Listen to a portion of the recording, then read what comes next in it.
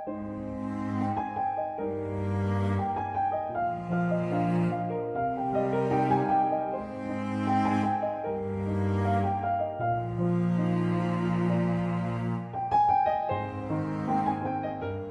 welcome back. We're on a day 4 STEM training. Quickly, I would like to go through the outline on the agenda.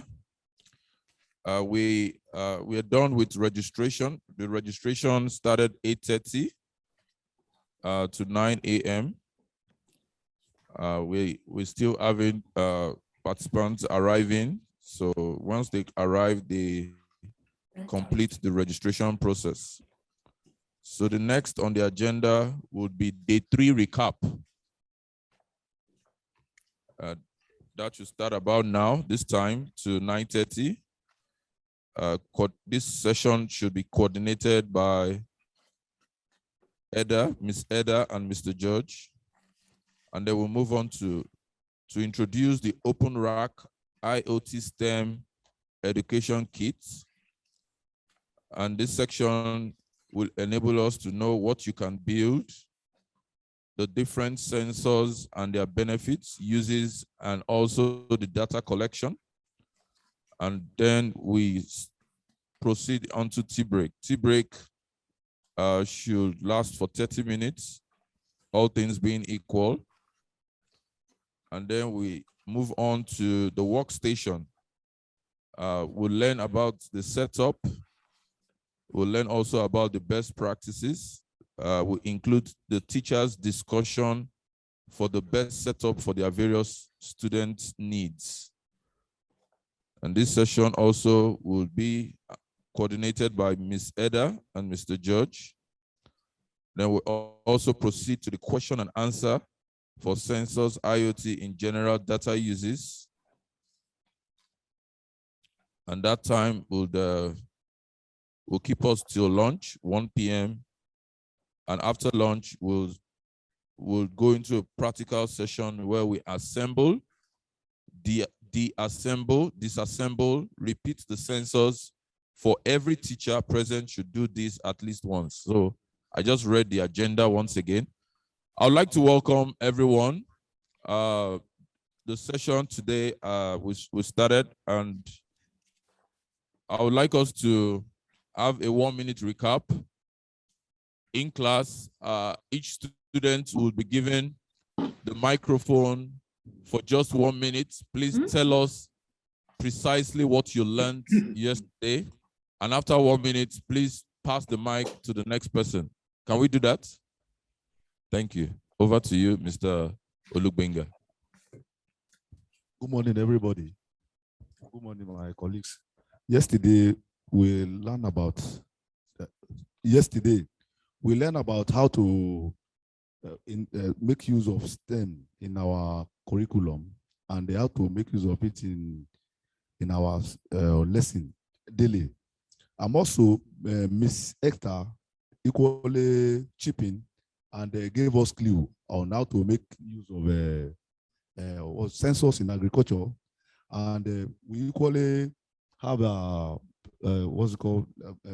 get together at the back where we brainstorm, and everybody equally contributed how to make use of this particular project in our various schools. Everybody equally mentioned his problems and what they may likely difficulty in the various schools, and possible solution to every problems. Thank you very much. Next. Good morning, everybody. My name is Falade Risho. I learned on how to fit in STEM into my subject, which is science, yesterday, and how to use sensor for children in our various schools. Thank you. Next. Good morning, all. Next, please. Good morning, all. Yesterday was so nice. I learned a lot. So in my area, mathematics, how to fit in STEM in teaching students. So I learned how to even censor, how it's so very nice for our future career in the work, how to use it to enable these children to come up practically. That is all. Good morning, all. My name is Phoebe from Abuja 30. What I learned yesterday is I learned that sensor has to be used in science to collect data and to make sure that animal and greenhouse is used also. And not only that, we can use it on poultry as well. Thank you. Next. Good morning, my able colleague. And yesterday I learned a lot, but first and foremost, I learned how science can be integrated to the student and how we can practically impact this knowledge to students. And then that we can impact knowledge to the student and practically well done so that it might not be a theoretical aspect. So that the work done will be assimilated with the children and also the teacher. So it is a great thing for us to practice STEM in our school, in our various destinations. Thank you all. Thank you. Next. Good morning, everyone. Yesterday was fantastic. I learned what STEM, the knowledge, how we can impart STEM in our subject area like agriculture. I was meant to understand the meaning of STEM.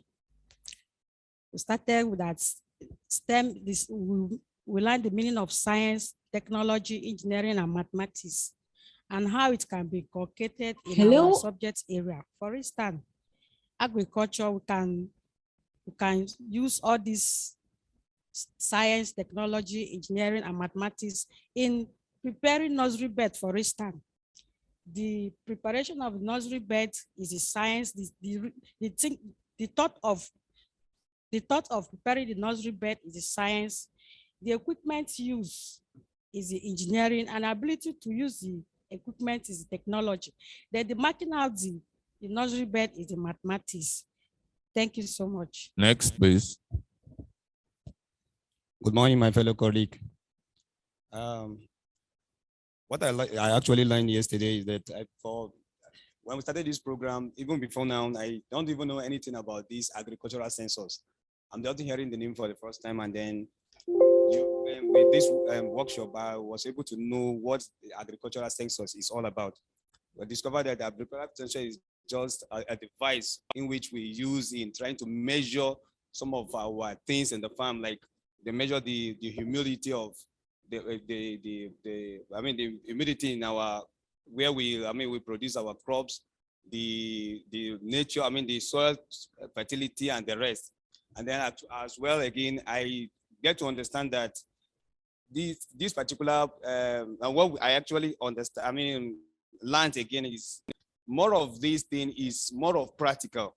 You make it more practical, make things like let the student really see and be able to be able to do them practically. So these are things I actually learned yesterday. Thank you. Next.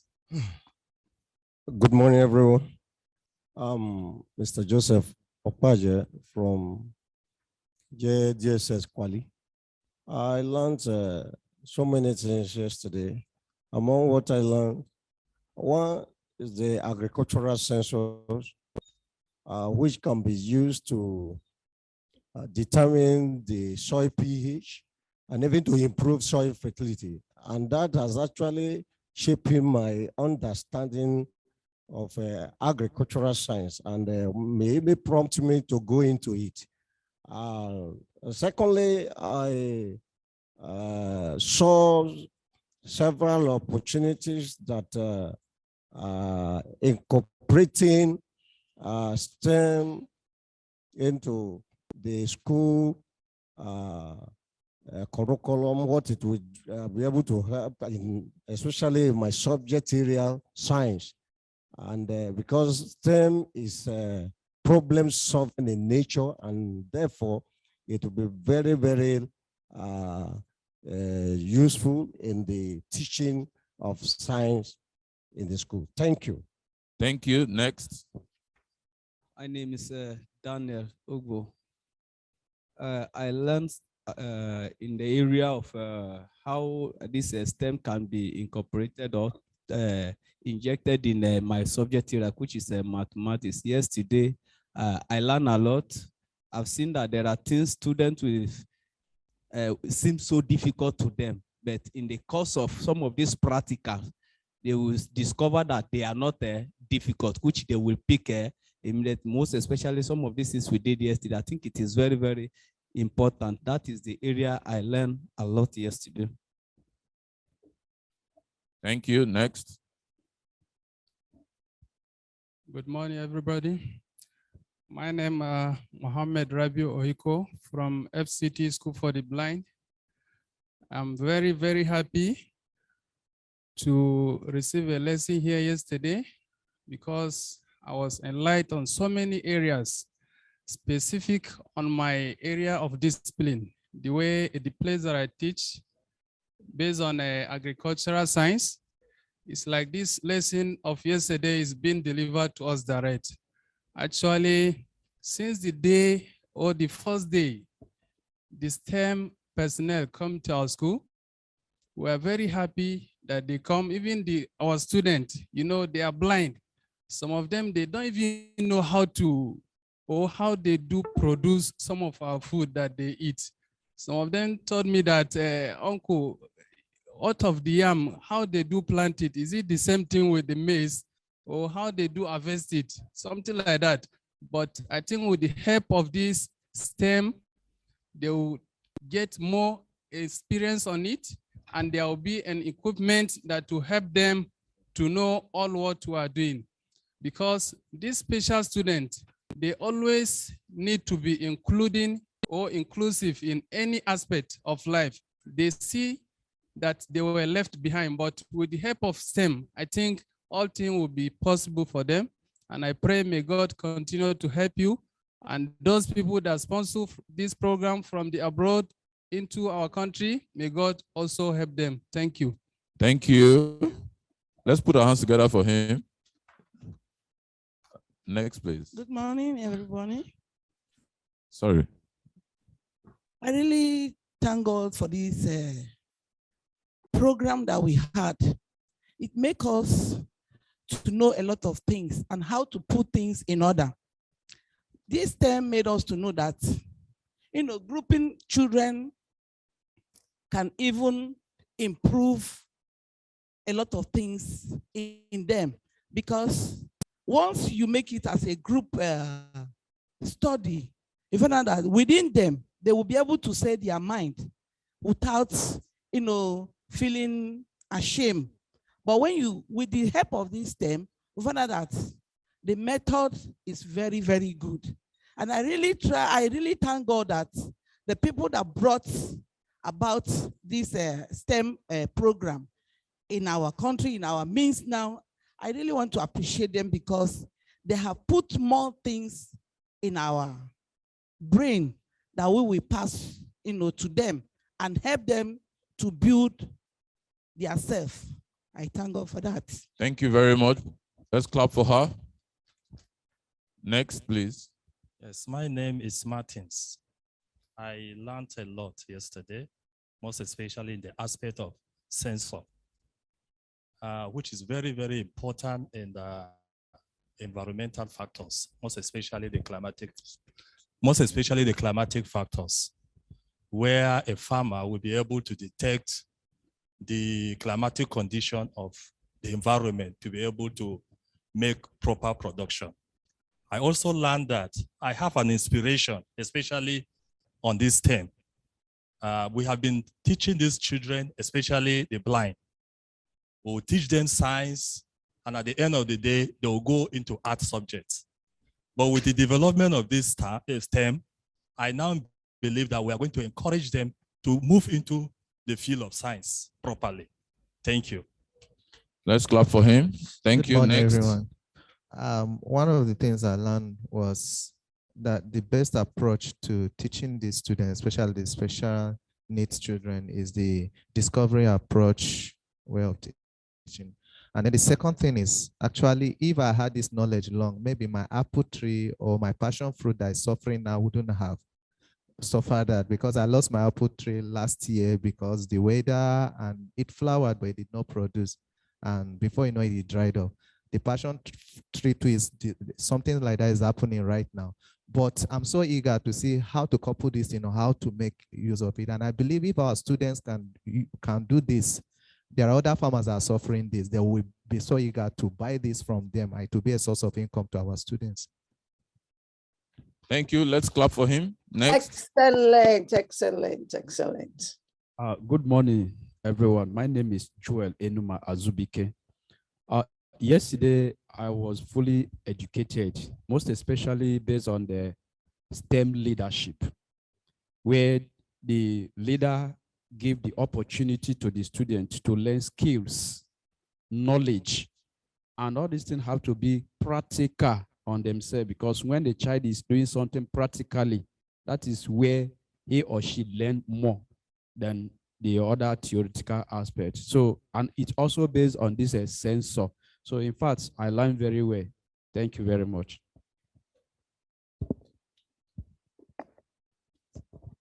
Good morning. Hello. Okay. Good morning, everybody. Firstly, I want to appreciate the organizer of this program.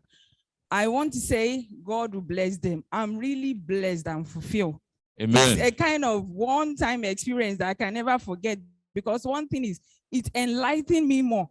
And I don't know. I don't really know what to say concerning this training, because it's eye-opening. Involving these things, especially in my learning, it will make the student to be current, especially the school I teach, School for the Blind. They will be naturally skilled, and it involved them in so many activities using these terms. And also, in fact, I'm so grateful for this organizer. God bless you. Thank you.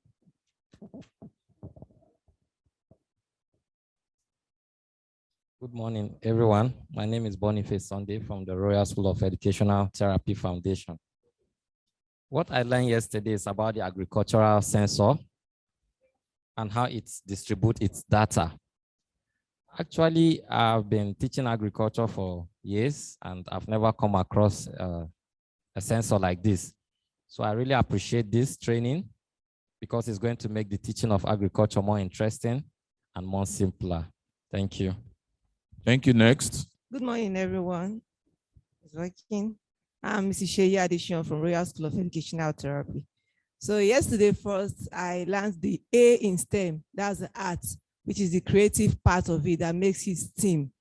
And I also learned about the agricultural sensors that test for humidity, pressure, temperature, pH, and so on. And I learned that the agricultural sensors basically collect data to help the farmer to make decisions that regards its crops and everything. And also for you to have ultimate plant growth. Somebody was talking about the apple tree drying up. Doctor talked about the moringa.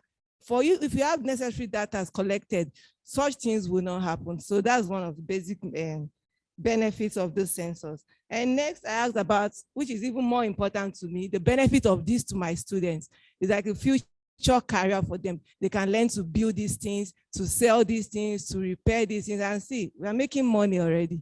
And then how to incorporate STEM in my classroom. As a science teacher, science itself is project-based, is research-based, is inquiry-based, and STEM is like twin sister or twin brother to science. And so we are going. Thank you very much for that. Thank you. Over to, just pass the mic to him. Okay. Good morning, everyone. My name is Olusegun Adeyemi. I learned about sensors, yes, on agriculture. And also I learned about the business in STEM.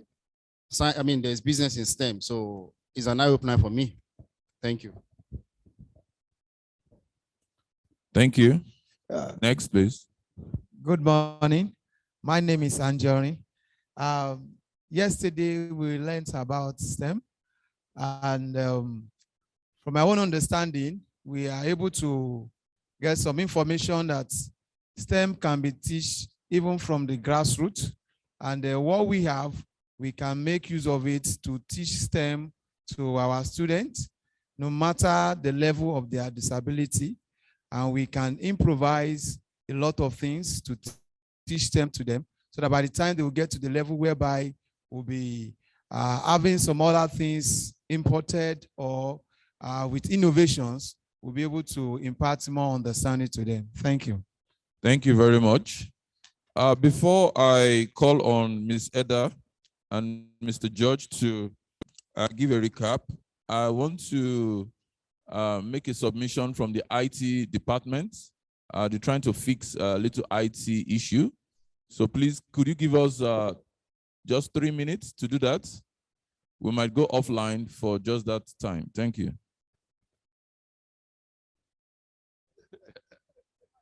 I love that.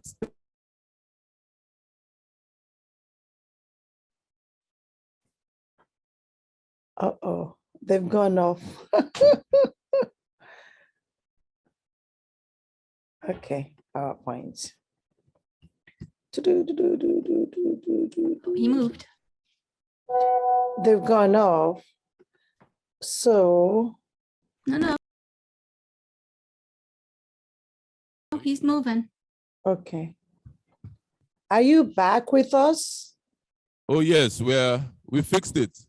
Oh, that was fast. Yes, we are working on the STEM. STEM is working. That's right.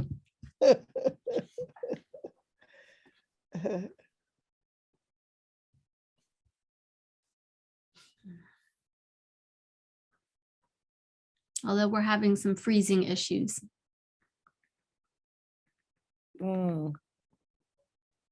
Yeah. So we may want to go off video if we're not speaking, just so that yeah, lowering bandwidth. Okay. George, do you want to kick things off? You're muted. Sure. Yep, happily. Okay. Do you want me to start screen sharing? Sure. With just the first page? Okay.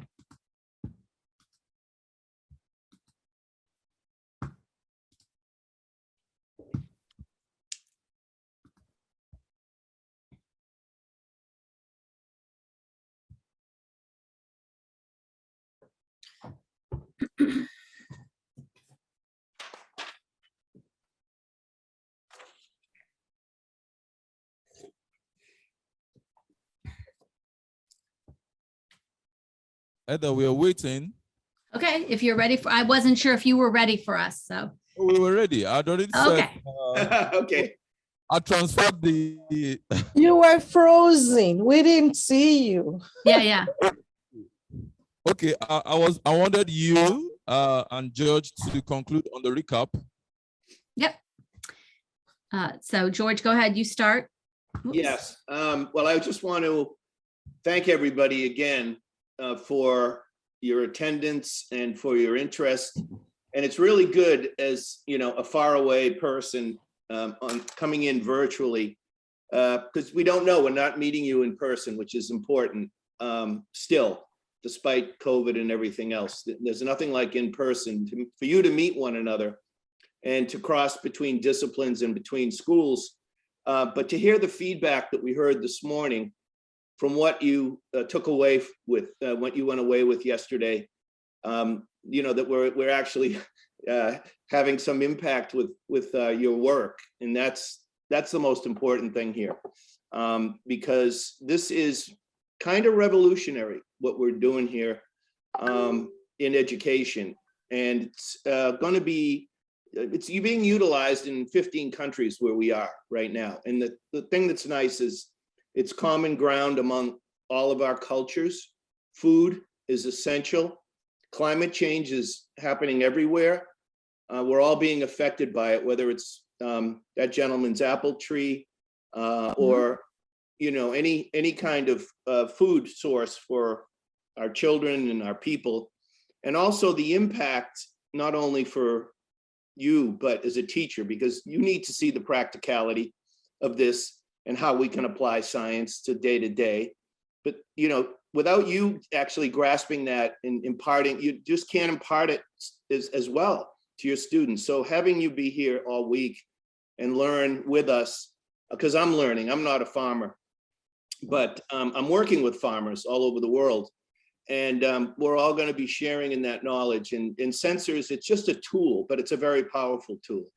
And so we hope today you'll be able to pick up more in learning how this can be utilized by your students. And we really want your feedback after this session today. And of course, tomorrow we'll be getting the lessons together. But we really want to please stay in touch through Dr. Bedower, through the Royal School for Educational Therapy. Would like to extend this, of course, beyond this week. You know, hopefully this is just a jumping off point. So thank you again for attending, and I'm glad. And if there's any questions, if you can't get them answered today, please email us. We'll share all that with you, of course, so that we can follow up and continue the dialogue. Thank you so much.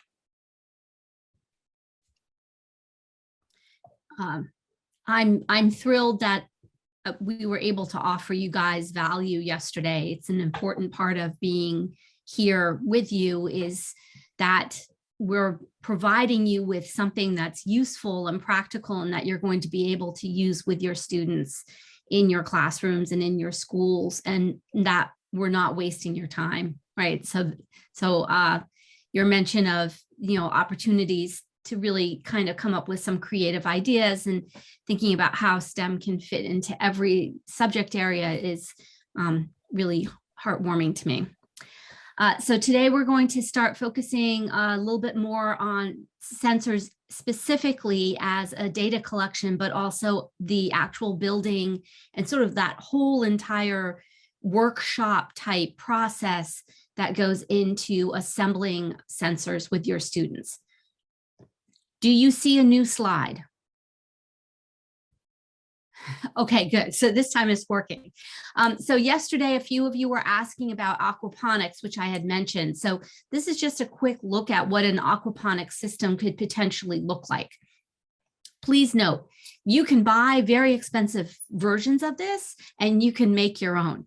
So the real key to it is that you've got a combination of fish and plants. That's what makes it aquaponics as opposed to hydroponics, which is just plants being grown in a water solution as opposed to in soil. In this example, the plants look like they're in soil, but they're not. They're actually in sort of a pebble box, right? So that they have something that's going to hold them up and hold the roots and allow the water to travel through, but it's not actually dirt. That's kind of an important part of understanding this. And the idea is that we're constantly filtering this water that is enriched with nitrogen from the fish into the plants, where it's then filtering through and then being returned to the tank, to the fish as clean water, so that the fish are not living in an environment that becomes so toxically high in nitrogen that they can no longer survive. And the plants are actually benefiting by getting the nitrogen from the fish, which we know is one of the limiting nutrients in agriculture. So this is that process of sort of building it together. The benefit of this is you're getting both plants and fish as food resources, depending upon the choices that you make in what you're growing. So this is probably a very good type of project that could be done in a greenhouse on a property that doesn't have a lot of land to allow you to actually build plots for your agricultural practices. So that was where that came into play. I just wanted to kind of do that review. If you have any questions about this, when we come into the question and answer, feel free to ask more about it. But just so that I know that was something that was coming up yesterday. All right, so We're going to meet the education kit today. So the education kit comes to you in this lovely box. Here it is. You're also getting a mat. Now the mat that you're getting is not this blue mat in the image. It's a mat that sadly does not have the little pockets. But this mat is an important part of it because it's anti-static. And so what it does is it ensures that we're not putting a charge into the sensor as we're building it, which can happen on certain surfaces. As we all know, when we hit the light switch and we get that great static electric charge, that charge could potentially, while you're assembling the sensor and it's not actually put together, cause damage. So the objective of the mat is that it also helps to hold the components in place when you put them on the table so that they're less likely to roll off the table and end up on the floor, because the screws are really small. And I can promise you that stepping on them hurts a lot more than you would think. Yes, that would be personal knowledge. We don't have this particular magnifying light, but if you get an opportunity to perhaps apply for a grant to get some funding to help you guys build a bigger STEM program in at your school with sensors, it's a useful tool to have.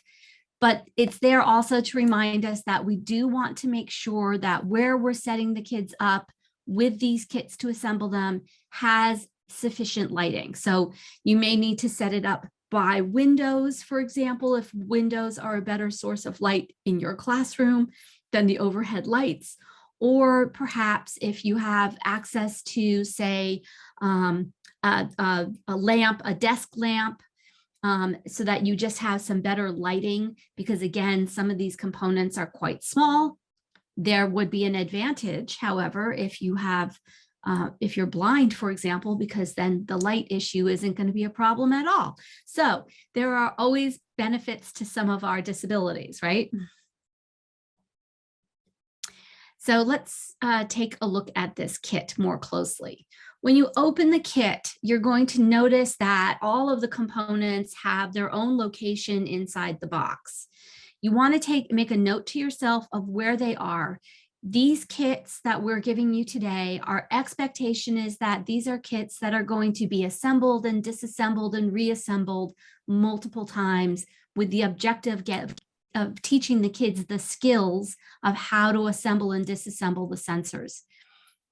This is part of the reason why we are waiting on the next stage, which is the actual sort of kicking the programming into the sensor, because our question that we asked as a part of putting this grant together was, are our special needs students in Nigeria capable of assembling these sensors? So that's really the question that we're starting with. We're teaching you guys why sensors are useful and the broad range that you can put these to use, because we know that understanding why something has value is a big part of being willing to take the time to do it.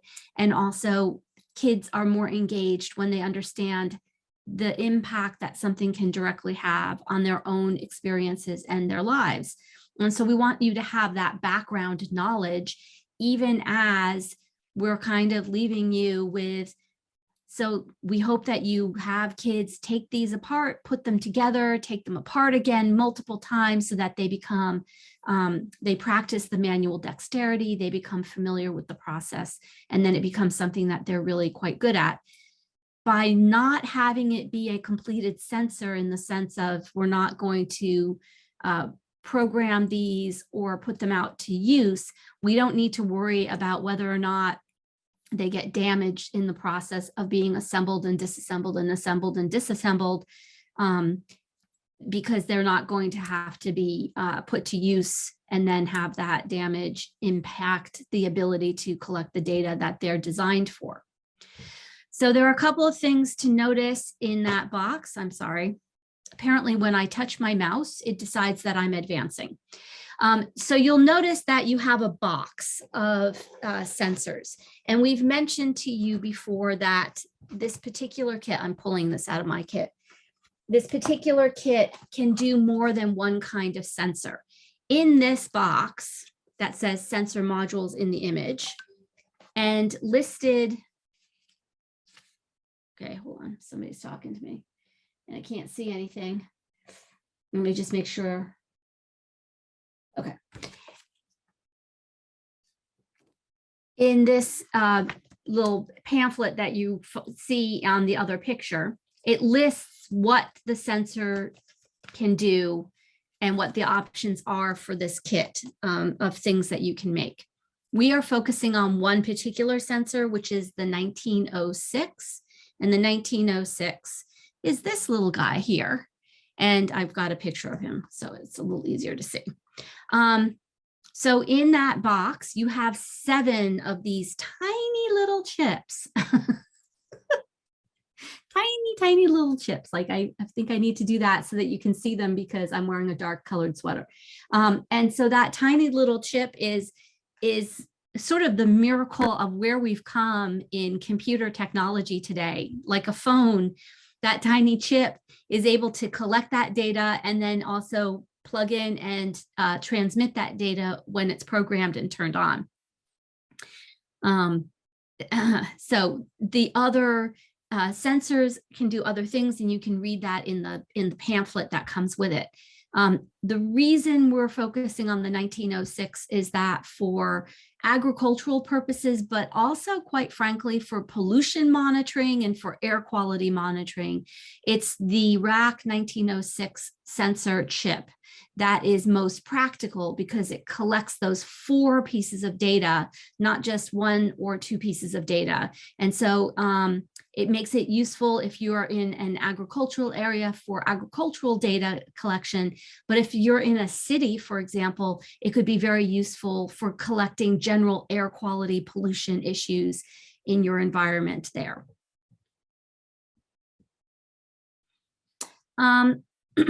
So I'm going to stop touching my mouse. Sorry.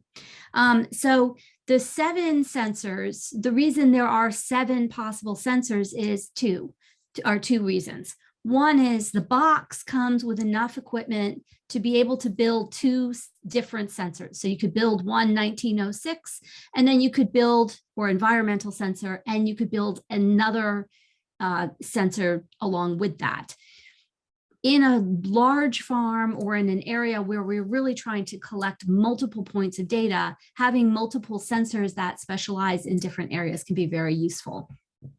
So you can see here on that log, remember yesterday I mentioned that, where you can install sensors is really very flexible. So there's an arrow that goes over, you can see there are 2 like gray tubes that are attached to that log or trunk, stump. That's what it is. It's stump. I speak English. It's early. We have an ambient light sensor, which is also included in the kit, as well as an environmental sensor. So a 1903 and a 1906. This is because they are trying to regrow a forest. And in that growth, one of the questions that we have is, in this given light condition, what is regenerating in this forest?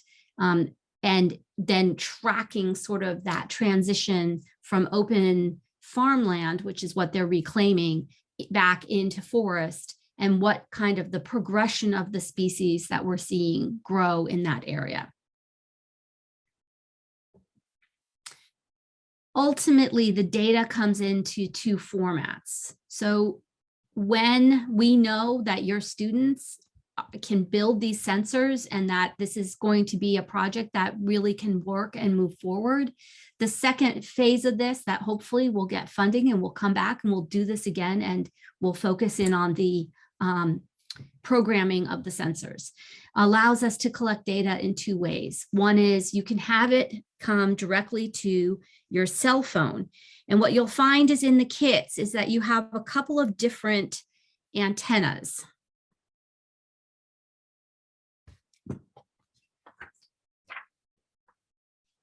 Okay, and they're labeled. This is, I know it's not focused very well. They're labeled for what type of data transmission you're doing with the sensor. So right now you're not going to worry about these, but I just want to make sure that you're familiar so that when you see them, because somebody opens this box, you know what it is and you can explain what they are. So the low raw WAN antenna will allow you to transmit data to a master data board, which is what's shown on the computer in this image. There is an alternate Bluetooth antenna that allows you to transmit the data to a cell phone. And the way that you program it can allow you to do both. So you can use, if you use the low raw WAN, you can actually also access some of this information on your cell phone. And we use UBIDOTS, that's the control panel on the computer, and then the rack cellular environmeter app is what can go onto a cell phone. So it's practical in the sense that you're not having to be tied to a computer if you don't have easy access to it. Oh, so we went quick again. All right, so at this point, I'm open for questions. So we've talked about a few things. We're looking for, I know that you guys came up with ideas for projects. If you've got further questions around maybe some of the technicalities of projects that you want to ask questions about, let's bring those up now, because we're going to then, after this, we're going to start focusing on actually building these sensors. So I want to give you some time to talk before that. And if you have any questions about some of the other things that we've talked about here with regards to the kit.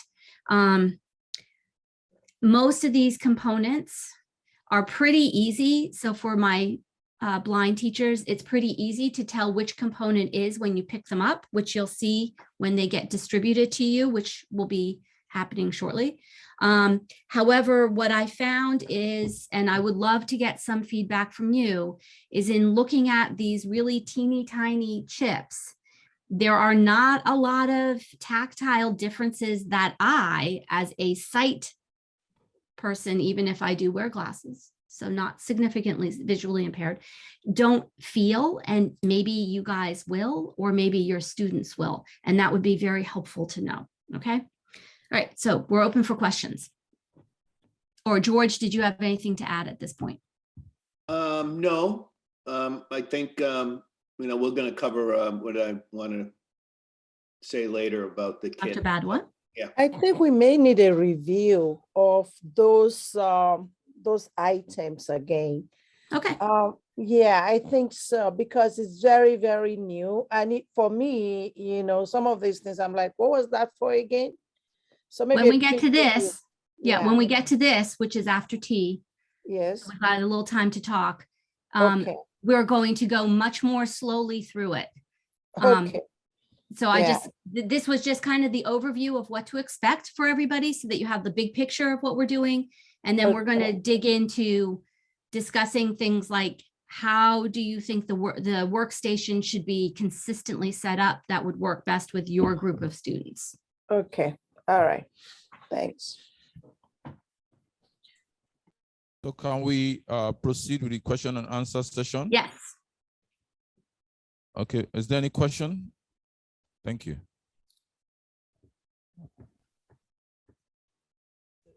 My name is Daniel from GDSS Quali. I just want to ask whether this need power to work or it's just like that. It needs a battery to work. It needs a battery to work. And that, again, as I said, the question that we asked in designing this workshop is, are the kids actually capable of building these?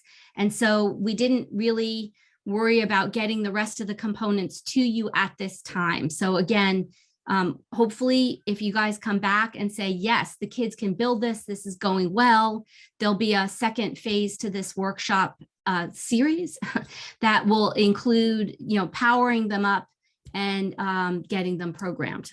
If we get funding, if we get funding, yes, funding obviously is a part of this, but I think it would be a huge leverage for funding if we can go back to the embassy and say, the kids can do this. Now we're ready for phase 2, which is this. So fingers crossed. Ed, I would like to chip in something.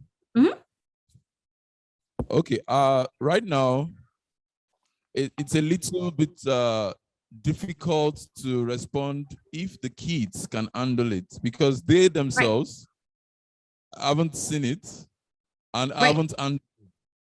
So I think that question could be sent in later on. Yes. I'm not asking that question to be answered now. I'm asking that question so people are thinking about it as we work with the kids. All right. Thank you. Yeah. All right, there's a question here. Thank you. Good morning, everybody. Is the component of the sensors, is it available here in Nigeria? Can we get it locally in Nigeria? The components. Yes. I think that's a George question. I think he's asking the components of the STEM toolkits can be sourced within Nigeria. They can't be sourced in Nigeria. These we mentioned this yesterday.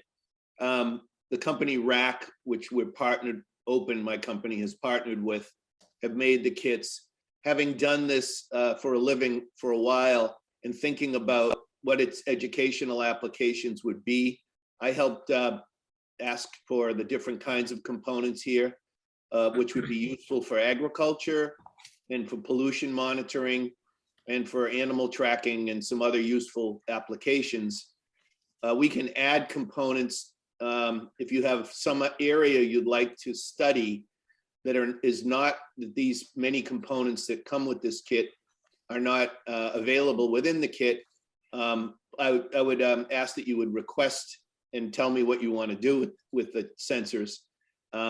You can get these components separately online from the company, but together, I mean, to build the kit, to make it useful, that we're not going to really do with batteries and other things at this stage. It's sort of all self-contained and nice and easily put, in a box, so you can organize it for your children and for yourselves. So you can get the components separately, but you'd have to order them again from the same company in China. We'll be getting different mixes of sensors and different levels of this kit. So that's to answer your question. I hope I was able to cover it. Dr. Bedaway, yeah? Yes, could we ask the company if they actually sell these components into Nigeria, in Nigeria with a distributor or something? Reason I'm asking is if a particular item gets spoiled and they need to replace it, we need to find out if it will be accessible. And if it will not be accessible in Nigeria, then we need to talk about options just in case. Do you understand? If they don't sell it, all over in like retail stores or manufacturing companies, then let's find out how they can access these things. Well, I'm already in discussions with them about the distributors that they have on different continents. I have a distributor in the US that wants to bring it to US schools. And I have a distributor actually in Portugal that wants to bring it to Africa. Okay. So not specifically Nigeria, but all of Africa. And I'm also working with the manufacturer to work out an agreement to just have them distribute it directly from China, so that it would come through Open on their website, and you could order the components through us. But I'd be working with all the different distributors, and they're one of them, of course. Okay, thank you. Sure. So I think that what aligns with that question also is something we talked about yesterday, which is that it's a very large upfront investment to actually build the companies and the factory that could make these components. And that's part of the reason why they're primarily distributed out of China at this time. And what they've done, because of the volume of what China can produce, the cost of these things, which were a few years back very expensive, the cost is continually coming down. This is technology, right? Cost down, and then functionality and utility goes up. So quality and price going down. So these kits, you know, are around $200 US to make 2 sensors out of this. And the price point will be coming down in future times, but you know, this is real low cost for what you're getting. These are industrial quality sensors. These are not toys. Thank you, Judge. Right now we have another question. My name is Phoebe from Abuja 30. My question is that, supposing I have a garden and I planted tomatoes, for how long will I put the sensor? Is it going to be, if I want to know, until I harvest it, or for how long do I place the sensors in the garden? As long as the growing season, you know, from seedling to, harvest and after, you know, and monitoring that. They're not in this kit, but they're soil monitoring capabilities that we're going to get you in future kits. A lot of this is air temperature and CO2 gas, but you know, that's we have those sensors as well, not from this manufacturer, but from someone else. So like, just to add to that question, does that imply that the only task for the user is to replace the batteries if they run out?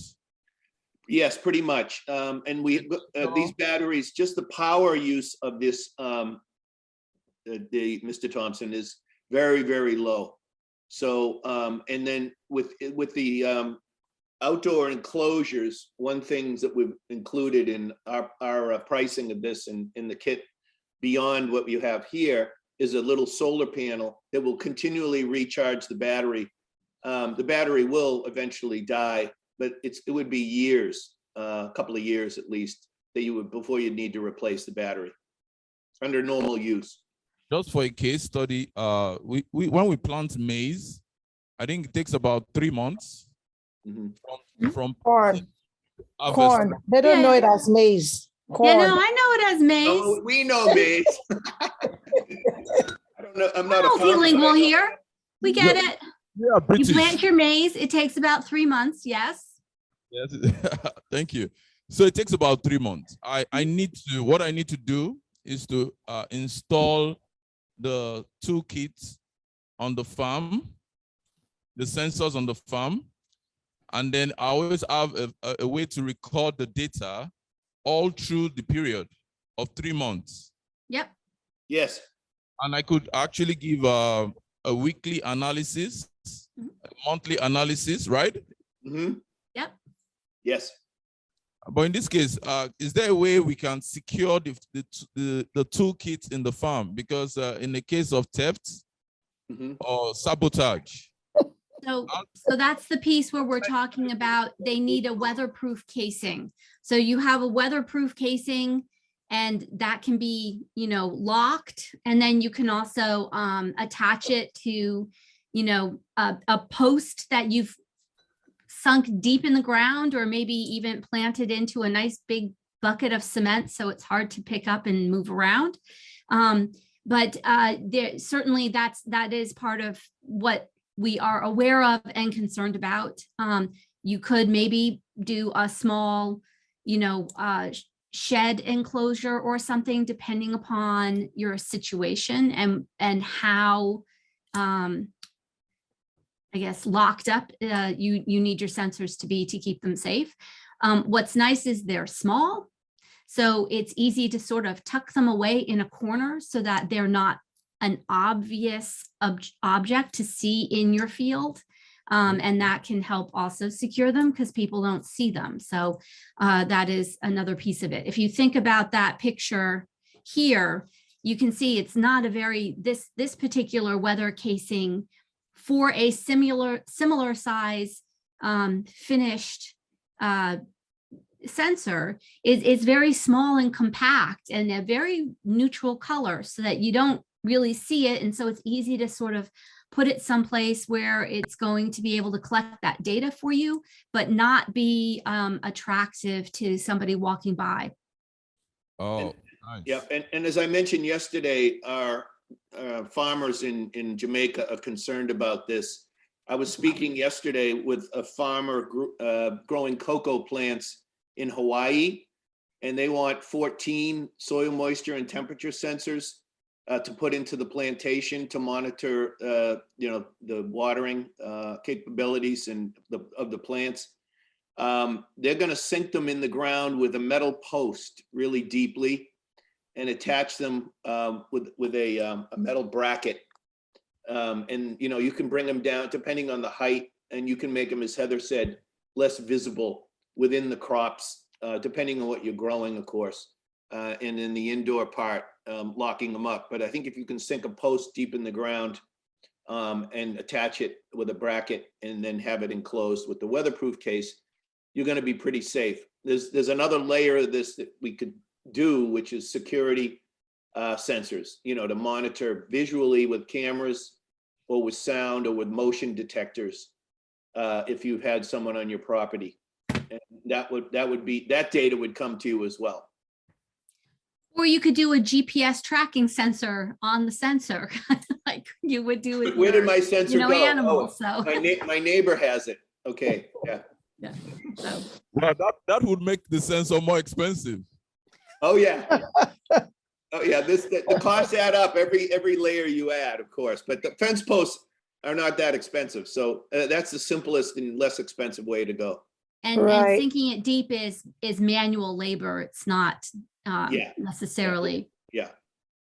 Mr. Thompson, our situation in Nigeria is a bit complex when you're thinking about, things being stolen like that, because it could even be, a helping hand who does the stealing. I mean, that happens anywhere in the world, but I'm just saying, if they know where it is. So for us now, I'm just thinking, how like generators, especially the small ones, are often being stolen. And then people now started building generator houses that they lock up. That makes it a bit difficult to break through. You understand? I'm just wondering if things like that are kind of like erected somehow, maybe like a tall pole, and you just put it on top of it, make sure it's protected like that. It make it in such a way that it's not so easy to get to it. Now, if that is the situation, will it still be effective if it's covered up, maybe with like a metal box that's locked? Would it still be able to gather the data effectively? Maybe that's an experiment. Yeah, it is. It's an experiment, but let's remember we are putting them into a weatherproof box already. So they're already well, this is to prevent in a box. Well, no, I understand what you're saying. Height-wise, what's going to happen is if you have the sensor high above the crops, you're going to be collecting the data high above the crops. Okay. So the question that you have to ask is, what is the data that I'm actually looking for? If I'm looking for what is the, soil data, I could probably put it up there, but I'm going to have a long wire that's going to have to go down to be able to collect the data from the soil. Gotcha. And for, which may be possible, but also then provides another sort of weak point in terms of the wire exposure damage. Okay, so you run it through the inside of the pipe down. That's probably doable, but it depends on where you want that data to come from. So if I'm looking for humidity at crop level, then I need something that's going to be sort of at my crop level and not super high above it, not necessarily super low below it either. Because if I'm looking for sort of, where my ear of corn is going to end up, I'm going to need it somewhere between that 5 to 6. So 1 to 1.5 meter height, right, to be able to collect data at the appropriate level for the crop that I'm tracking. Okay, I'm also thinking that, it really would not benefit anyone who comes to StillSet, because it will be programmed to send data into your own phone. So if they steal it, it's useless. They will not be able to use it. They'd have to be very clever to reprogram it. There are smart people out there everywhere, and that Okay. includes thieves. And then, you know, the network setup you need is another layer, which we haven't talked about yet, which we will. And that's necessary in order to send the data anywhere and meaningful, and make use of it. And they'll have the same problem wherever they put it, right? Right. But I think, you know, just as an example, on the height question, this sensor is a really long cable, and this is a soil moisture and temperature sensor. You could put it really close to the ground, sort of invisible to the viewer, unless they're, you know, under the plants, let's say. And you know, mud could get splashed on it from the heavy rains. It wouldn't affect it. And this would go down, I don't know how many centimeters, a lot, so that you could, it depends on the crop. When you want to get it down near where maybe the roots are, you'd want to push it, depending on the crop and the type of roots that are growing, push it way down. Or if you want to get the temperature, if the soil's too hot, you want to put it near the surface. So you need to do multiple levels usually to collect different kinds of data. And certainly you could put it up in a tree if you're monitoring how the forests are reacting, like that picture there, in climate change, and also affecting the agriculture by planting more trees. So you can put these way up in a tree, no one would see it. And it's all radio frequency, so it's wireless, and the signals go for miles and miles. So you know, you can put these in a tree and still be able to get the data. Mm-hmm.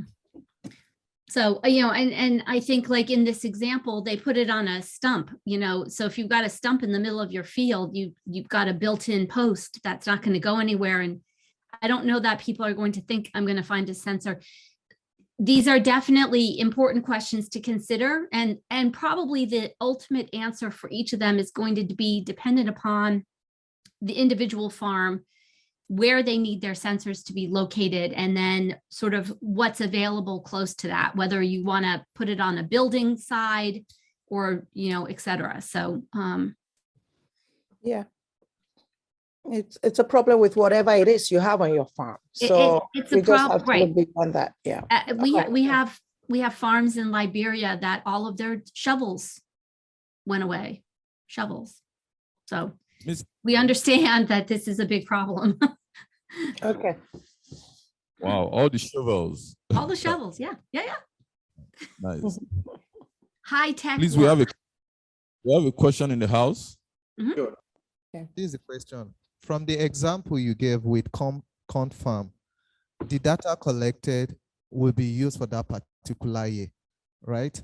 Now, is there a way of determining the sensors to determine this, like in the dry season now here in Nigeria, we will be, before the rainy season, we will be preparing the soil for the next planting.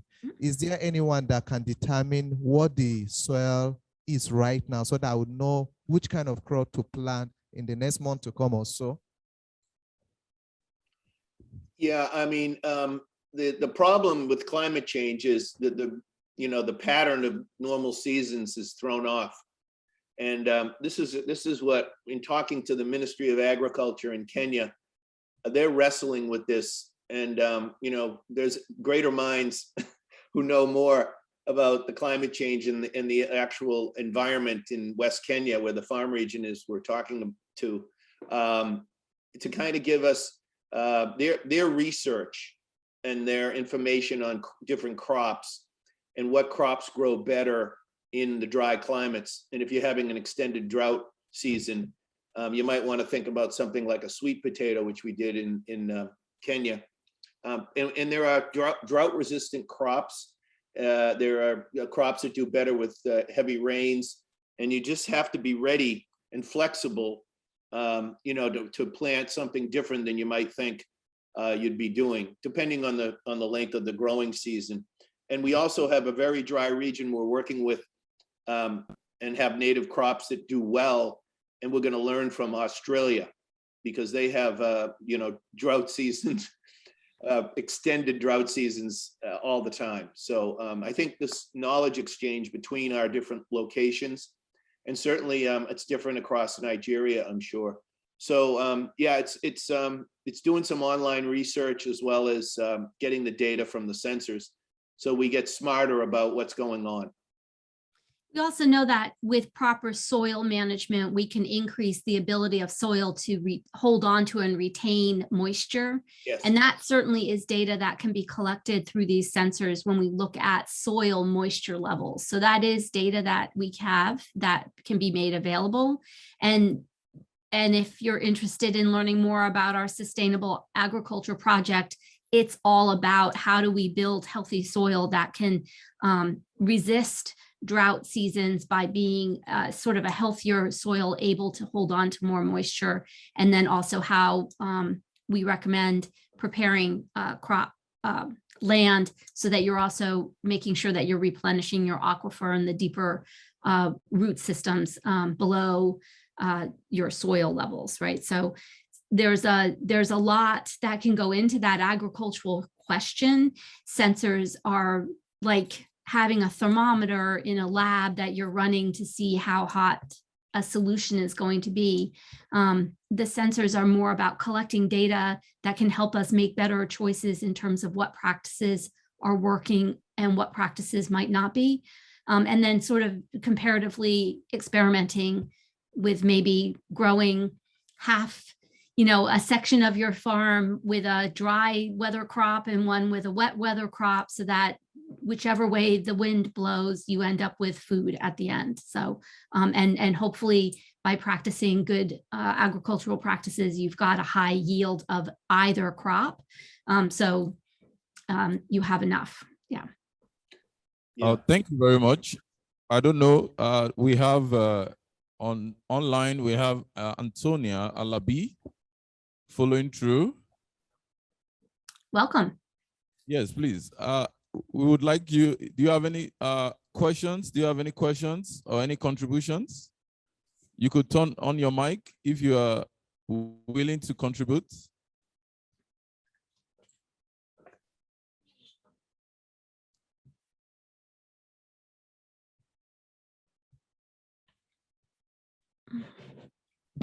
We cannot hear you. All right. It's muted. No, she turned off her mute, but we can't hear her. It may be her connection. Antonia, could you please maybe put your question into the chat? You can and if ask somebody it. can access the chat, that would be great. Yes.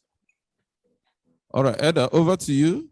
Okay. No, we don't have questions in the all at the moment. Okay, well, we've got some time before tea. So why don't we start distributing the kits so that people can take a look at them.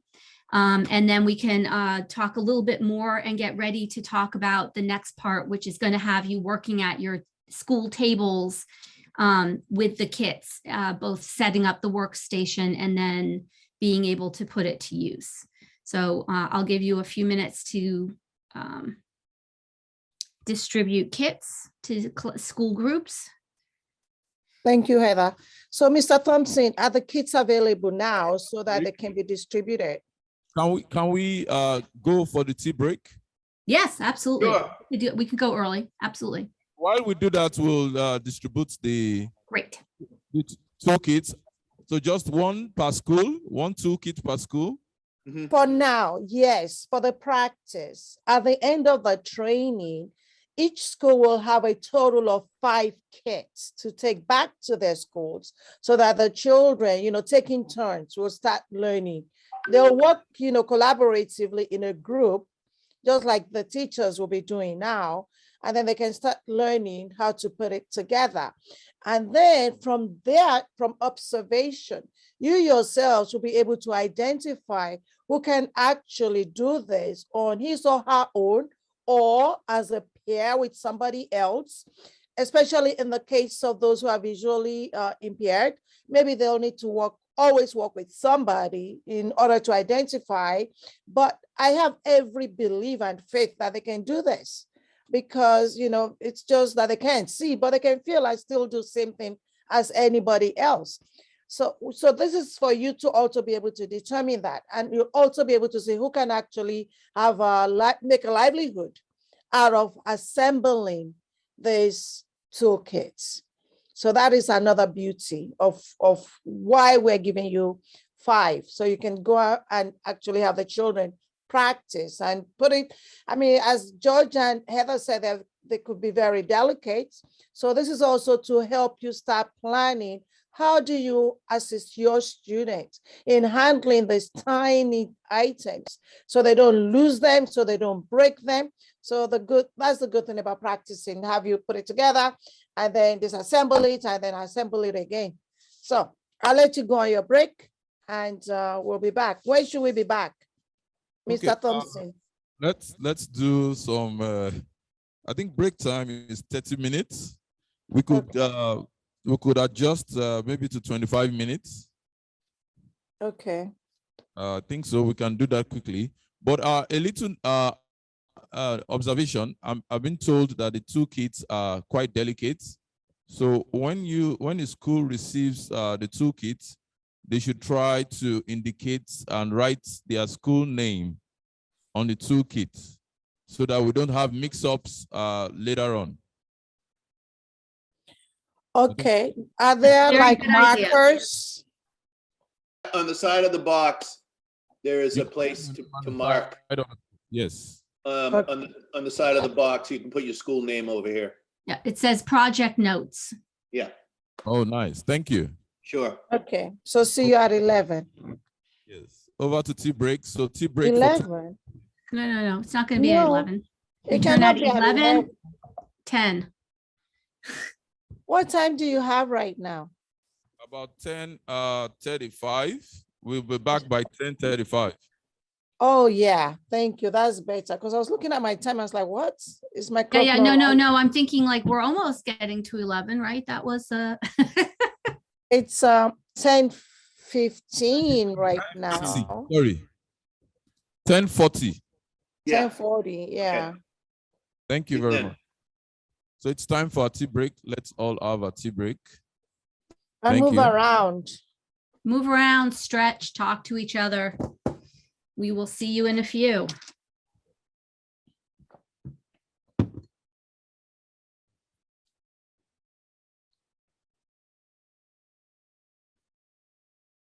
So we'll be giving you some little video interlude during this session. Appropriate video interlude. Yeah, all right. No shaky video, please. If you know what I mean.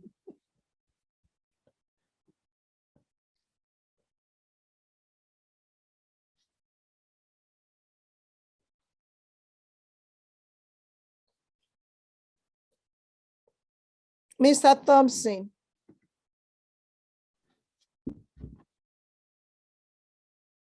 Mr. Thompson. Yes, doctor. If you are going to put a video on, then you should do multiple screen share so that those online will know the reason we're watching video is because we're on tea break. All right. Otherwise, you just leave the slide on and play music. Do you understand? Yes, we do. All right, thank you. Thank you.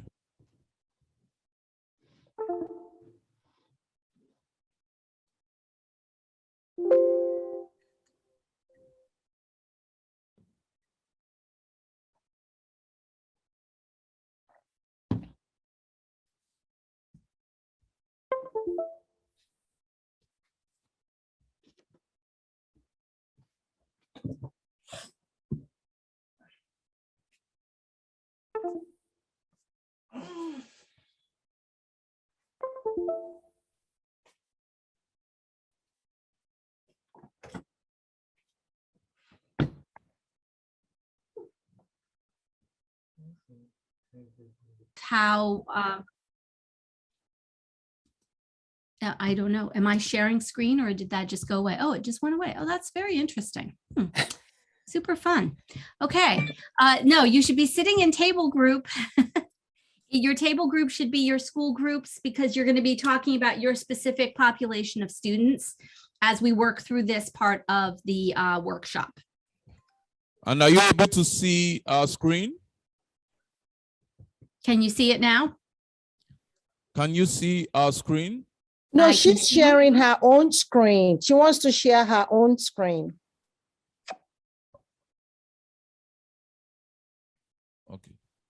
I'm just going to share a few quick slides as we talk through this, and then it's going to be turned over to you guys to do the hands-on work. So, because we want to talk about both best practices and then in how we're sort of approaching this part of the project, right?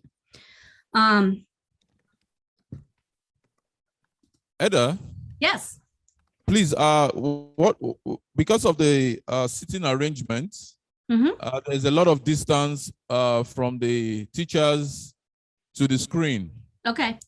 So what we're trying to do is to increase your screen, that's your presentation screen. Okay.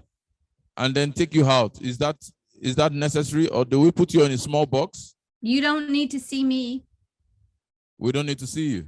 No, I'm just All right. going to talk and wave my hands around and make funny faces. So it's all good. So just All do play slideshow so that it takes over the whole thing, the whole screen. Yeah. All right. So I do have this, you know, the Eda, one more thing, please. Can you I'm in put it on presentation. slideshow? Yep. And it's in presentation, so it's as big as I can make it. Right away. We're seeing your side notes. So I think it's not on slideshow yet. Oh, interesting, because I just put it in slideshow. All right. How's it now? Still? I think we're back to the same problem as on Monday. Yes, please. We have a How's little that? emergency. Mm-mm. Dr. No, Bado, still? Nope. Yes. Mr. Thompson, yes. We have an emergency. There is a power outage at the moment. So could we wait to restore power? Yes, please. We have no choice. So Thank this way, while they're working on that, Heather, you can try to see, maybe close your PowerPoint again. Yeah, and let then me put it back on and start over. Yep. Okay. Yes, we are back. Power is back. Oh, good. Okay, so Heather, try your screen share again. All right, here we go. Screen share. This one. Now, slideshow. How's that? No, it's not on slideshow. Because that's what I'm seeing as slideshow. Yeah, Wow. that's strange. That is strange. It should fill up the whole screen just with that one slide, right? Yep. Right, right. And we're seeing them, all the rest of them on the side.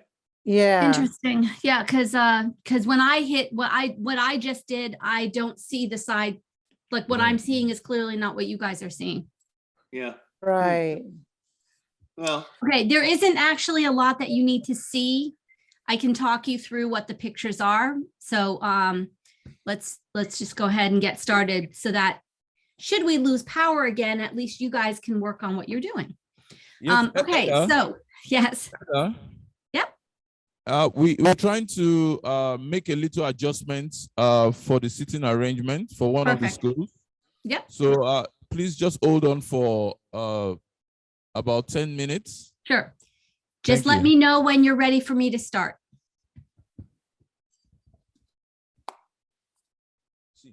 You are coming here. You are coming here. You are coming here. This way. Please come. That's a good. Please come. Want to locate the gaps?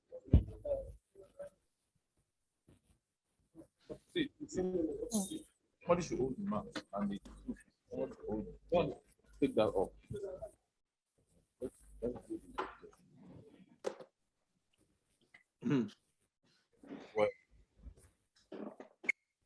Heather. Heather? Yes. Could you go through the motion again of just hitting, I know it's on slideshow, but click on from current to see maybe that would solve the problem again. And if not, we'll just take it as is.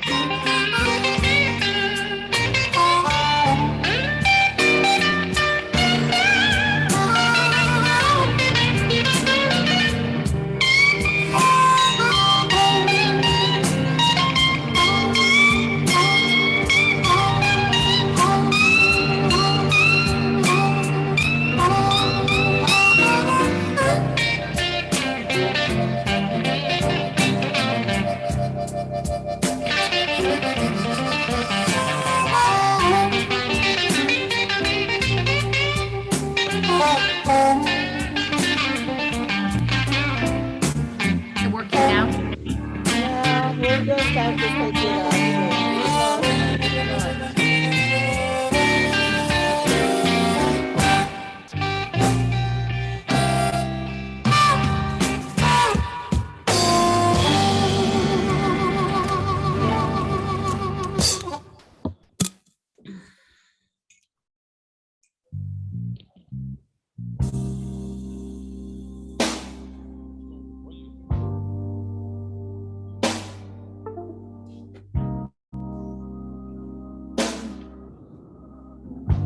It's stuck on tea break.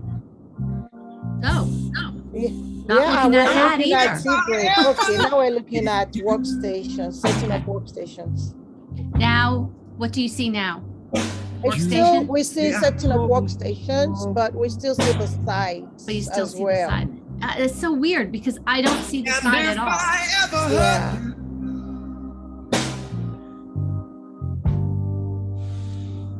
You know, I hurt myself as well.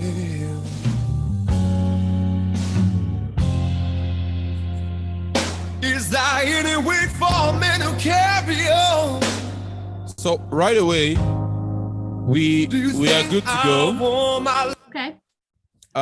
The camera view for our online participants will be displaying the STEM toolkits on the table and how they handle it. So please make sure you pay attention to the in-class camera viewpoint. Thank you. So over to you, Eda. Okay, so we're just going to walk through some stuff, then we'll take down the slideshow so that we can focus on what you're actually doing on the tables. So when we set up the workstations, there are a couple of practices that we need to keep in mind.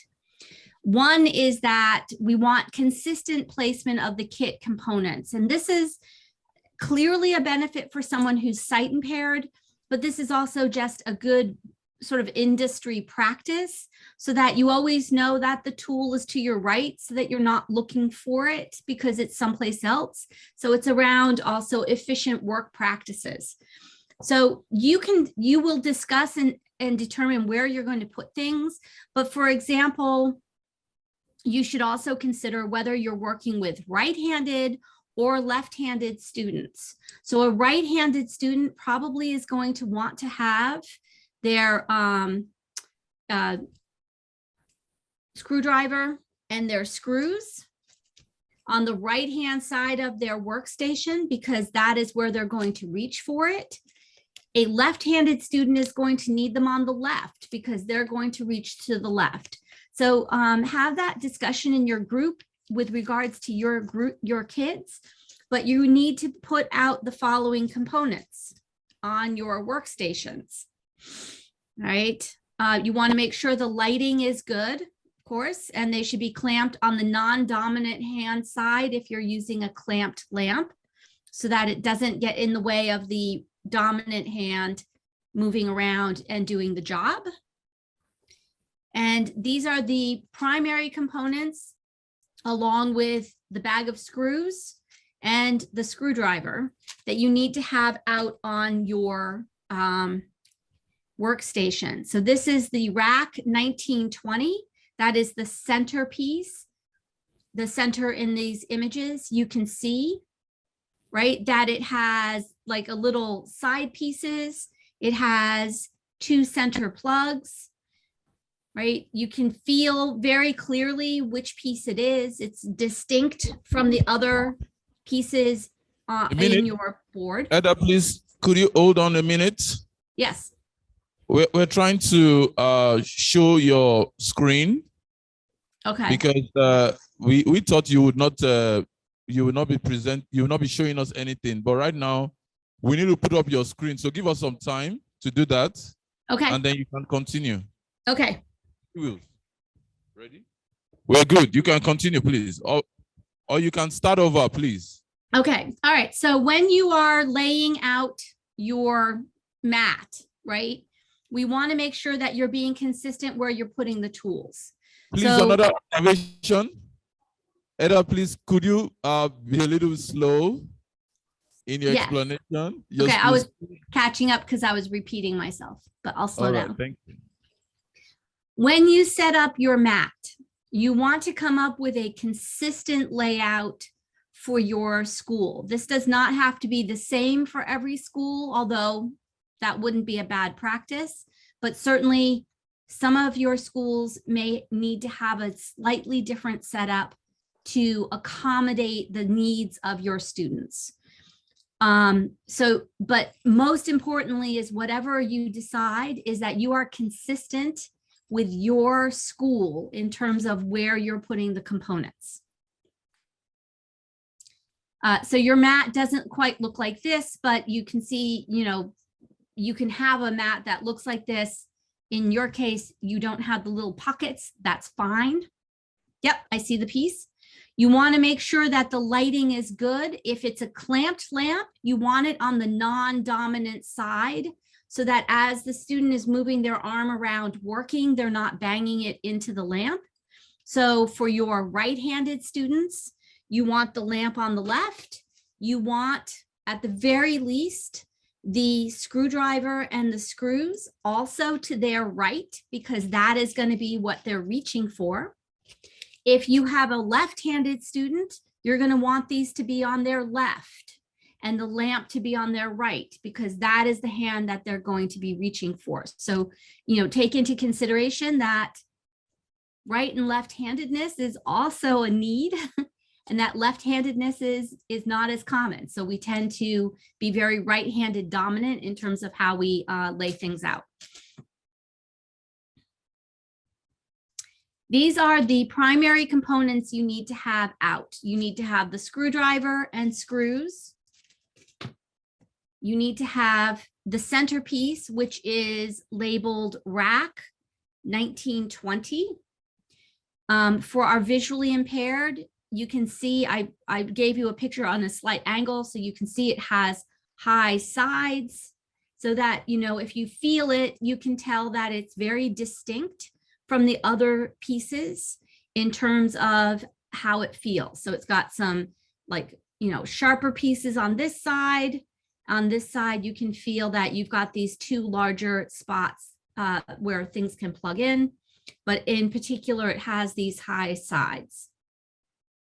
The other piece that you need to have out is the rack 5005, which is this one, the one on the right-hand side of the screen.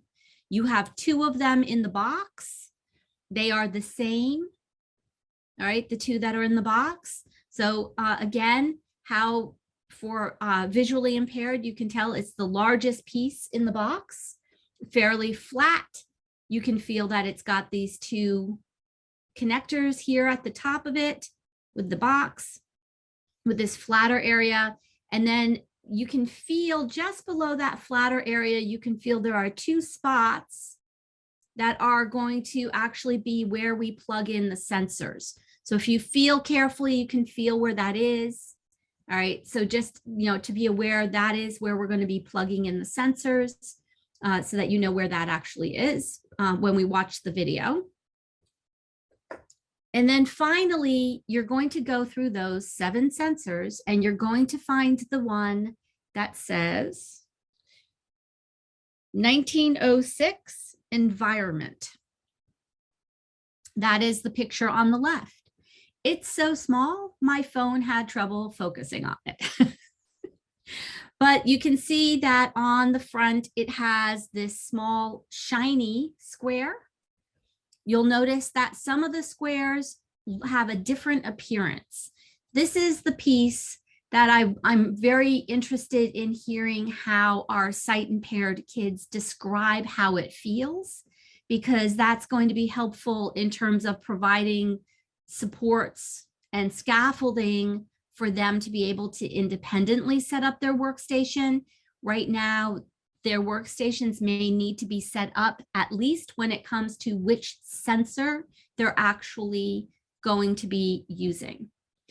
On the back of this sensor, so there's the square on the front, On the back, if you run your finger along it, you will feel that there is the side that can plug into our 5005 spot here, right? So like you can feel where those connectors are going to be in terms of actually assembling them. George, do you have anything to add to this? Yeah, just for background knowledge, the device to the right, the 5005, that's the main board with the processor on it, which, you know, does all the computer crunching of the data, and then it sends it out on the antennas to whatever your phone or the LoRaWAN. The rest are adapter modules and then the actual sensors themselves.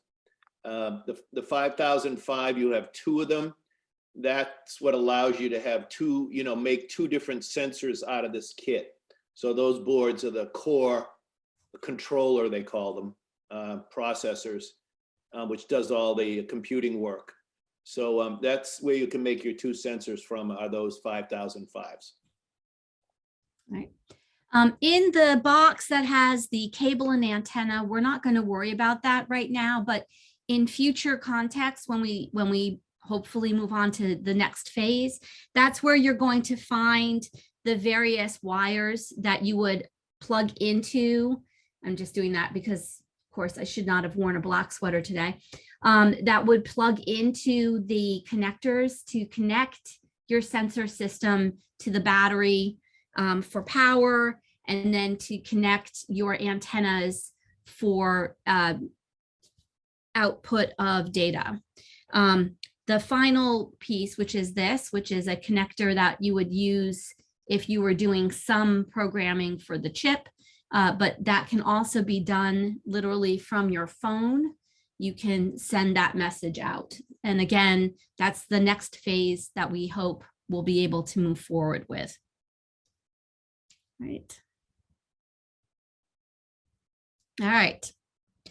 So at this point, what you want to discuss amongst your table group is, how do we think is the best way of organizing this workstation for optimal student success? Okay. And then we're going to go to some questions on this now that you've actually got your hands on things and have a chance to look at it. All right. So Mr. Thompson, I'm going to hand it over to you to just let everybody kind of get things set up and discuss. And then if you hear any questions come up, we're happy to answer. And I want to ask someone from Vision School, if they have any questions, again, to put them in the chat, someone who's remote. So feel free to throw up some questions, because you're probably not getting hands-on experience here. Right. So please, you know, throw up your questions if you have them. Please, do we have any questions? We have the Vision School online, and we're just wondering if they have questions at this point. Yeah.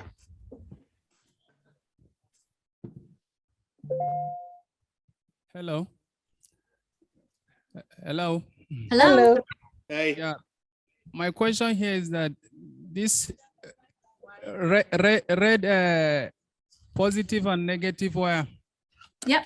After connecting it to the 5005 track, and where are we connecting it to again?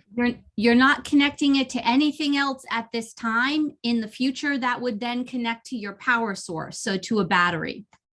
Okay, okay. Noted. Thank you. Right. Sure.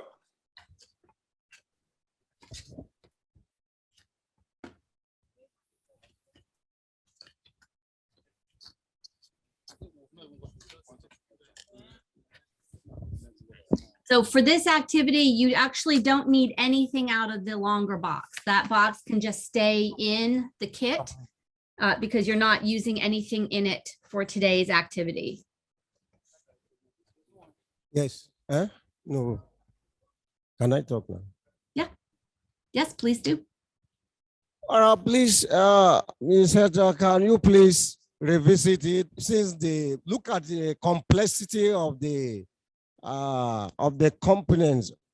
Please, we really want you to revisit it to enable us have a grip of it properly so as to do the connection ourselves when we get to the school, please. Right. For the assembly piece, we have a video that we're going to be watching in a couple of minutes once we've got everybody's workstation set up and everybody has kind of had a chance to look at the pieces and be able to identify them.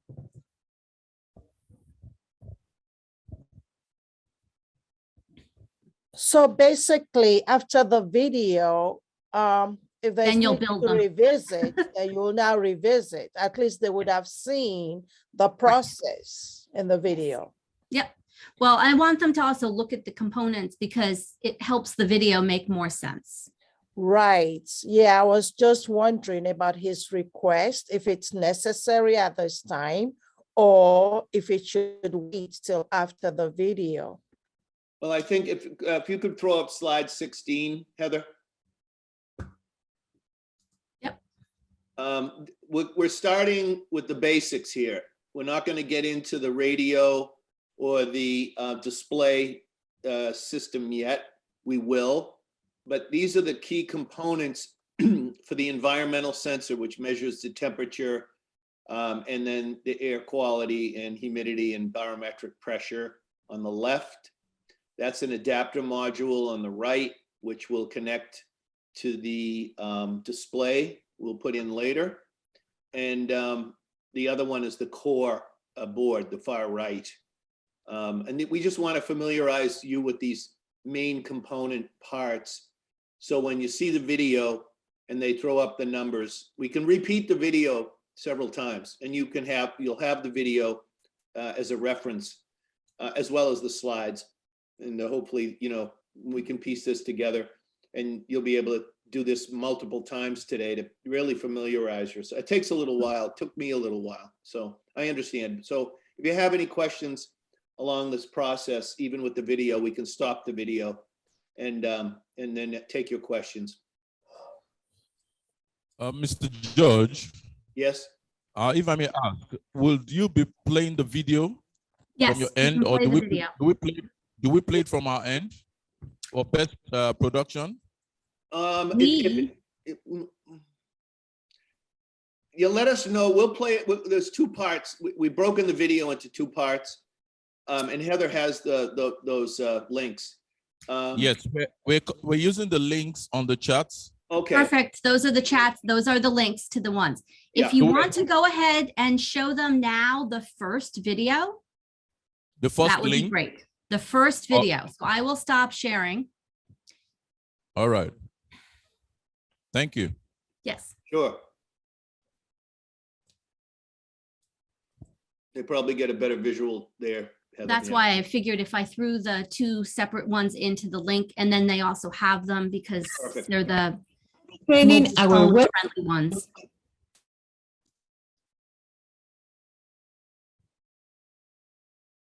Should I tell? Eda and George, please, could you mute your mics? Thank you.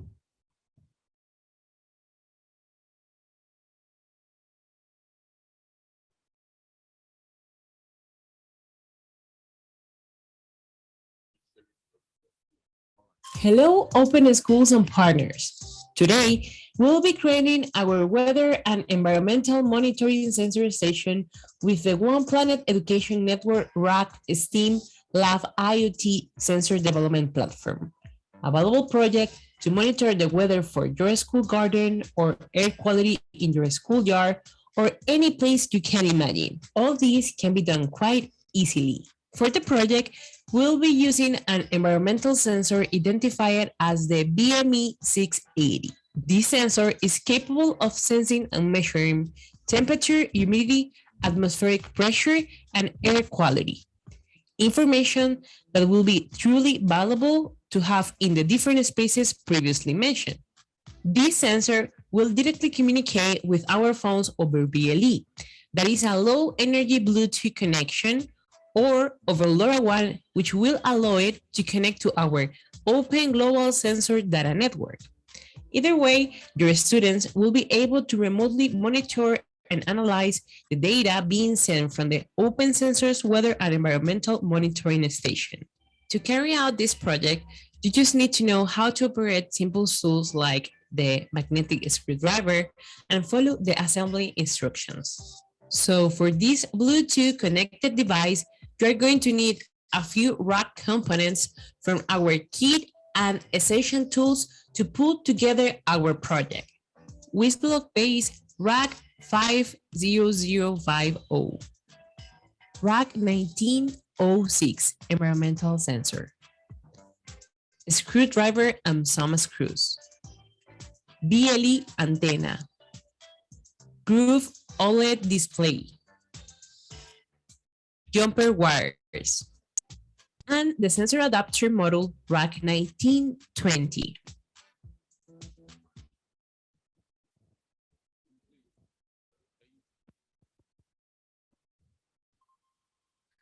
Hello, Open Schools and Partners.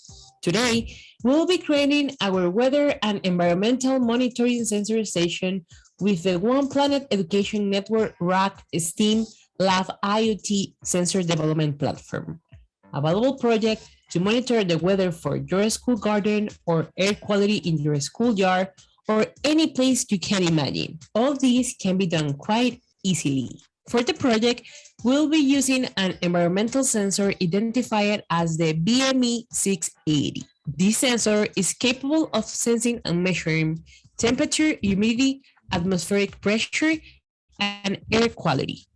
Information that will be truly valuable to have in the different spaces previously mentioned. This sensor will directly communicate with our phones over BLE.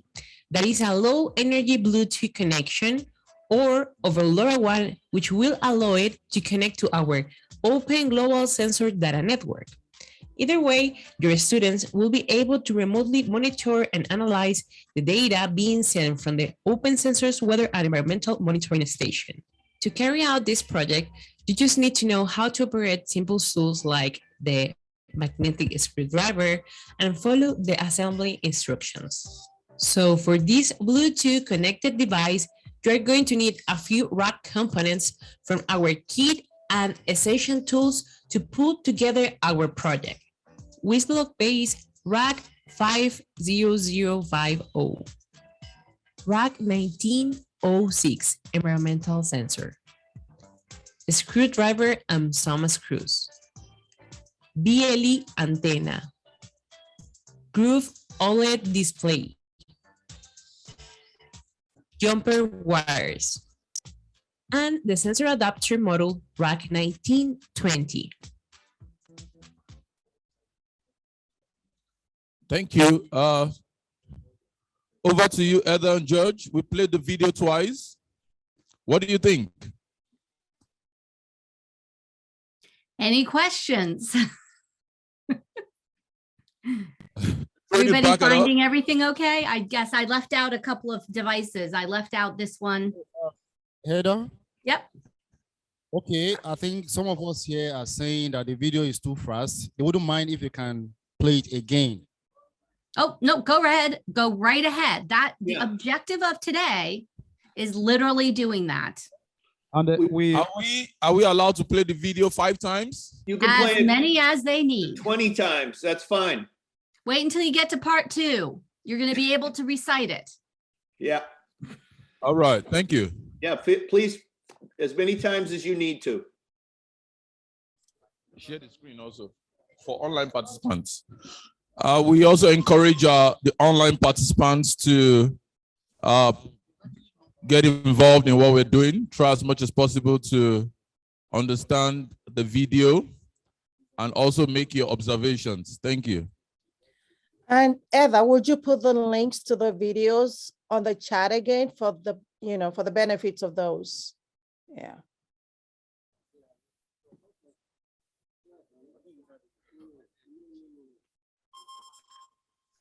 Hello, Open Schools and Partners. Today, we'll be creating our weather and environmental monitoring sensor station with the One Planet Education Network RAC STEAM Lab IoT Sensor Development Platform.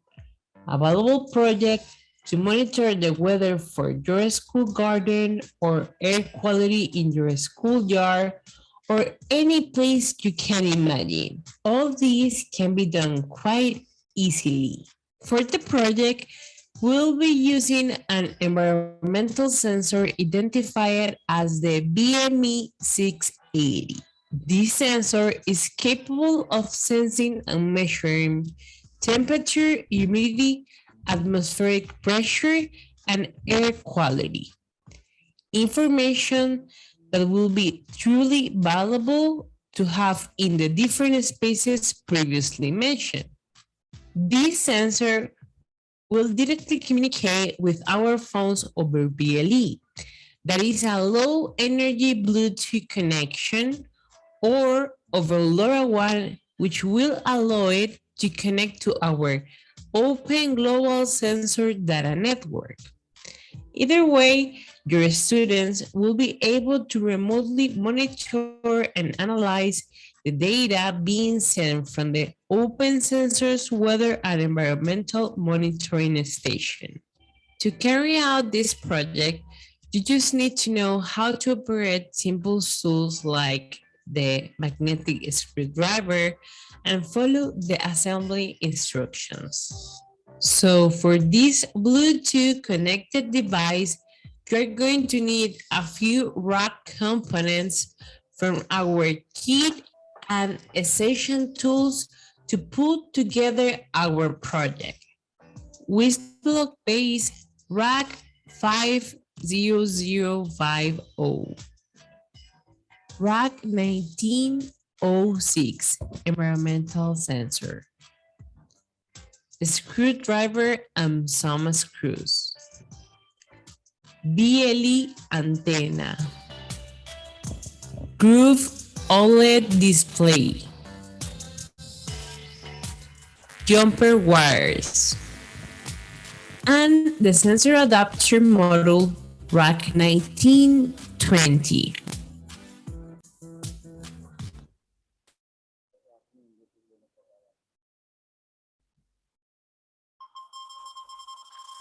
Hello, Open Schools and Partners. Today, we'll be creating our weather and environmental monitoring sensor station with the One Planet Education Network RAC STEAM Lab IoT Sensor Development Platform. Available project to monitor the weather for your school garden or air quality in your schoolyard or any place you can imagine. All these can be done quite easily. For the project, we'll be using an environmental sensor identified as the BME 680. This sensor is capable of sensing and measuring temperature, humidity, atmospheric pressure, and air quality. Information that will be truly valuable to have in the different spaces previously mentioned. This sensor will directly communicate with our phones over BLE. That is a low energy Bluetooth connection or over LoRaWAN, which will allow it to connect to our Open Global Sensor Data Network. Either way, your students will be able to remotely monitor and analyze the data being sent from the Open Sensors Weather and Environmental Monitoring Station. To carry out this project, you just need to know how to operate simple tools like the magnetic screwdriver and follow the assembly instructions. So for this Bluetooth connected device, you're going to need a few rack components from our kit and essential tools to put together our project. Wisblock base rack 50050. RAC 1906 environmental sensor, a screwdriver and some screws, BLE antenna, groove OLED display, jumper wires, and the sensor adapter module RAC 1920.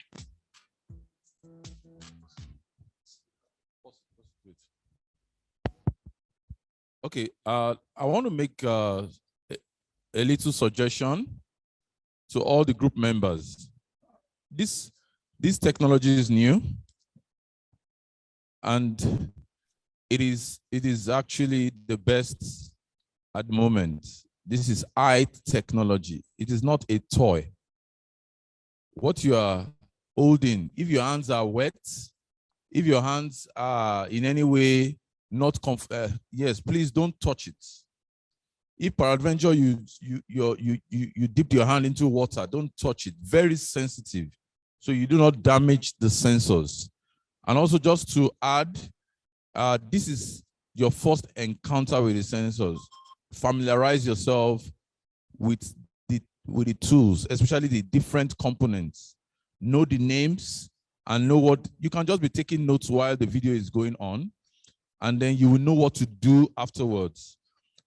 We have actually assigned guides from staff from RSET Foundation. They've experienced it before this time. So if you need some guide, they can direct you and help you. So that is what I want to say.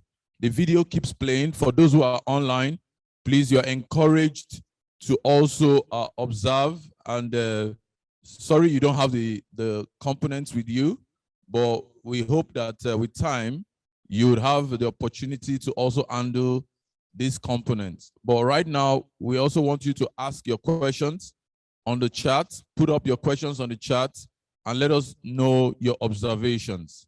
Thank you very much. So I put the links to both of the videos in the chat for the online people. Mr. Thompson, there is a closed captioning on that video in the YouTube station. So when you open it, if you look at the bottom, if you click closed captioning, it may also help with following the directions. Okay, thank you. Yeah. You also provided a magnifying lens, right? So please, whatever difficulty you have in viewing the components, let us know. Make adequate use of these tools that are before you. To properly assemble all the systems, we must start by interconnecting the sensors and interface board required for this project. In this case, a RAC 1906 Open Schools and a RAC 1920, respectively. Place environmental sensor RAC 1906 in slot A of the WISP-block base, and the sensor adapter module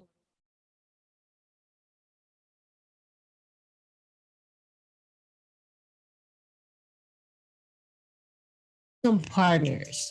Today, we'll be creating our weather and environmental monitoring sensor station with the One Planet Education Network RAC STEAM Lab IoT Sensor Development Platform, a valuable project to monitor the weather for your school garden or air quality in your schoolyard or any place you can imagine. All these can be done quite easily.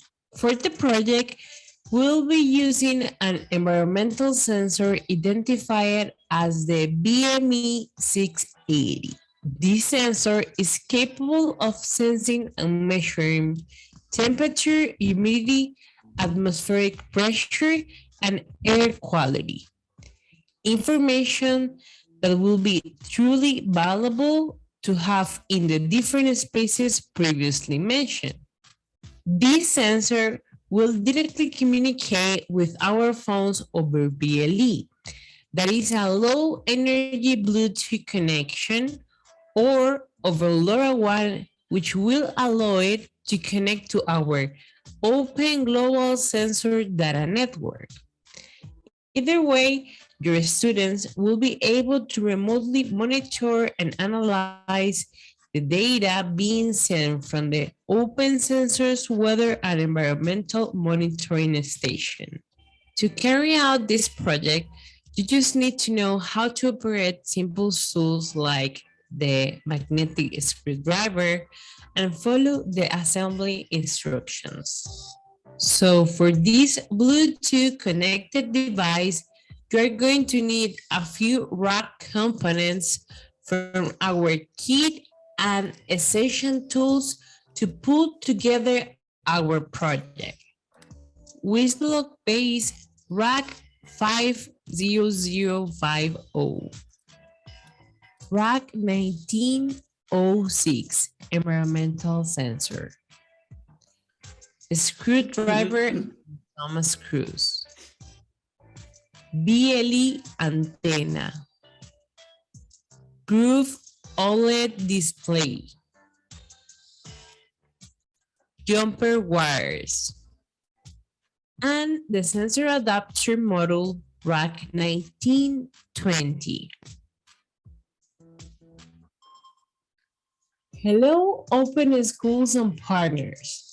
Today, we'll be creating our weather and environmental monitoring sensor station with the One Planet Education Network RAC STEAM Lab IoT Sensor Development Platform, a valuable project to monitor the weather for your school garden or air quality in your schoolyard or any place you can imagine. All these can be done quite easily.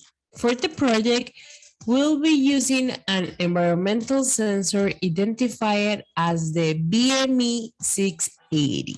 This sensor is capable of sensing and measuring temperature, humidity, atmospheric pressure, and air quality.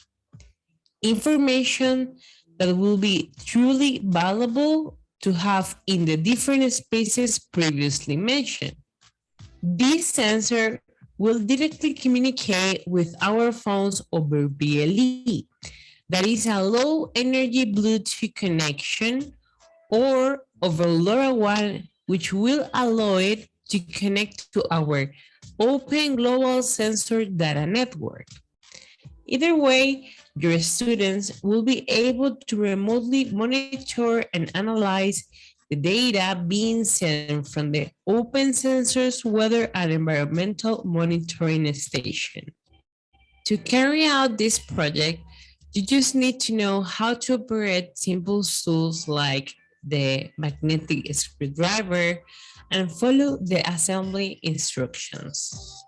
So for this Bluetooth connected device, you're going to need a few rack components from our kit and essential tools to put together our project.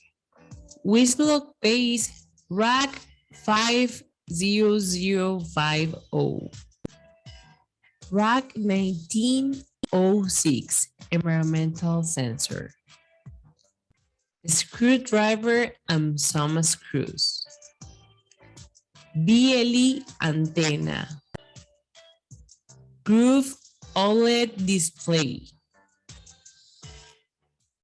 jumper wires, and the sensor adapter module rack 1920.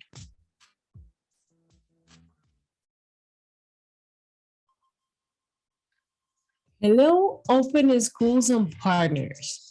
Today, we'll be creating our weather and environmental monitoring sensor station with the One Planet Education Network RAC STEAM Lab IoT Sensor Development Platform, a valuable project to monitor the weather for your school garden or air quality in your schoolyard or any place you can imagine. All these can be done quite easily.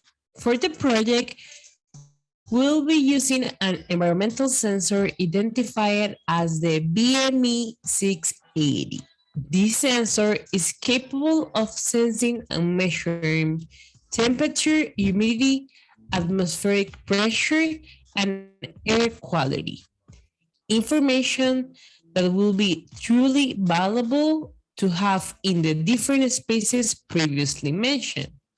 This sensor will directly communicate with our phones over BLE. That is a low energy Bluetooth connection, or over LoRaWAN, which will allow it to connect to our open global sensor data network. Either way, your students will be able to remotely monitor and analyze the data being sent from the Open Sensors Weather and Environmental Monitoring Station. To carry out this project, you just need to know how to operate simple tools like the magnetic screwdriver and follow the assembly instructions. So for this Bluetooth connected device, you're going to need a few rack components from our kit and essential tools to put together our project. Wisblock base rack 50050, rack 1906 environmental sensor, a screwdriver and some screws, BLE antenna, groove OLED display,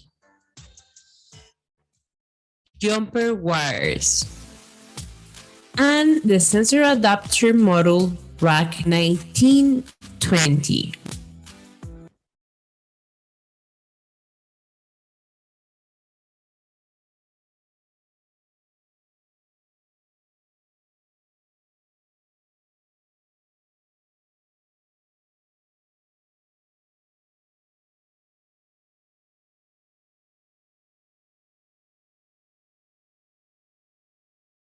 All right. All right. For the first video, I think that will be all for now. So I don't know. Can we just go to the next video? Heather? Yep. Yes, you absolutely can. Yes. If you're ready to start building the kits, I recommend everybody watch the assembly video at least twice before you actually start trying to do it yourself. Yes, Dr. Badua. I have a request. Could we actually assess that the learning has taken place by having them identify different components? Mm-hmm. Okay. That's a great idea. Yeah. Yes, Sam, all the systems, we must just.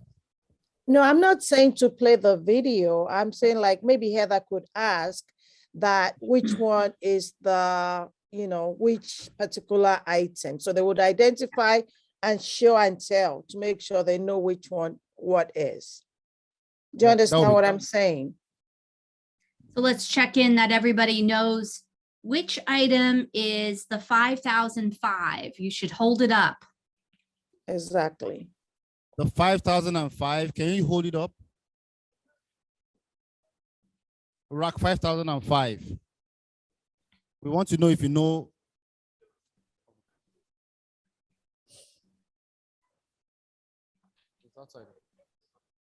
I see a cell phone. That's the right.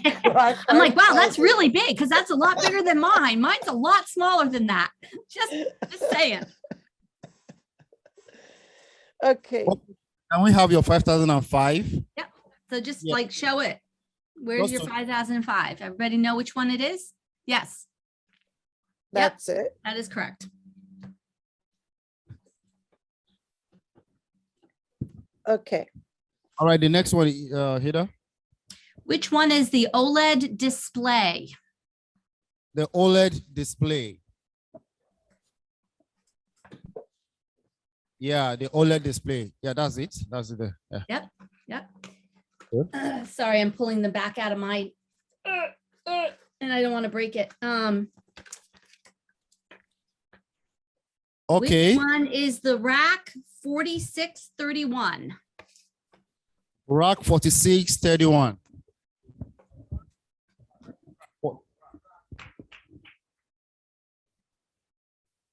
4631. Yep. Yeah, good. This one, yep. All right. Which is the 1906, which looks a lot like the other sensors. And has everybody found the 1906 sensor? Yep, as opposed to the others. So make sure that the one that you're looking at is the 1906. It is labeled on it. And yeah, you probably need a magnifying glass, as opposed to one of the other very similar sensors. All right. It should Okay. say environment on it. It's very Yeah. tiny. But it is written out, and it's not, you can see the number 1906 as well.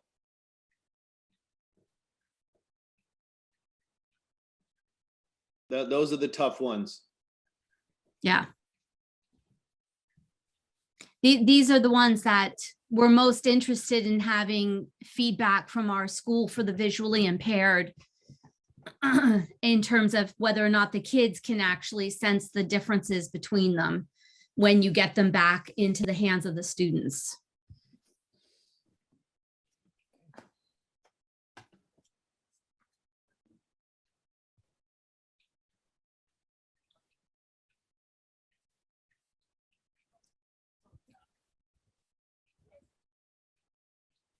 Heather, Yeah. were you at the question?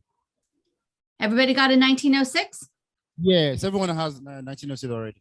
Okay, everybody's ready? Okay, good. All right, so then let's go ahead and have everybody watch the assembly video twice before you start doing anything, okay? All right. Can I chip in something? Of course. Yes. The workstation on the agenda. Yep. One house. I need your attention, please. I need your attention. The workstation, we need to understand the setup and the best practices. We include teachers' discussion for the best setup for their various student needs. This is working in line with the agenda. This is what we're trying to achieve. So teachers are to discuss the best setup for their various student needs.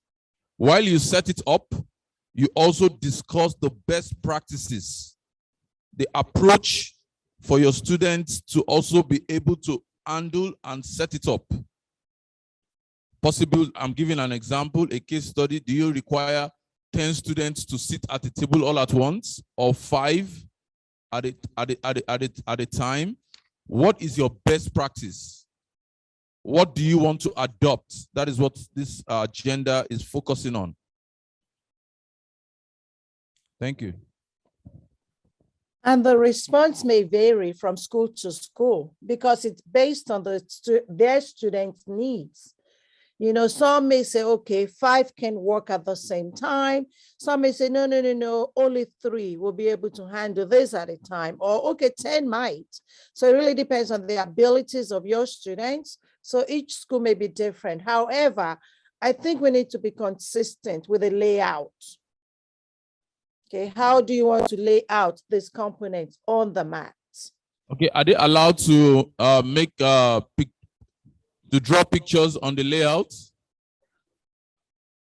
Yes, they could. Yes. Okay, I'm moving over to school Yeah, for the day. I think that's a great idea, is to Yeah. either that or have everybody take a picture on their phone so that once they've decided that this is our school organization of the mat, they can ensure that they're consistent with how they're setting it up moving forward. Okay. So draw a picture or take a picture, take a photograph. Yeah. We but would something like to to record see- that. We would like to see also. So, and then because of the consistency, if they can do a visual for the sake of us, so they cannot, or Mr. Thompson, maybe one of you who has access to the WhatsApp group can take a picture, send it to the group, then upload it, download it to the system you are using right now and screen share so we can all see it. Okay, thank you. All right. Clear production. Somebody's phone who's on the group.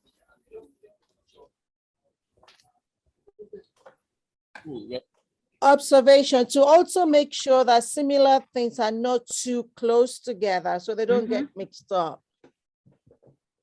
Right. I mean, those mats have enough space so that you can, right. And also because if you're thinking you want to be able to reach with maybe not having to look closely at what you're reaching for, that's part of the consistency, right? So we're also building in sort of an assembly line motor skill by having a consistent setup.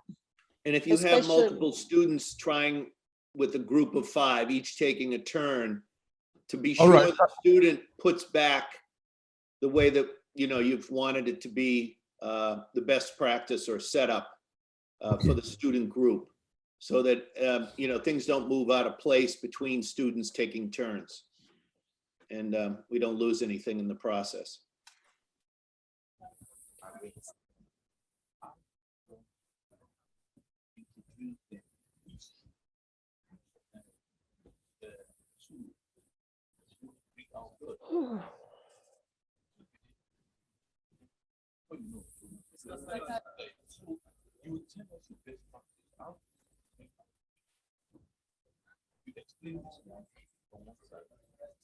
Right? You bring us what you explain.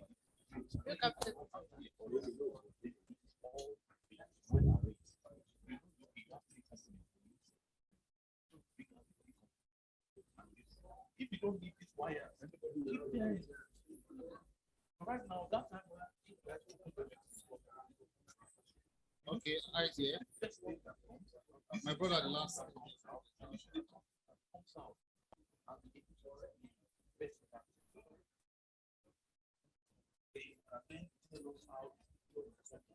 So I would advise, if you can arrange things, arrange it and then do it down there. I think that comes. The second that comes.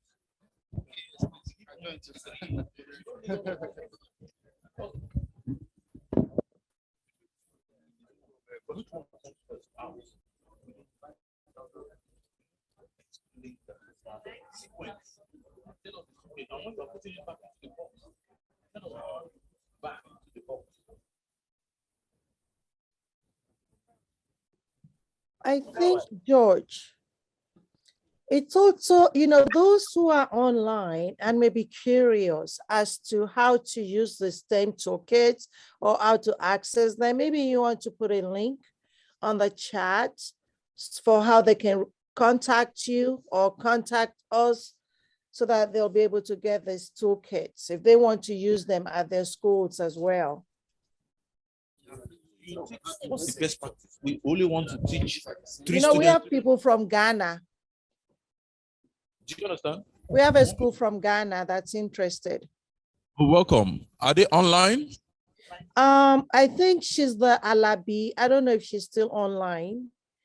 I would like them to also put forward their observations and comments, and also their questions. Thank you. All right. I've gotten some communication about the school from Ghana, so we'll discuss that later.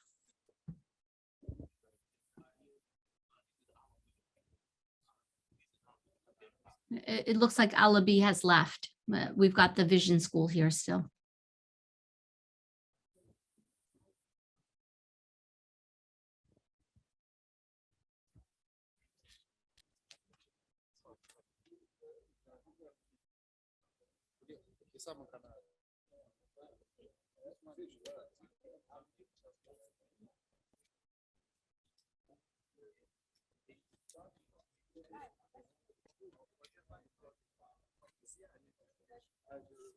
George, okay. Oh, good. This is the Vision School from Ghana. Wonderful. Let us put our hands together for Vision School, Ghana.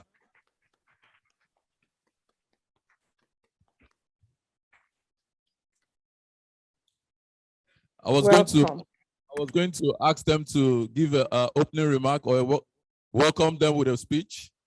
Can you turn on your mic, Vision School? turn on your video. Let us have you give us introduce yourself, please. Let us know what you do.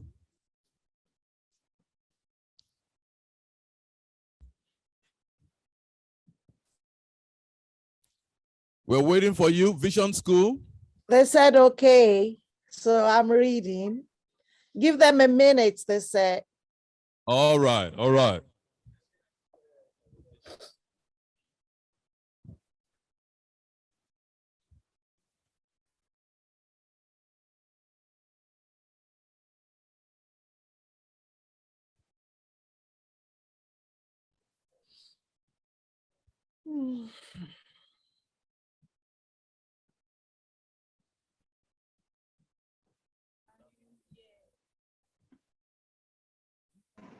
Okay, hello. Hello. So this is the Vision School from Ghana. Okay. Please turn on your video. Mr. Thompson will really like to see you. Oh, okay, okay. The little challenge you are having here is that we are about 4 teachers watching, and then we have projected on our projector, and we don't have a video device attached. Okay. All right, no but, yes, but we are here, we are watching everything. We see the setup, we are learning 1 or 2 things. Unfortunately, we don't have the kit. So we are taking down some notes, and then we are looking at how best we can also learn from this angle. Awesome. But we are following closely, and we are taking notes. In fact, we have about 4 teachers, 4 heads. Yes, heads of department gathered here, and then we are observing closely from our angle. But we'll try, and then let's see if we can quickly get a video device, and then we'll show our video. Okay. Okay. Also, I would like to request that if you need a clear video shoot, possibly you want us to zoom into the tables, please kindly make a request on the chat space. Yes, please. Yes, please. So far, I think the camera angles are okay. And then, yeah, so far it's fine. But like you said, if we want anything, since somebody is monitoring the chat box, we'll quickly input it there in case we have any challenge or we want anything to be zoomed in. Right. And also, all the videos for the sessions each day will be eventually uploaded onto our YouTube channel. So you'll be able to access, to go back, whatever you missed, you'll now be able to catch up. And also, all right, on the kits, I put in my email to reach me. Come again. Yes, I said, this is George Newman from One Planet, the company behind the kits. And if you want to reach out to us and get more information directly from me, I put my email in the chat as well as the website. All right. So I think I missed your email in the chat. So I'll really appreciate it if maybe it can be sent to you private. Oh, okay. It's not even on the chat, George. Just put it on the chat for the sake of everyone else. Yeah, I did, but I'm going to send it directly to the Vision School. Okay. In the direct messaging. Sorry. Yes, that'll be fine. If we can also have the YouTube channel, the link to the YouTube channel. Once we put it up, it's Royal School of Educational Therapy Foundation YouTube channel. We're going to have them up there. So if you just go online, you can subscribe to our station, our YouTube channel now, but it will be under our school name. All right, we are doing that immediately.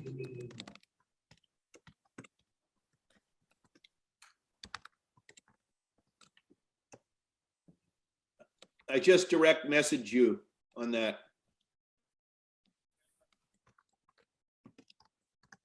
Yeah, I've seen it. Thank you very much. We are following.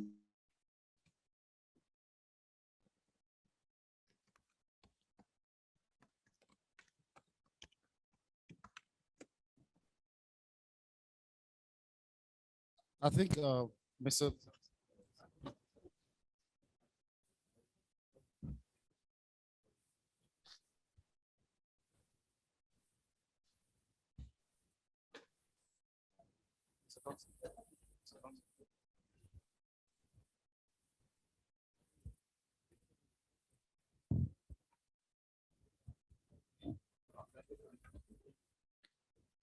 Are we good? A moment, please. Just a All moment. right. Maybe they should put it back.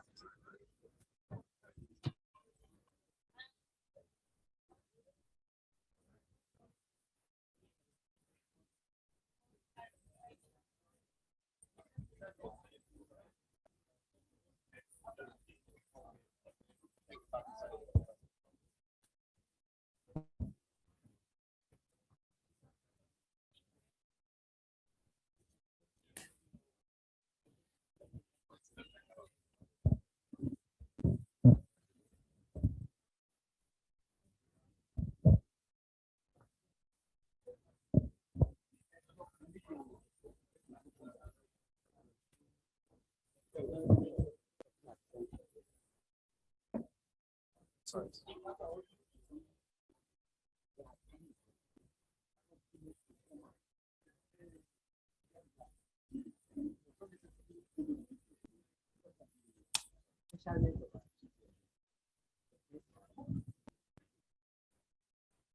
I want to suggest, that whoever will change it.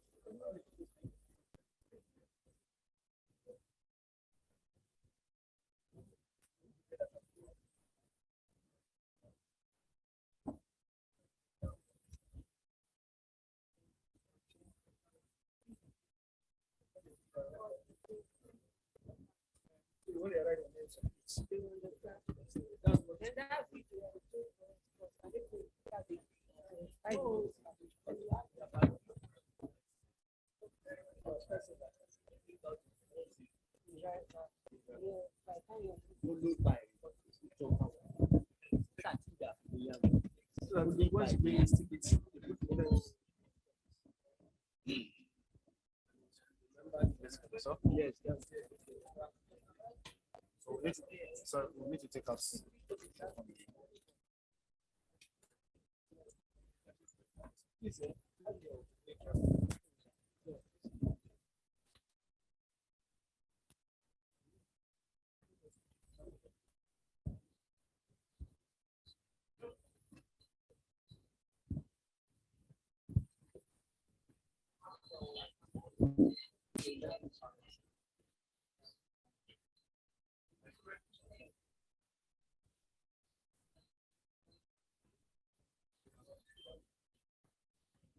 Mr. Thompson, I think they are ready there.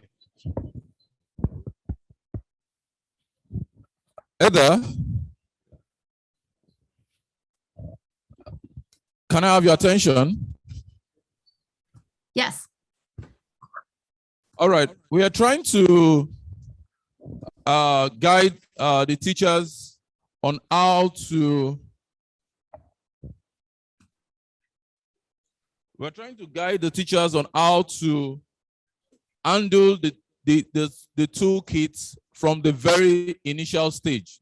So they open the box. Yep. They tell the first item that comes out.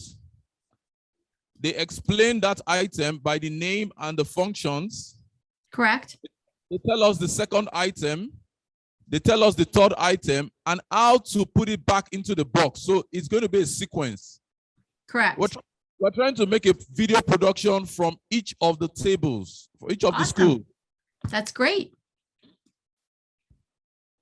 I think that's a great idea.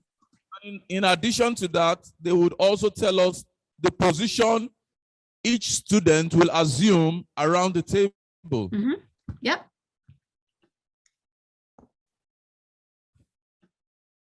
Do you have any other addition to that? No, I think that that's a great idea. They may want to discuss what sort of safety rules they want to have, for example, that, only the student who is assembling should be touching the equipment. you know, some simple rules like that to make sure that the kids aren't, you know, interfering with each other's work. That might be helpful. And I think it's also a very good idea, and I was going to say this earlier, but how it comes out and goes back into the box for, you know, storage, and that we know where each item belongs and where you can find it again. That's important. So this filming of the in and out of the box, I think, is pretty important.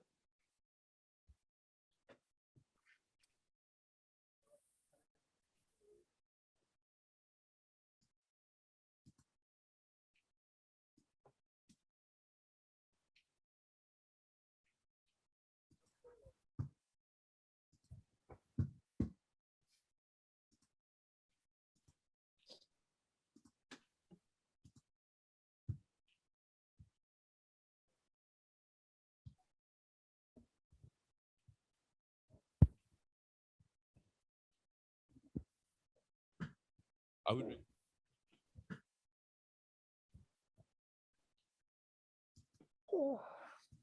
Mm-hmm.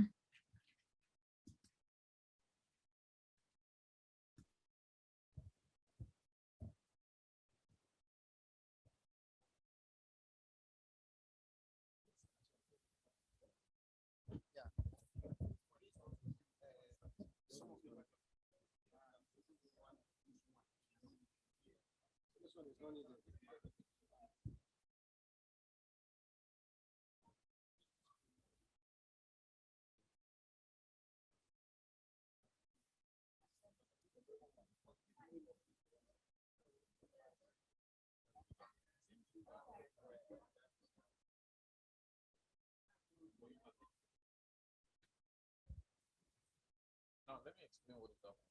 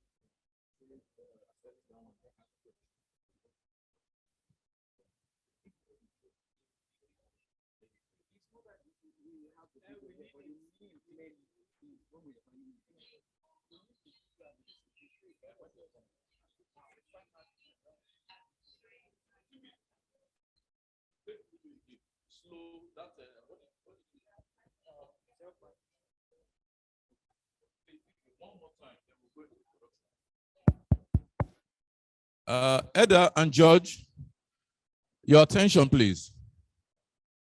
What we're trying to do is to repeat the video once again.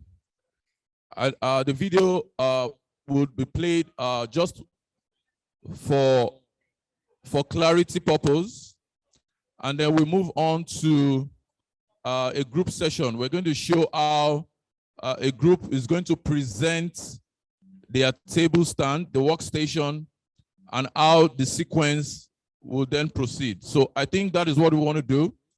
I Play think the that's video. perfect. Repeat the video.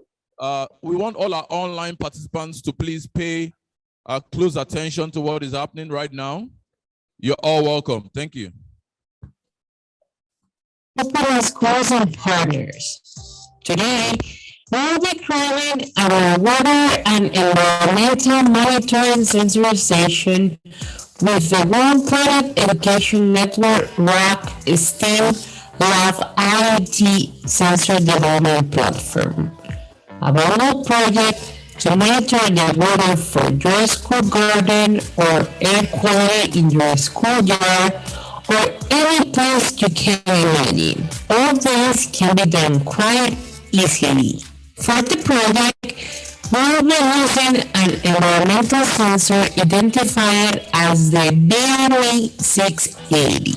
This sensor is capable of sensing and measuring temperature, humidity, atmospheric pressure, and air quality. Information that will be truly valuable to have in the different species previously mentioned. This sensor will directly communicate with our phones over BLE. That is a low energy Bluetooth connection or over LAN, which will allow it to connect to our Open Global Sensor Data Network.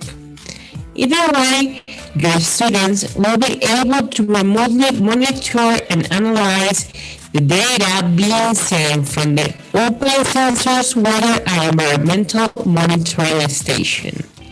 To carry out this project, you just need to know how to operate simple tools like the magnetic screwdriver and follow the assembly instructions. So for this Bluetooth connected device, you're going to need a few rack components from our kit and essential tools to put together our project. Westblock base rack 50050, rack 1906 environmental sensor, a screwdriver and some screws, BLE antenna, proof OLED display, jumper wires, and the sensor adapter model rack 1920.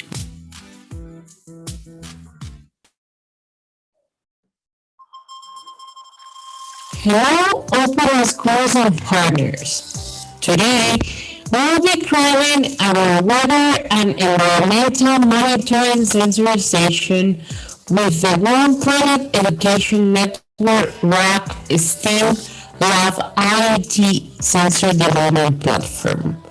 A vital project to monitor the water for your school garden or air quality in your schoolyard or any place you can imagine. All this can be done quite easily. For the project, we'll be using an environmental sensor identified as the BME680. This sensor is capable of sensing and measuring temperature, humidity, atmospheric pressure, and air quality. Information that will be truly valuable to have in the different species previously mentioned. This sensor will directly communicate with our phones over BLE. That is a low energy Bluetooth connection or over LAN, which will allow it to connect to our Open Global Sensor Data Network. Either way, your students will be able to remotely monitor and analyze the data being sent from the Open Sensors Water and Environmental Monitoring Station. To carry out this project, you just need to know how to operate simple tools like the magnetic screwdriver and follow the assembly instructions. So for this Bluetooth connected device, you're going to need a few rack components from our kit and essential tools to put together our project. Westblock base rack 50050, rack 1906 environmental sensor, a screwdriver and some screws, daily antenna, curved OLED display, jumper wires, and the sensor adapter model rack 1920. All right, I think that will be all. It's okay.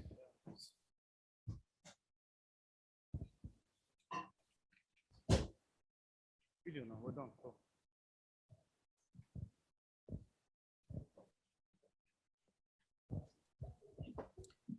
For the sake of those online, there's a link to the YouTube channel, so they can also access the videos on YouTube from the open link that was shared earlier.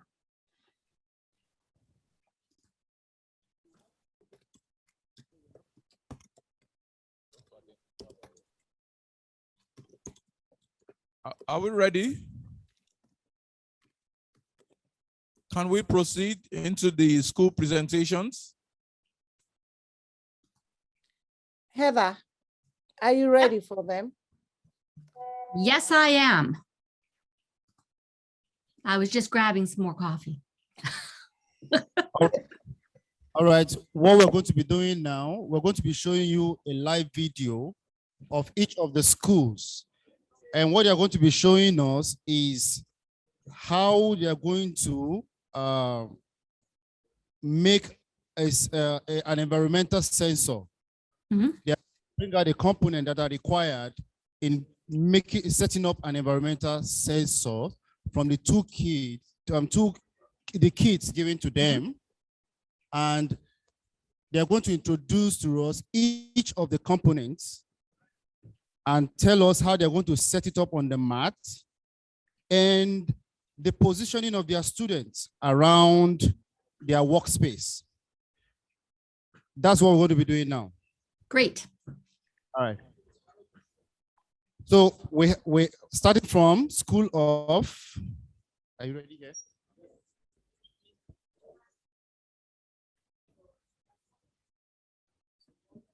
So we're going to have one of the teachers to represent the group to tell us how they intend to go about this, especially with their students. Perfect. Yep.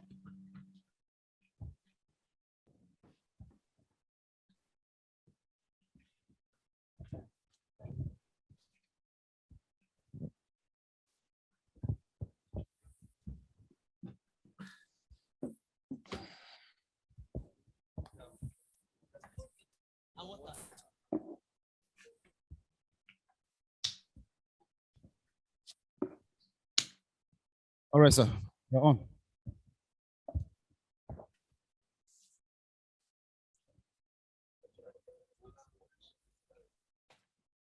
I hope you can see him. I can see, but I cannot hear them. Okay. Setting up the toolkit. Mm-hmm. The name of my school is Abuja School for the Deaf in Kuje. My name is Mr. Peter Ubudu. I'm standing in for others here. Okay. In setting up the toolkit, we intend to make use of 5 learners at a time. 5 learners. Mm-hmm. So these 5 learners will be formed in circle so that they'll be able to see, to view the toolkit. Mm-hmm. Next, the teacher will now explain to the learner, this is the toolkit here. And it is made up of many components. But we are not going to make use of all the components as at now. We are not making use of all the components inside here. So before we start the component, there's also a magnifying lens also here. In case of those component or item that may be too tiny for the eye. So we now open the toolkit. Since there are so many, since learners, we are taught in pedagogy that you start from the simple to the complex. Excuse me. To those things that are familiar to the learners already. And from the toolkit here, one of the components that we felt is really familiar with, the children are familiar with, is the screwdriver. So that's the first thing we want to bring out. This is it. Can you help me bring it out?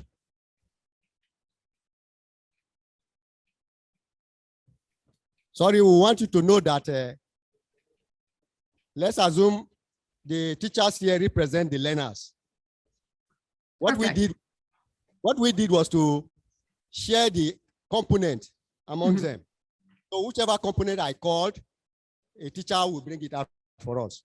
So I've already called for screwdriver, and here is the screwdriver. You can see it. And it is a magnetic screwdriver. So I will display it here. Sorry, you still haven't, you haven't, what do you want to build? What are you putting together? What?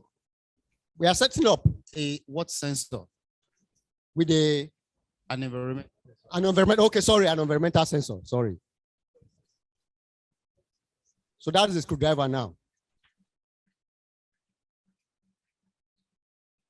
Next, what will be needed here is the screw, because they go together with the screwdriver. So who is Mr. Screw here? Please give us screw quickly.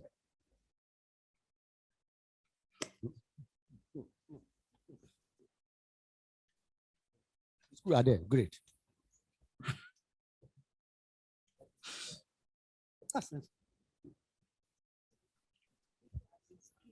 Good, great. Mr. Screw has brought a screw to us. This is the screw. It goes with a screwdriver. Yes, next item, which the children are also familiar with, will be the jumper wire. Mr. Jumper wire.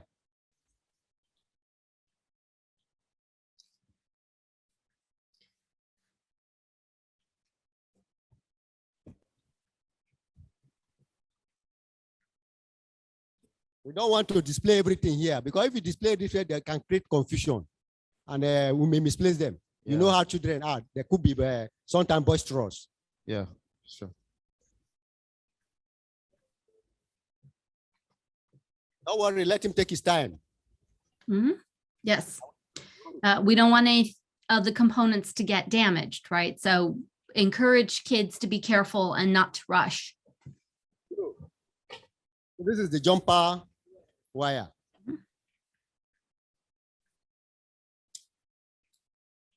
Good. We now move on.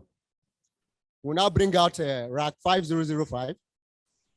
Where is Mrs. Rack 5005? Please get it for us.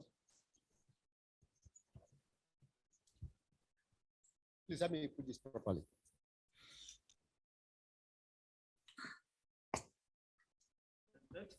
Can you see it clearly? Please display it. Display it. Let the video catch it. All right. The next item we are going to display is the BLD display. BLD.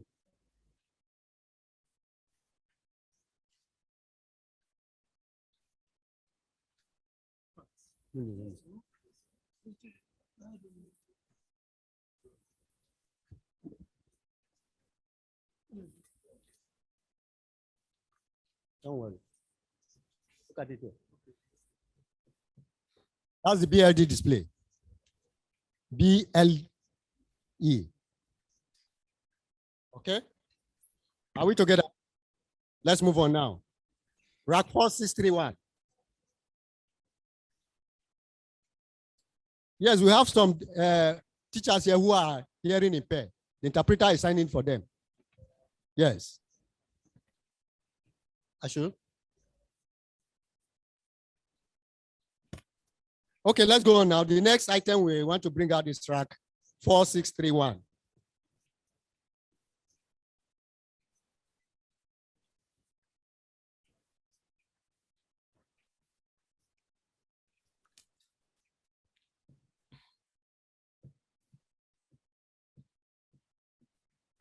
Okay, this is rack 4631. Yes, please bring out the lens, the magnifying lens. Let's look at it properly. I want to be sure. Can you supply us light, please, Mr. Beyoku?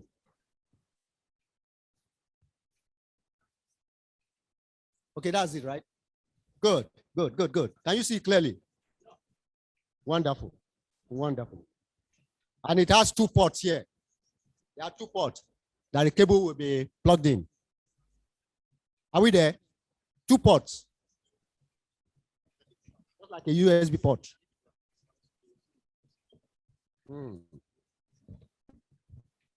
So we also have a rack 1906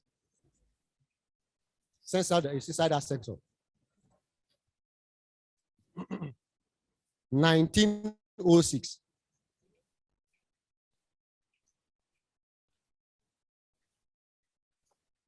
Make sure you use the magnifying glass or lens, okay? Mr. Bitrus, give him light. Oh.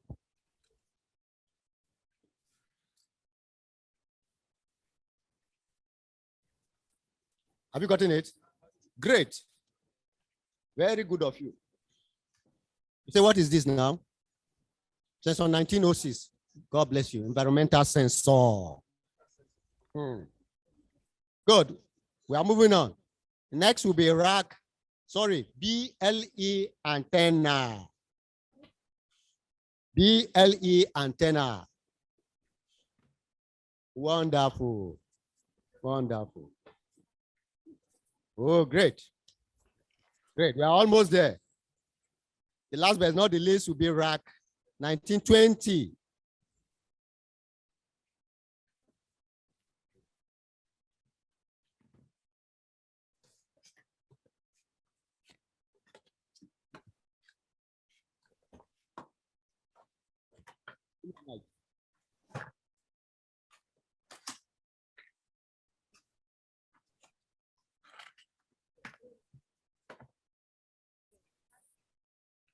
Oh, yeah. Oh, yes. Yes. That's it. That's it. That's it.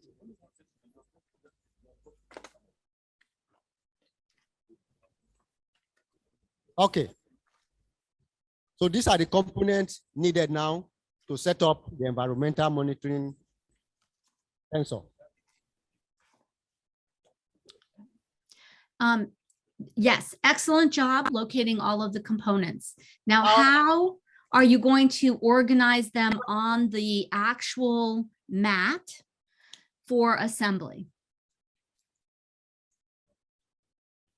Like, where is each piece going to go on the mat? On the mat here, right? Right.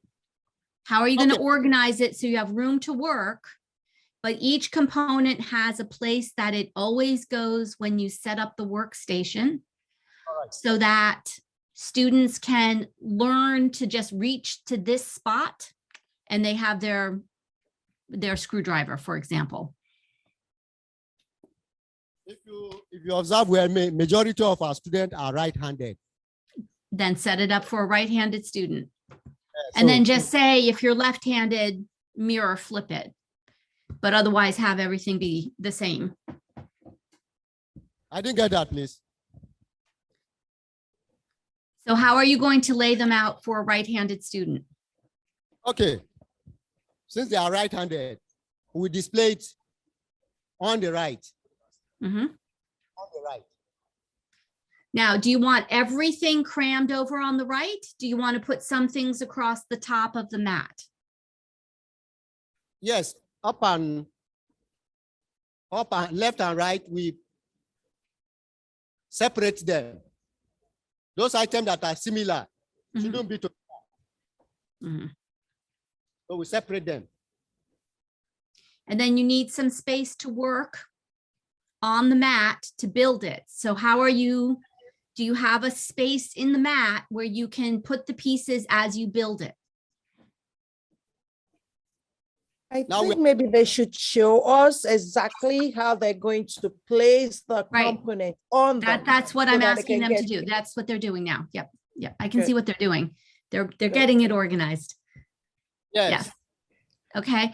That's the piece that you also want to include to teach the kids, because that's the piece that makes this move from just being a lab to being a future business, right? Is that assembly piece of, if I always lay my workstation out the same, I know without having to like hunt for the piece on my board, so I can move much faster in assembling the sensors. So that's part of the goal. So think about, if I am sitting at this mat, where do I want my screwdriver?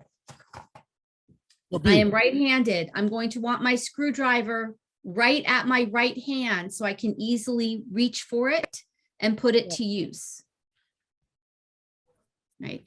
I'm probably going to want the screws with my screwdriver because I can pick them up with the magnet. Yes. So it will be here. Right. I can lay other components out at the top of the mat, maybe in the order. So once we watch the assembly, in the order that I'm going to take them to assemble the pieces, but I'm going to lay them across the top of the mat. So now I have tools to my right, tools at the front, and space in front of me to work. Yes, perfect, just like that. Does everybody see how that's useful?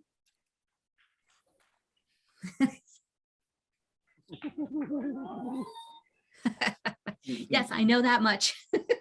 Jazz hands, good news. Good job. Yes. So you see how that makes a very orderly workspace for every time a student is actually working.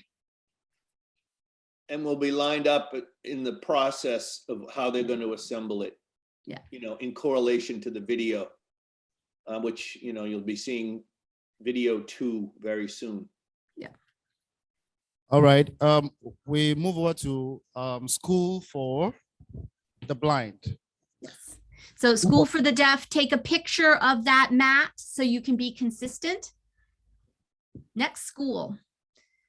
Yeah, school for the blind now. Mm-hmm. So you're going to tell us what you're building. Okay, school for the blind, not ready now. Okay. So we'll move over to the, are you ready here?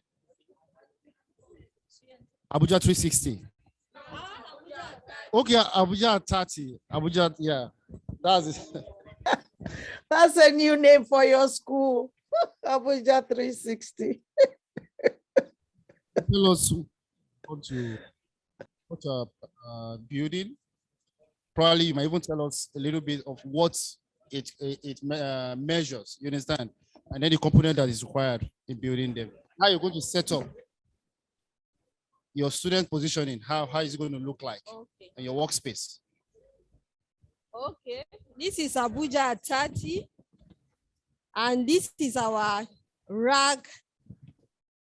This is our rag kit. So we want to start by telling how we are going to arrange our students in the class. We'll have 4 students, and the teacher will be the number 5 person for easy work and for understanding. We'll start with the environmental sensor module that we are going to show. That is the number 110. Can somebody please give it to me? That one. And the function is for temperature, for humidity, for air quality and pressure.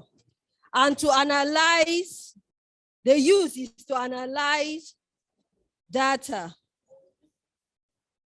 This is it. Then number 2, we have the magnetic screwdriver. And I have it. This is the magnetic screwdriver, and the function is to effectively pick the screw because it's magnetic and the screw is tiny. So it helps and assists. Then the third one is rack 505, which is 1906. And I have it. Wow. This is it. Okay. Then number 4, we have the BME antenna. The BME antenna is used to connect. Let me have it.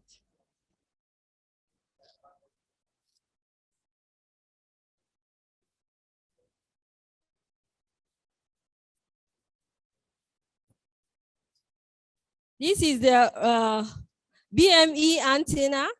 It is used to connect our rack 505. Then we have the rack 1 1920.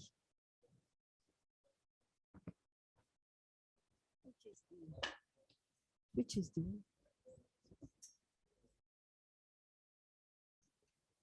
we have the rack 1920. It's here. Then we have the magnifying glass. The function is to what? For proper viewing. Whatsoever we are going to use, we'll have a proper view and identification in case the things are tiny. Then we have the jumper wire.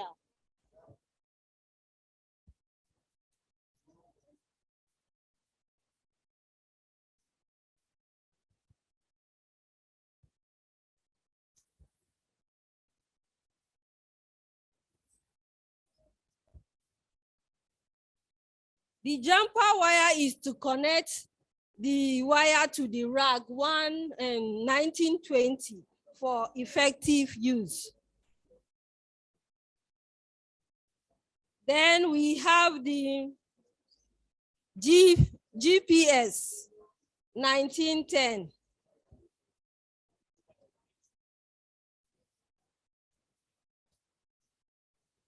GPS 1910. This is the screen. This is the screen.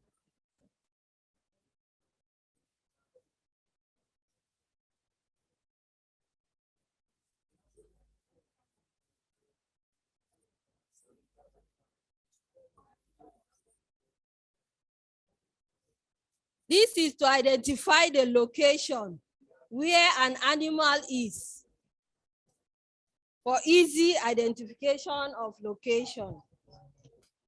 Then we have, lastly, we have the screen display to see the outcome of what we're doing and to be able to get the analysis. And finally, we are talking about the mat for proper protection of whatsoever we are going to handle.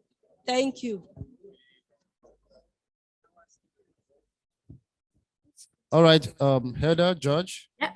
Nope, that's great. Now, as we just talked about, how are you going to lay out the equipment on the mat so that if a student sits down to build the sensor, there is space on the mat to build the sensor, and the pieces, the components that they need, including the screwdriver and the screws, are in the same location each time so that they can learn where they're going to find it, just like they learn to walk around a room and not walk into furniture by having the chair always in the same place. So I think you understand that like idea quickly because it's a key part of teaching visually impaired students. So how do you actually organize the mat to work at it? So talk amongst yourself, figure that out, and then like grab a picture of it. But where do you want to put the screwdriver so the student can always find the screwdriver without having to touch everything on the mat? The screwdriver should be where? Where exactly? At the edge. At the edge of their right hand or left hand? At the right. Right, so dominant hand. So remember, you'll set this up for mostly right-handed kids, but a left-handed kid might need it on the left side, just FYI, or for your information. Okay, so screwdriver, where are you gonna put the screws? At the right. And then where do you want to lay out the components for assembly?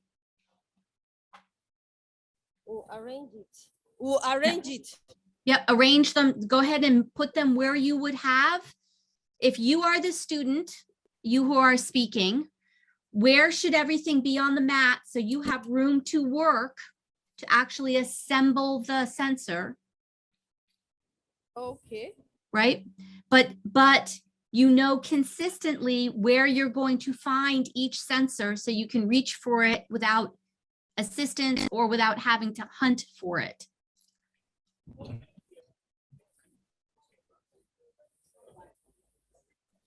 Okay.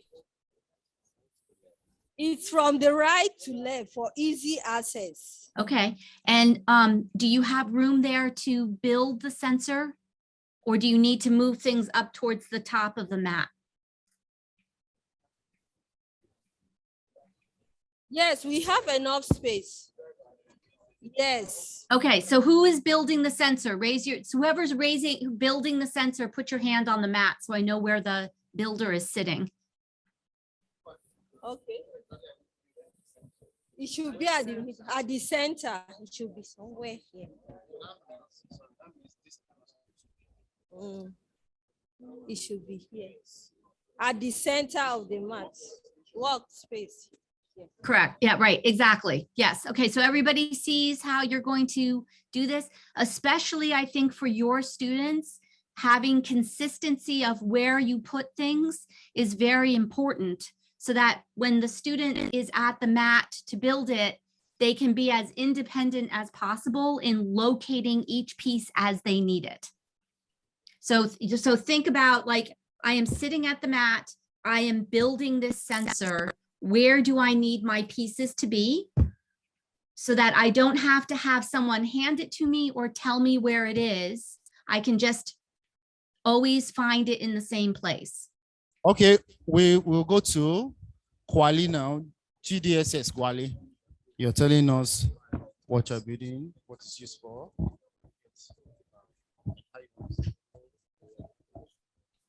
All right, you're on, please. Good afternoon. My name is Abdullah Isaka from JDSS Kwali. I'm presenting how to build an environmental sensors. But the ideal thing is what we are doing here is identifying the components or to build an environmental sensors. Now, first of all, I will ask the student to wear their hand glove for safety because of first of all, I will start by bringing out five students, and then the seating arrangement is 2 will be at this side, 2 will be at the other side, and then 1 at the other end. That is to say, then the eastern side, the southern side, and the northern side. Then I will be at the eastern side. Okay, I'll be down at the eastern side. Good. So that's the seating arrangement. 2 here, and then 1 at the other side, facing the teacher. Then making them 5 students. Now, first of all, I want to ask them to wear their hand glove in case of any, because of the sensitivity of the component. Now, the first thing I will do, just like what we know, is ideally when you want to teach students is from simple to complex. Now, I will now bring the kit out. When I bring out the kit, then I will now open the box. When I open the box, I will start from the simple to complex. I will bring out a particular component in the kit. Then I ask the student to identify that component. For example, I'm bringing out this. I won't tell them the name, but I ask them, do you know this? Now the student will now tell me, this is a screwdriver. I say, fine, that's very good. Then it's one of the components we are going to be using here.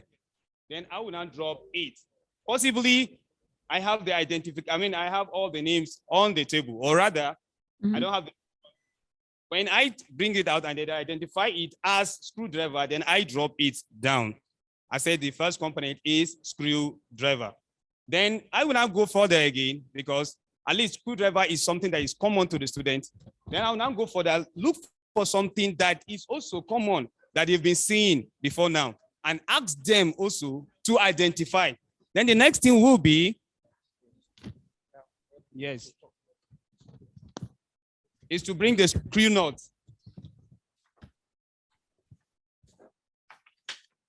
Let's take our time.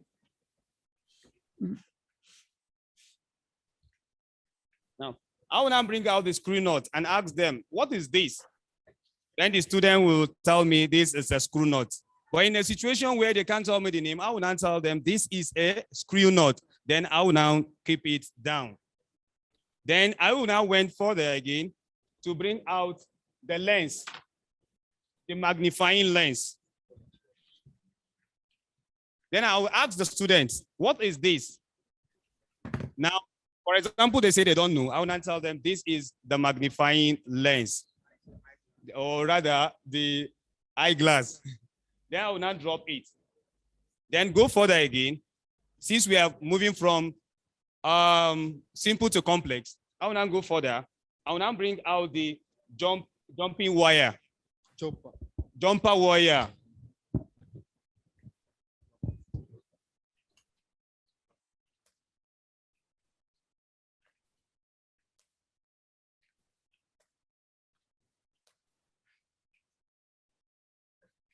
Then I will now bring out the jumper wire and ask them, what's the name of this? I'm very sure the student will say, this is a wire.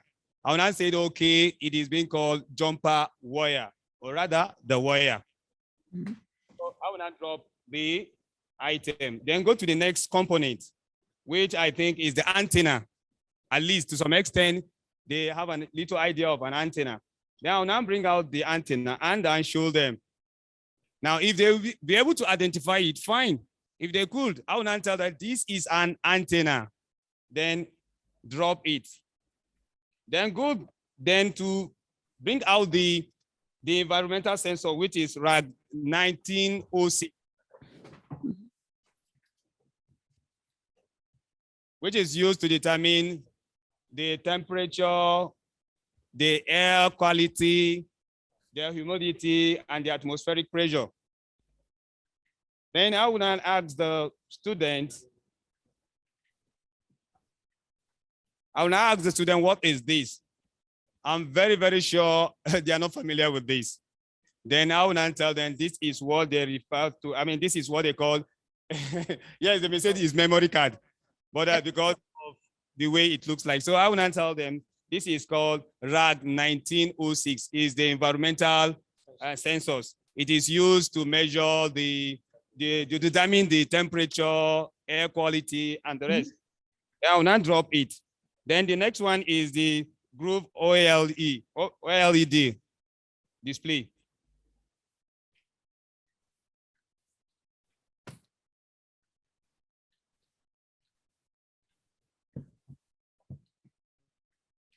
Then I will now show them this. Can they identify this? I'm very sure somebody will say it's a television. Then I will now say, yes, it's a television because a screen is there, it display. So what I now told them that the name is Group OLED Display. I will now drop the component down. Then the next one is the adapter, which is RAG 1920.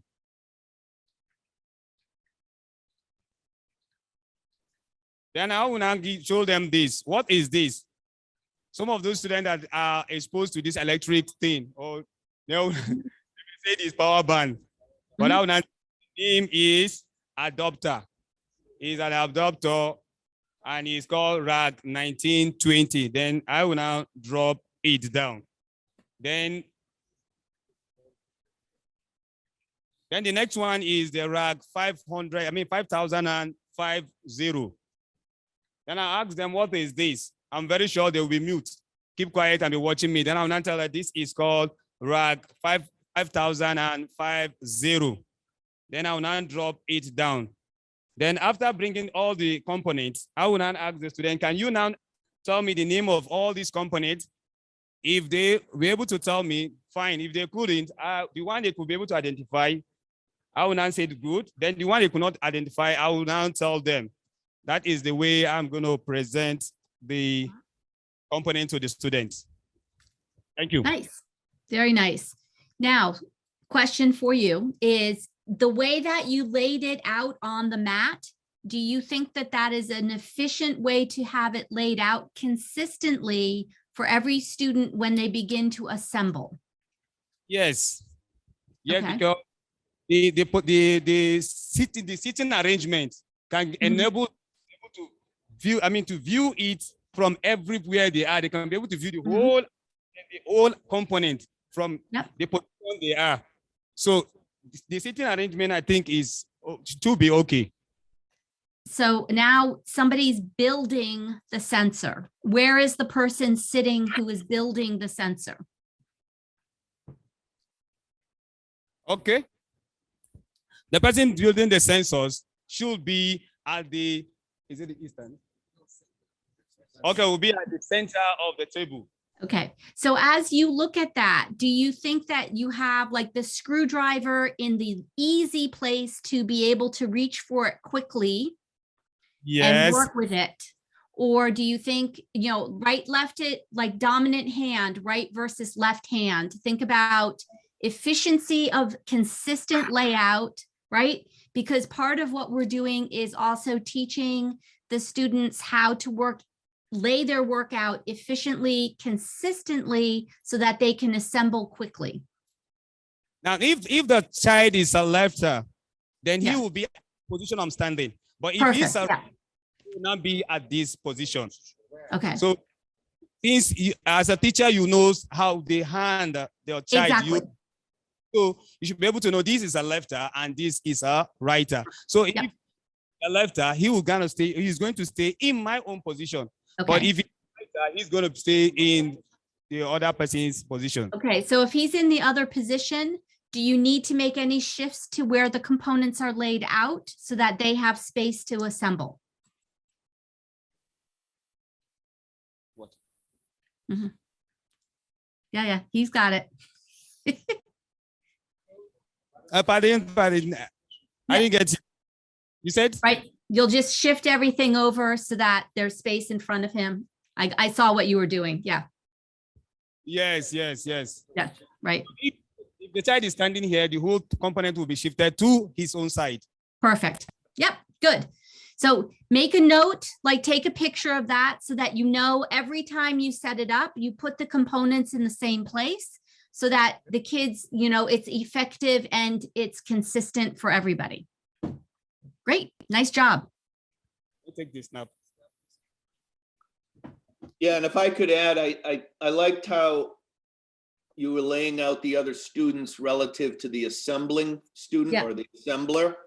So they could visually see, particularly the first time they're doing it, how it's put together. And they can comment, having watched the video, probably everybody, whether the student is making a mistake in picking up different parts. But then We're just they don't helping them get- say, no, the other one. you Yeah, know? but they don't get in the way either. Right. So that person who is assembling, and ultimately, we're going to create an assembly line process here when they really know how to do it. That person is comfortable and has room enough to assemble it properly. But with the other students seeing what he or she is doing. Yeah, no, nice. I also liked that you had some very astute observations as to what kids might call the various pieces. Good point, right? Oh, it's a TV or it's a wire, right? Good point, yeah. All right. Sorry, I wanted to draw your attention to the time. Yeah, it's lunchtime. We're approaching lunchtime. Mm-hmm. About 10 minutes to 1. But our lunch is still in the pipeline. I think it's coming all the way from, from the place of preparation. So I think we can take one more school. Yep. And the last school. Okay, thank you very much. Nice job, guys.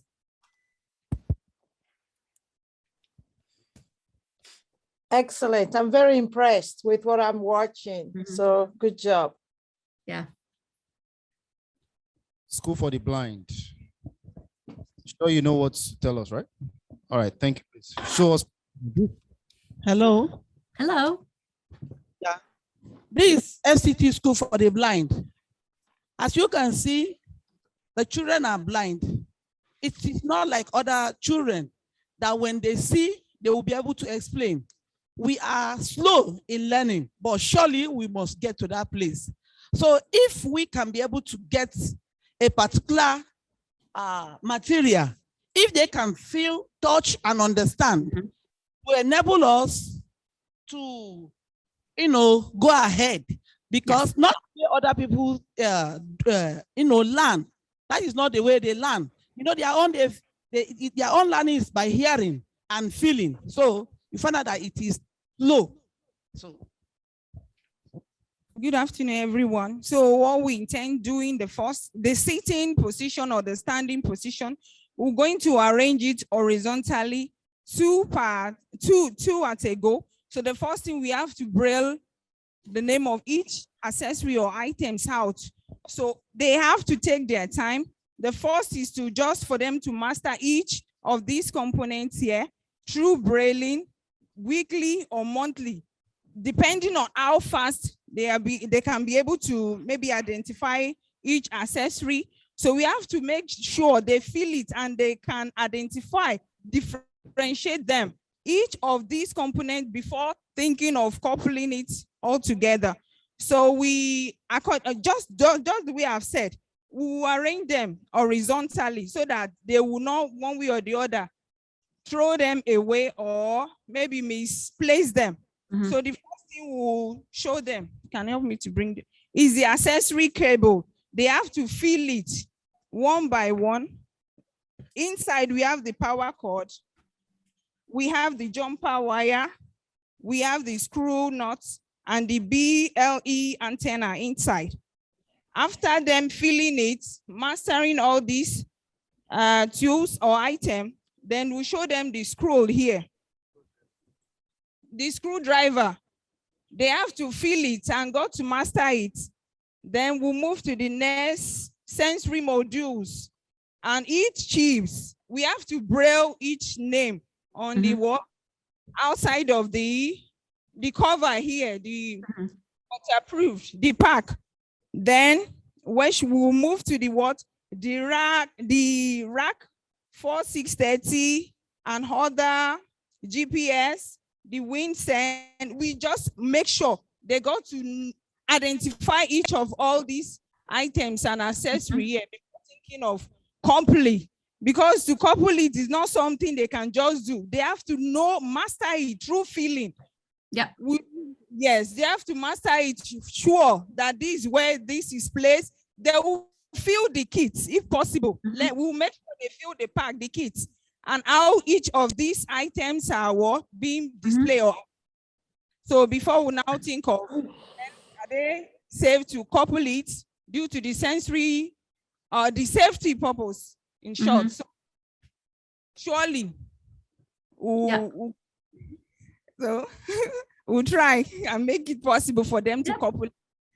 So thank you. Yes, no, I think that that's a very good idea to start with, just learning what is what through touching and feeling and identifying them is a very good idea. And then I think that of all the groups, you know best, everything has to be consistently laid out so that when it comes to assembly, they can easily locate the pieces on the mat. But no, I think you have a very good plan there. So how will they actually lay them out on the mats? So yeah. Little announcement in the hall. There's I don't know if any of our participants came with a car under CRV. Your attention is needed at the car park.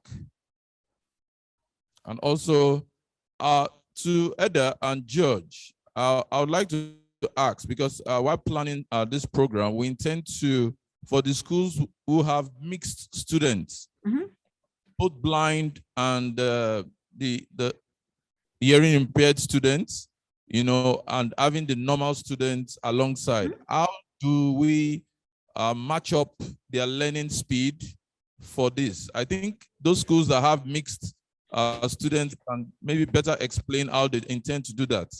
Because if you put in normal students and the impaired students, how would that, you know, get along together? That's my question. Yep, I think that that is similar to what we talked about yesterday with, if you pair a student who is able to see with a student who cannot, they can work together. So I think that the School of Blind makes a very good point in saying that in that pairing, the student who is sight impaired needs to be able to touch and learn what the component feels like in their hands as their way of seeing the component, right? And so I think it's a good reminder for all of the schools that might have the mixed group where you're working with sight and non-sight kids, that you need to remember that the non-sight kids need to be able to hold and learn the feel of the component, not just watch. But also that you're doing Braille for each item. You're Braille itemizing everything from the start, so that, you know, they're off to you know, utilize something they're familiar with for the identification of each item. And I must also add that with the identification of roles, and that you get everybody to actually shift, you know, and practice this. Let's just make sure that we don't have one person dominating. Yeah. Do you understand? Because that's a natural tendency. When you know that you get it quicker than others, you may want to take charge. Everyone's got to have the same opportunity to practice. Those who are dominant should just take a step back role and maybe become now the facilitator for the sake of those who still have challenges with it, as opposed to taking over and assembling by themselves alone. So let's be cognizant of that. It's good to mix them up, because that's what inclusivity is all about. And I think, you know, when we move after you come back from lunch and you move into actually assembling the kits, you know, one of the goals is that every teacher is going to assemble and disassemble the kit at least 1 or 2 times in that time, so that everyone gets familiar with doing that process after watching the video. And it's the same objective that we have for students, right? Is that in that group, everyone in the group is going to do the assembling and disassembling of the kit, because if we want them to be prepared to go out and get jobs, they have to be able to do it, not just, you know, say, oh, I watched it being done. They need that hands-on experience. Right. And in the case of our students, you know, like teachers, it might take you 20 minutes. So you have to give them extended time. They don't have to do everything in a day. They can start learning process by process.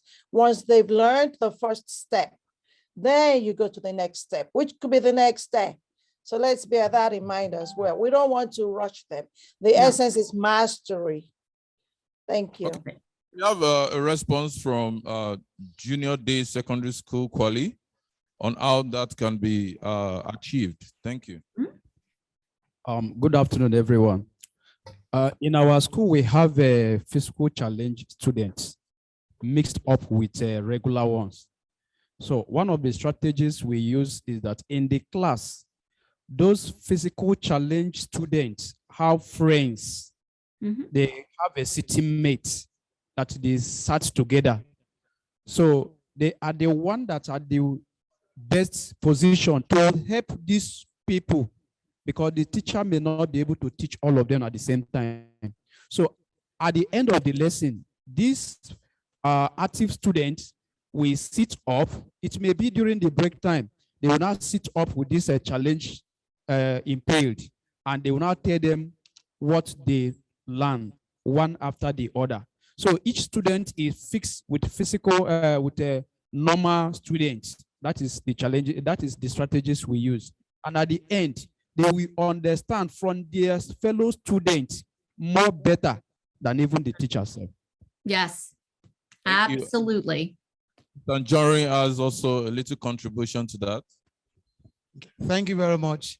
From my own experience with the children with special needs, we normally have a room called resource room in some schools. So my own suggestion is that after the teacher must have taught the students, the resource room is another place where they can take some of them who are, yet to grab what they are passing across to them aside and try to pass the information to them. And by doing that, maybe those who are visually impaired or hearing impaired, the interpreter will be there to interpret to them. And also the visually impaired teacher will be also to use his own experience to teach the visually impaired in that group to master it. Thank you.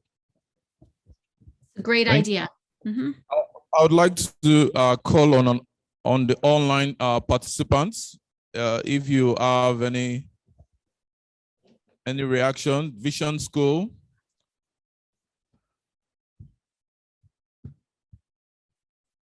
Are you following through?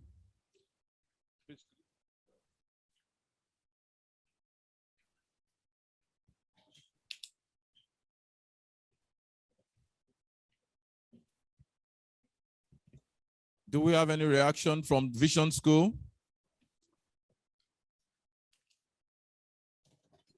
There's one other participant online. So Tarela.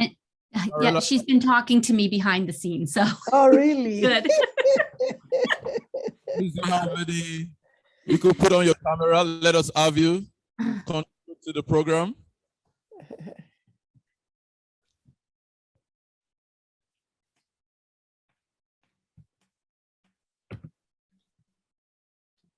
I think maybe they're okay if they're not talking.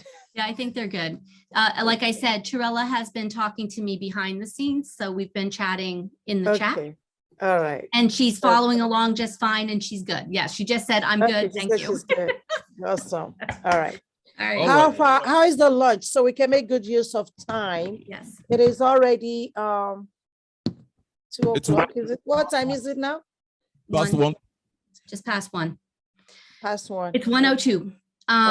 If lunch has not arrived yet, then what I would do now is watch the assembly video a few times. Just watch the assembly video. Don't do anything. Just watch it and then stop, go to lunch, and then come back and then start assembling. Yeah. Good idea. We need to put on the second link. The second link. Yep. All right. Thank you. Yep.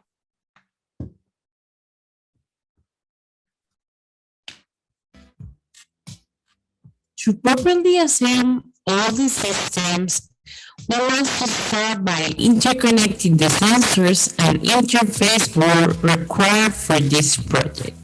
In this case, a RAC 1906 and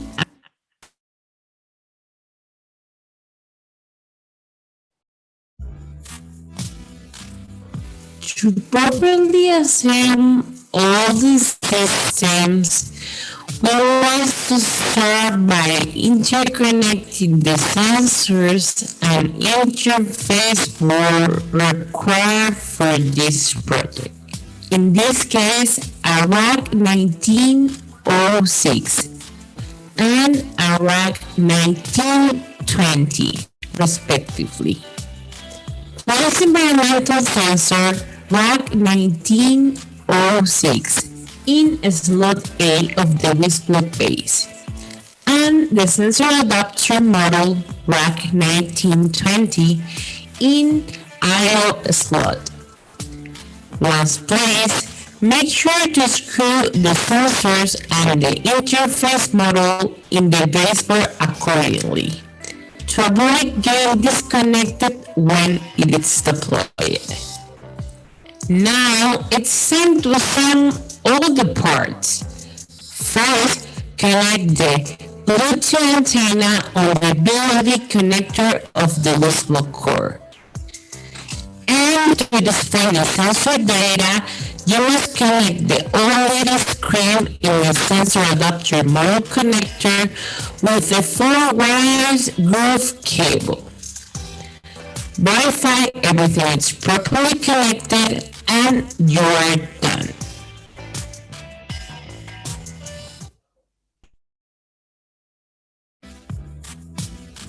To properly assemble all these systems, we want to start by interconnecting the sensors and interface board required for this project.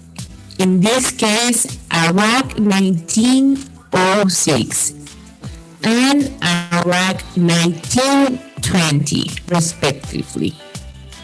Place environmental sensor rack 1906 in slot A of the Wisplug base, and the sensor adapter model rack 1920 in I/O. For online participants, we are presently on lunch time. The lunch has arrived. The videos will continue playing, and the people in class will be having the lunch. And then this time is 1. So when are we returning, Dr. Badiwa? Do you want us to pretty much is it should be, I don't know how long it will. I think they need time for the assembling. And since we're so close, so maybe we should just take 30 minutes lunch as opposed to an hour. So we'll be back by 1:35. Okay. Please display that on screen for those online so they would know if anyone joins while we're at lunch. Please, lunch time, 30 minutes.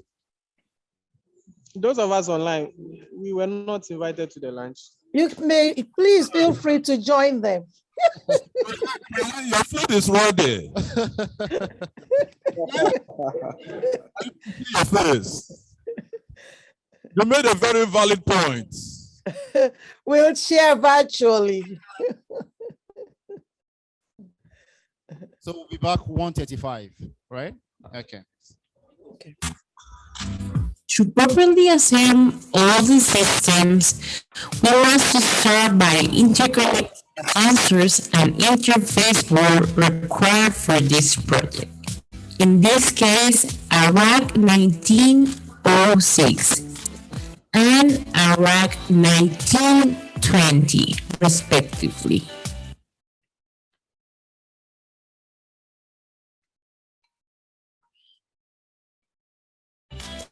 Place environmental sensor rack 19.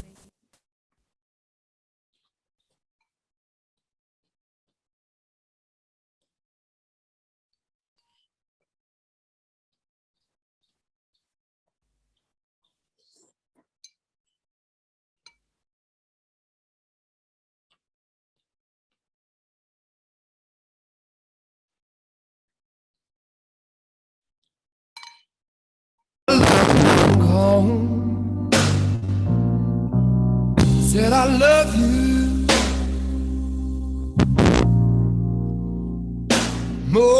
more than you ever know.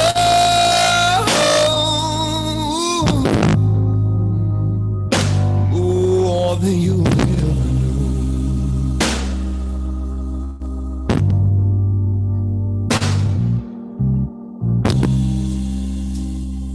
When I wasn't making too much money,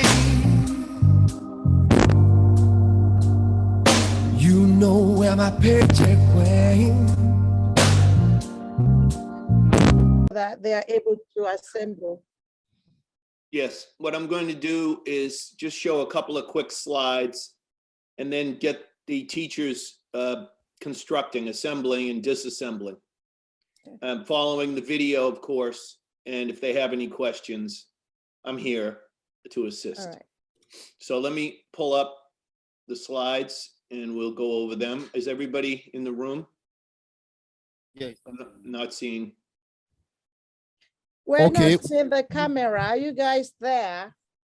Yeah, we're here. We're here.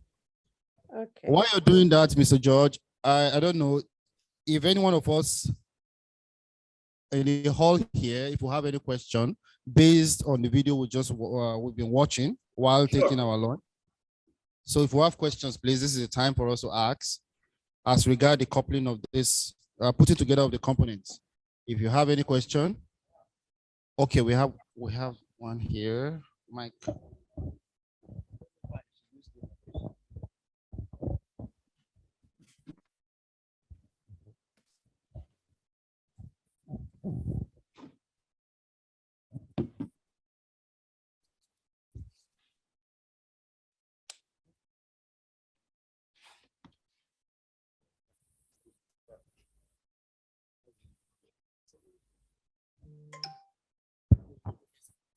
Okay. Yes, I have a question concerning the port in this component. There are two ports. So I was just wondering, a smart kit will ask which particular one we should plug our cord onto. You're talking, and if you could just hold it up a little closer to the camera. Zoom in. I don't think it matters. I've got it on my, and this one, they show it on the outside of the two possible for the jumper cables, right? Yes. Yeah, the outside one. So when you attach the board to the main board, then you put it on the outside. So can you see mine? I see yours. Yeah, if you can see that, that's how you do it with the jumper cable. And then that jumper cable, of course, goes to the OLED screen so that you can see the data on this little screen locally without having to go to your phone or your computer to see the data. And you saw it on the video how it was displayed: temperature, humidity, air pressure, and then the air quality. Does that answer your question, sir? Yes. Okay. Any other questions? Practice time. All right, no question, please. Okay, but I do want to say a couple of things before you dive into it. Heather talked a bit about this, but just to reiterate, as you building this in taking it apart again, have a discussion among yourselves how your students would adapt to the task, because you know your students best, right? And then the questions a little more detail. What do you think your students would struggle with most? And what do you think would help them with this activity? We talked about doing Braille on some of the parts and how we lay it out. And I think we're pretty well organized in that regard. I have a few comments afterwards, after you've had some time to assemble and disassemble and take turns. And, and of course it's the workspace layout, which we went over in pretty much detail. And again, we'll have some comments about that. And then the lighting and the magnifying needs. And as you can see behind me, I don't know if you can, I have a magnifying lamp there, and that's really helpful if you can get one of those. So, and then of course, the motor skills of the various students in these tiny parts and handling them and putting them together and taking them apart very carefully so they don't damage where the male and female pieces meet to lock these pieces into the board. So you'll kind of feel it and it will snap into place once you start playing with it, and you'll get used to that, and then gently pull it out where it's attached is my recommendation.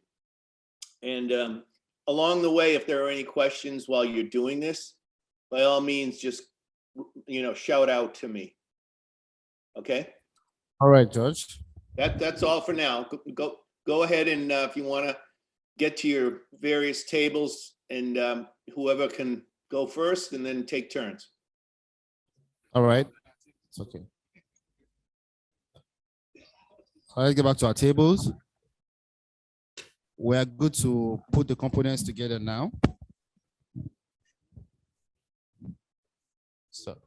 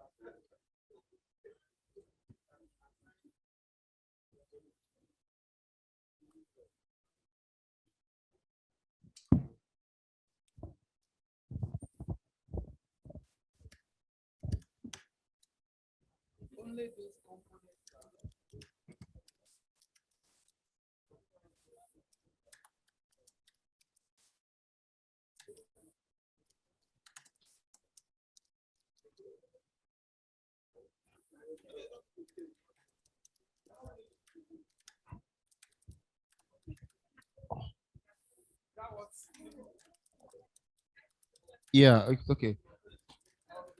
So I think we might need to put the video on so Okay. that as they're putting the component together, they're also having the video to serve as a guide. What do you think, George? Oh, I think that's a great idea. I have a favor, a request, and it'll be helpful for others and for us and for RAC for that matter, because this is the first, attempt with students with disabilities and teachers that are going to teach them. So if you could film one of the teachers, probably the second time through, who has somewhat mastered the process, to film them putting it together beginning to end. I would just request that we get a little video of that. And then please feel free to play the video while you're doing it, if that would help. And again, pause if you need to, and if you have to ask me something. It's all right. Okay, so let's have the video, please.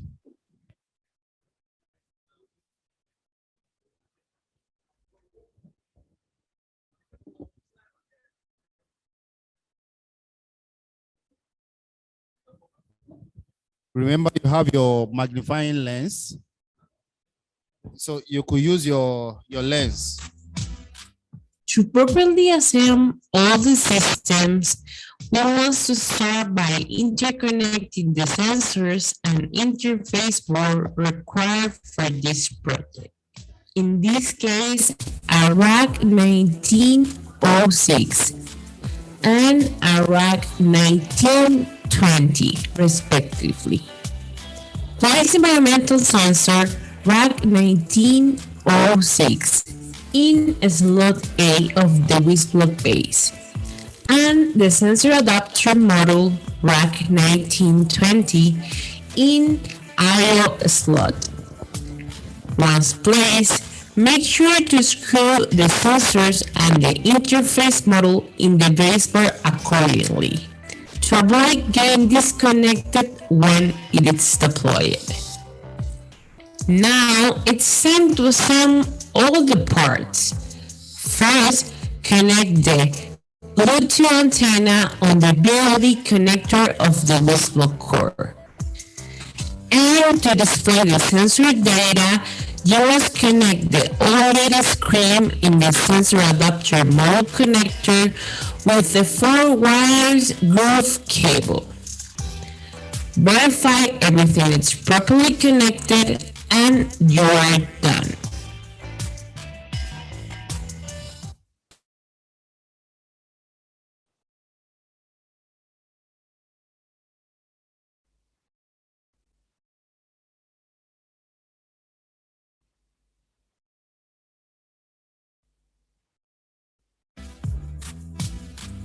To properly assemble all the systems, we must start by interconnecting the sensors and interface board required for this project. In this case, a rack 1906 and a rack 1920, respectively. Place environmental sensor rack 1906 in slot A of the WISP base, and the sensor adapter module rack 1920 in I/O slot. Once placed, make sure to screw the sensors and the interface module in the baseboard accordingly to avoid getting disconnected when it is deployed. Now it's time to assemble all the parts. First, connect the Bluetooth antenna on the BLE connector of the whistle core. And to display the sensor data, you must connect the OLED screen in the sensor adapter module connector.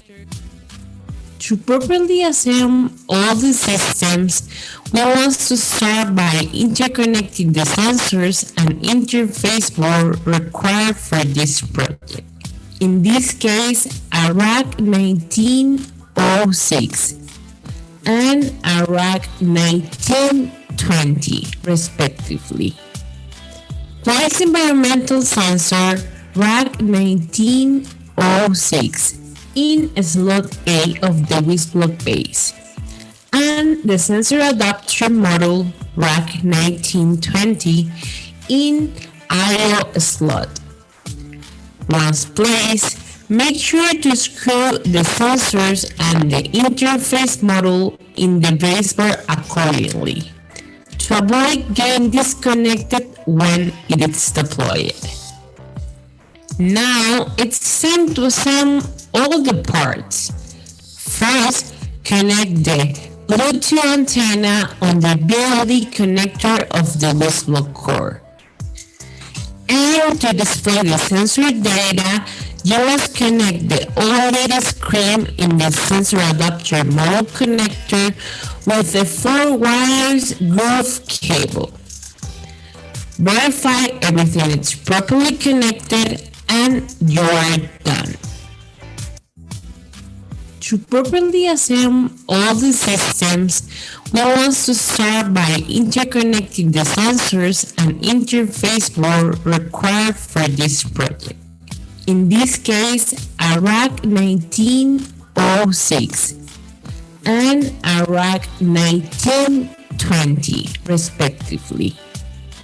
Place environmental sensor rack 1906 in slot A of the WISP base, and the sensor adapter module rack 1920 in I/O slot. Once placed, make sure to screw the sensors and the interface module in the baseboard accordingly to avoid getting disconnected when it is deployed. Now it's time to assemble all the parts. First, connect the Bluetooth antenna on the BLE connector of the whistle core. And to display the sensor data, you must connect the OLED screen in the sensor adapter module connector with the 4 wires groove cable. Verify everything is properly connected and you are done. To properly assemble all the systems, we want to start by interconnecting the sensors and interface board required for this project. In this case, a rack 1906 and a rack 1920, respectively.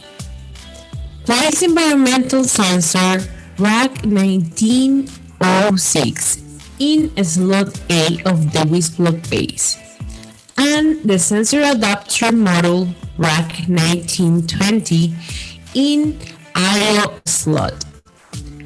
Once placed, make sure to screw the sensors and the interface module in the baseboard accordingly to avoid getting disconnected when it is deployed. Now it's time to assemble all the parts. First, connect the Bluetooth antenna on the BLE connector of the WISP block core. And to display the sensor data, you must connect the OLED screen in the sensor adapter module connector with the 4 wires groove cable. Verify everything is properly connected and you are done. To properly assemble all the systems, we want to start by interconnecting the sensors and interface board required for this project. In this case, a rack 1906 and a rack 1920, respectively. Place environmental sensor rack 1906 in slot A of the WISP block base, and the sensor adapter module rack 1920 in IO slot.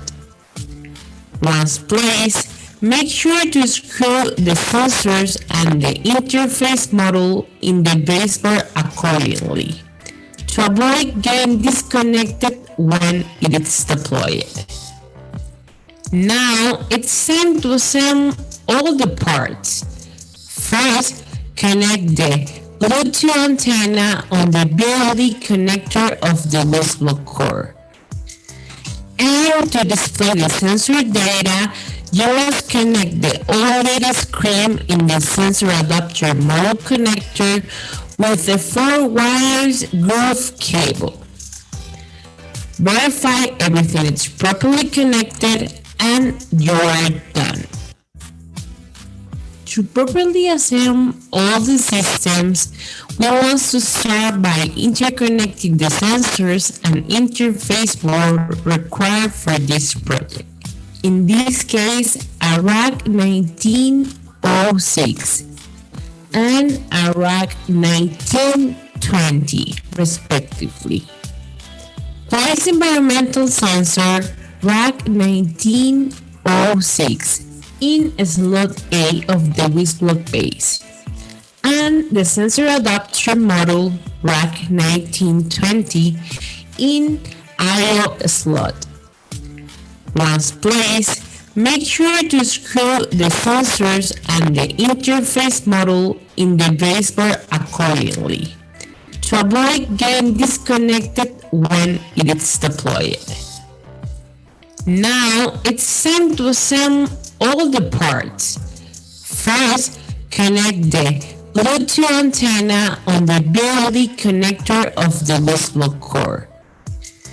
And to display the sensor data, you must connect the OLED screen in the sensor adapter module connector with the 4 wires groove cable. Verify everything is properly connected and you are done.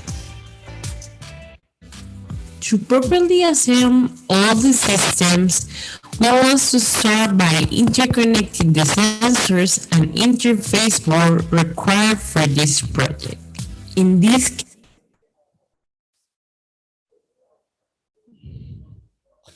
hello, George. Hello, Heather. Heather is no longer with us, but I'm here. All right. How long are we to continue in this process? Well, how's it going? You've been playing the music, and I know that everybody's been busy attempting to assemble and disassemble. How's it going? Yeah, assemble and disassemble. That's basically what Are we're we doing. to make presentations? Yes. That would be We want good. to see. Yeah, I mean, has everybody had a chance? Have they taken turns? Because there's a lot of people taking turns. I mean, if there's not enough time, I mean, given where we are, to have everybody do it in turn, I mean, if at least a handful are able to get through it before the session today is up, that might be good enough. And then we can have each of the schools tell us about how it went. That's a good idea. Absolutely. Do you have any other ideas, Dr. Badawa? You're muted. I know. I was just thinking that maybe we don't need to take every single person, Right. just a couple, so we can save time. Yeah. Tomorrow is going to be a long day because tomorrow is the ceremony, Yeah. so that we can finish on time today. Yeah. And then, so we won't have to revisit the videos. I think it's more important, even after we are logged off, they can still practice. Yeah, and I have a couple of comments I'd like to make about, just to give them some tips on how this might work better in their schools and how they can organize themselves for this. So when the time is right, a little bit about the technology. So if we could stop about 10 minutes before the end, after everybody gets to tell us their story. All right, thank you very much. Right about now, we have Dr. Jaja connected online. He just joined. He just joined. Okay, would like to have him give us a little introduction. And your perception about what we're doing. Does he know?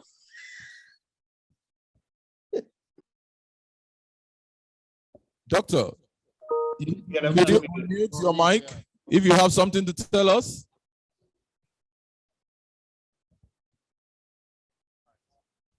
Hello. You're welcome, Dr. Oko Jaja. Yeah, I'm here. Please, could you give us a brief introduction and what you do? Okay, my name is Dr. Daminabo Kojaja. I'm based in Port Harcourt. Are you hearing me? Yes. Yes. Okay, I'm a development consultant. I specialize in industrial projects and SMEs. I happen to know. Together for Dr. Jaja? Yes, I happen to know about this program through Dr. Badawa. I was a teacher at the just concluded NIDS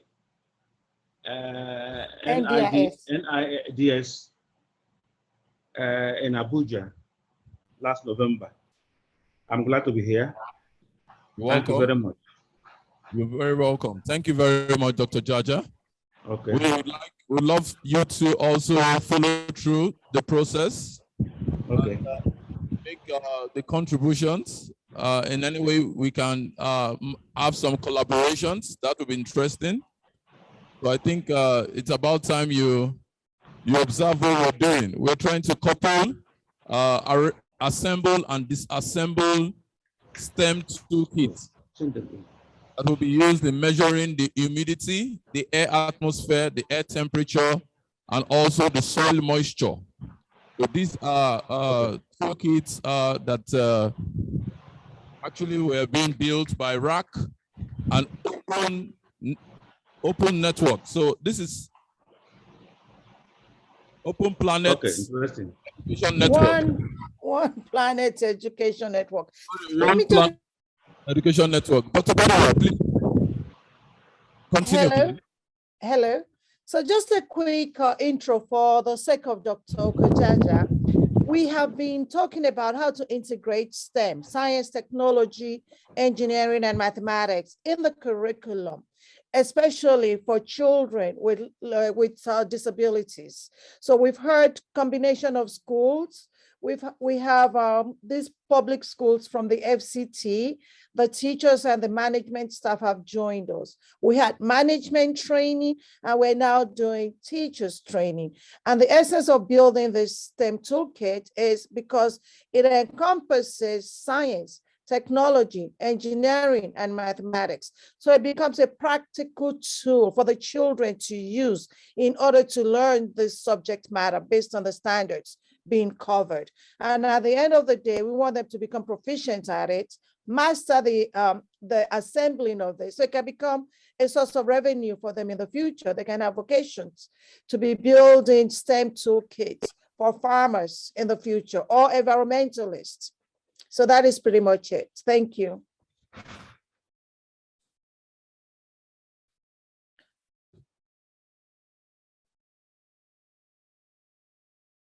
Dr. Judge, if you're speaking, we couldn't hear you. Dr. Jaja, are you still connected? Okay, are you hearing me now? Yes. Okay, thank you very much for the intro. Tomorrow I will join a little earlier. I would have loved to have joined you earlier than now, but due to loss of official engagements. But in any case, tomorrow is Friday and it's the last day. I would like to join earlier. Thank you very much. We'd be happy to have you, Doctor. And I just want to let you know that we're we're recording these sessions, and we'll be uploading them. So today's was a pretty good day. You could view them later. All right. Even I have a meeting I want to attend, please, I would like to sign off. Tomorrow I will join fully and on time too. All right. Thank you so much, sir. All right. Bye for now. Yeah. Bye now. Okay. Thank you, Jaja, for your time. So we continue with the video. Sorry, I was in a Zoom meeting.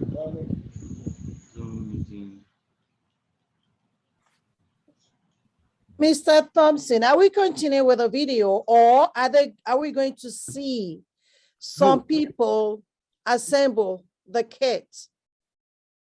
Okay, what we're trying to do now is also play the video, the YouTube video. Okay. And also prepare the groups, the schools for their presentation. Okay. That sounds good.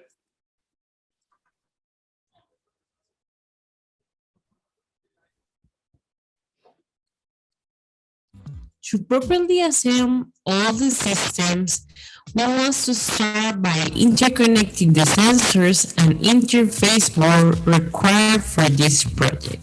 In this case, a RAC 1906 and a RAC 1920, respectively. Place environmental sensor RAC 1906 in slot A of the WISP-block base, and the sensor adapter module RAC 1920 in IO slot. Once placed, make sure to screw the sensors and the interface module in the baseboard accordingly to avoid getting disconnected when it is deployed. Now it's time to assemble all the parts. First, connect the Bluetooth antenna on the BLE connector of the WISP-block core. And to display the sensor data, you must connect the OLED screen in the sensor adapter module connector with the 4 wires groove cable. Verify everything is properly connected and you are done.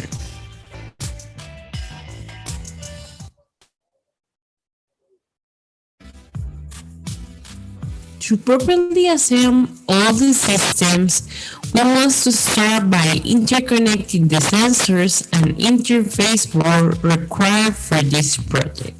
In this case, a RAC 1906 and a RAC 1920, respectively. Place environmental sensor RAC 19 1906 in slot A of the WIS block base, and the sensor adapter model rack 1920 in IO slot. Once placed, make sure to screw the sensors and the interface module in the baseboard accordingly to avoid getting disconnected when it is deployed. Now it's time to assemble all the parts. First, connect the Bluetooth antenna on the BLE connector of the WIS block core. And to display the sensor data, you must connect the OLED screen in the sensor adapter module connector with the 4 wires groove cable. Verify everything is properly connected and you are done.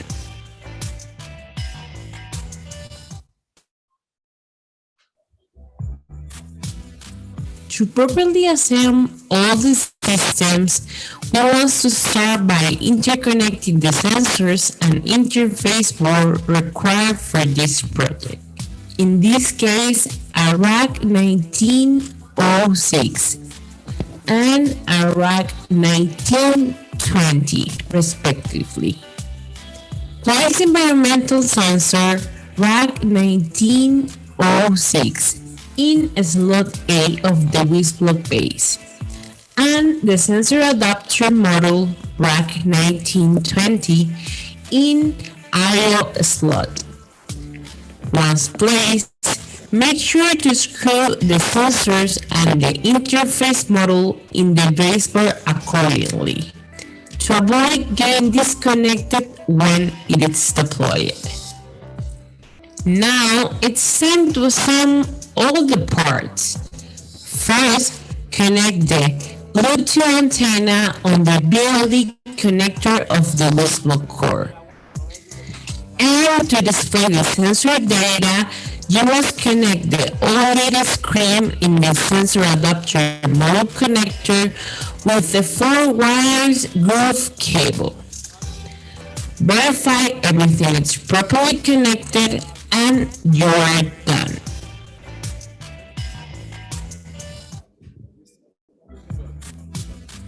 To properly assemble all the systems, we must start by interconnecting the sensors and interface board required for this project. In this case, a rack 1906 and a rack 1920, respectively. Place environmental sensor rack 1906 in slot A of the WIS block base, and the sensor adapter module rack 1920 in IO slot. Once placed, make sure to screw the sensors and the interface module in the baseboard accordingly to avoid getting disconnected when it is deployed. It's time to assemble all the parts. First, connect the Bluetooth antenna on the BLE connector of the WIS block core. And to display the sensor data, you must connect the OLED screen in the sensor adapter module connector with the 4 wires groove cable. Verify everything is properly connected and you are done.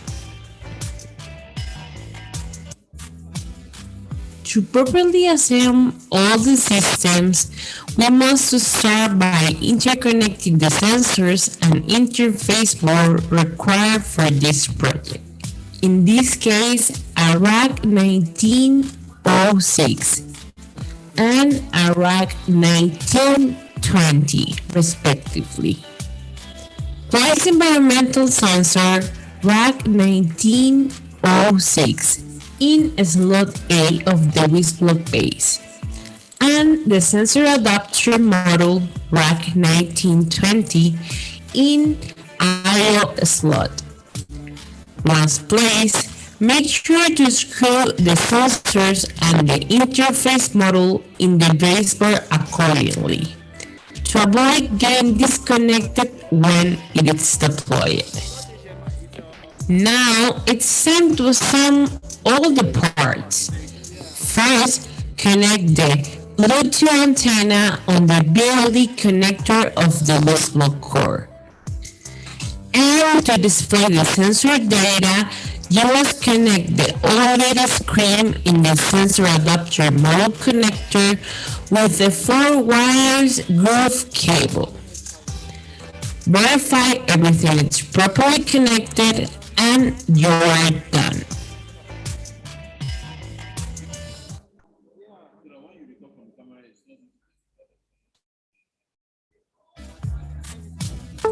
To properly assemble all the systems, we must start by interconnecting the sensors and interface board required for this project. In this case, a rack 1906 and a rack 1920, respectively. Place environmental sensor rack 1906 in slot A of the Wismo base, and the sensor adapter module rack 1920 in I/O slot. Once placed, make sure to screw the sensors and the interface module in the baseboard accordingly to avoid getting disconnected when it is deployed. Now it's time to assemble all the parts. First, connect the Bluetooth antenna on the BLE connector of the Wismo core. And to display the sensor data, you must connect the OLED screen in the sensor adapter module connector with the 4 wires groove cable. Verify everything is properly connected and you are done.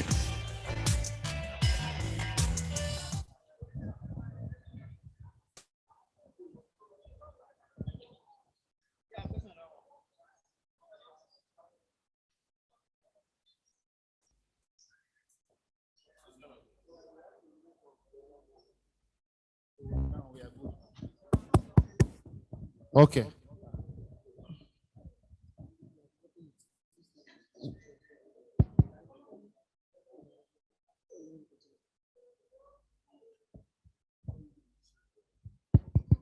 Dr. Badawa, George, are you ready? Yes, I'm here. I'm here as well. We're about to begin the presentation from each school. Okay. The assembly and testing of the kits.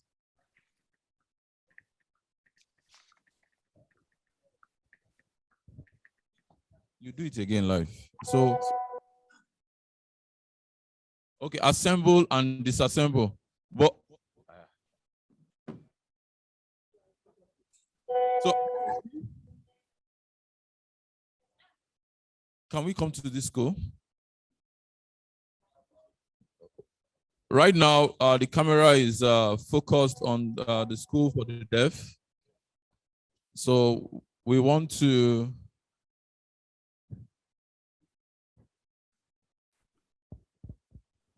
Are we ready? Please, a lot of you are shielding the camera. You need to leave the... Okay.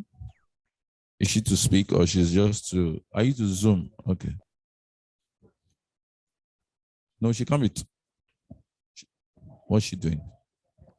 So at the moment she's disassembling the toolkit. It was coupled earlier. She's trying to disassemble the kits. Need some technique in achieving that. Can somebody help her? Careful.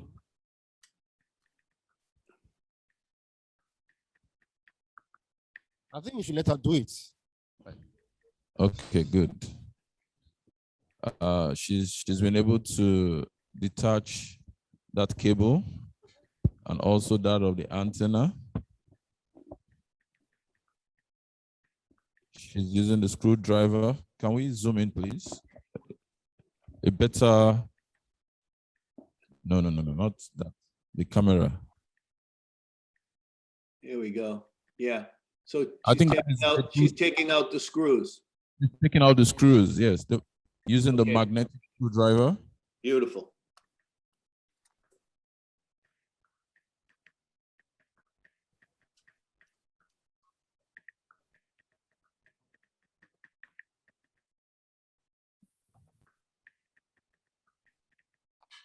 Can somebody remove that shade? There's a shade that's coming on. It's good.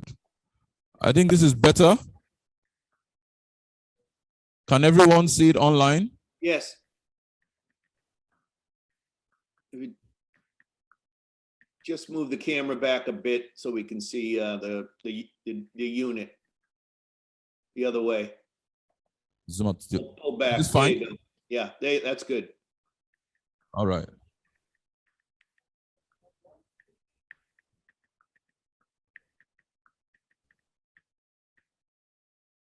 I think she's doing a good job.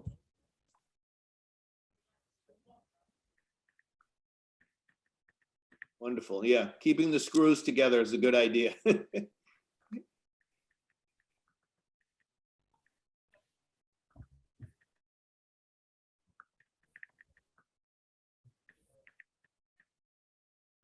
Wonderful.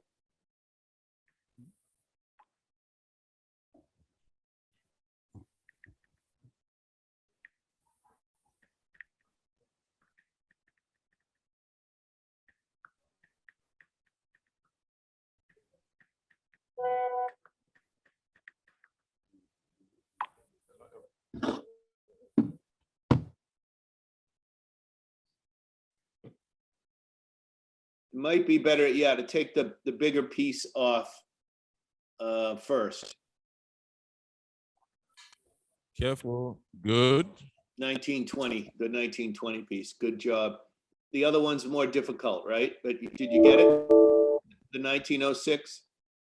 So please let us take comments. We have that from Vision School. They're saying that they hope the screws do not get missing. They are quite small, tiny. Yes. Yeah. I mean, they should be always stored. So possibly they can have, let's put our hands together for her once again. Do we call someone else to couple it? I'm just wondering if we can have some kind of magnet, just in case it drops on the floor or something. Some kind of magnet that would pick it up automatically. Cool. I mean, I don't know how possible that is. Well, that magnet's pretty inexpensive and available everywhere. So that's a really good idea because you can use the screwdriver, but that's kind of precise. That's more for taking the screws out and putting them in.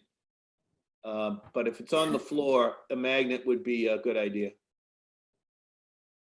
You never know what else you'd pick up, but.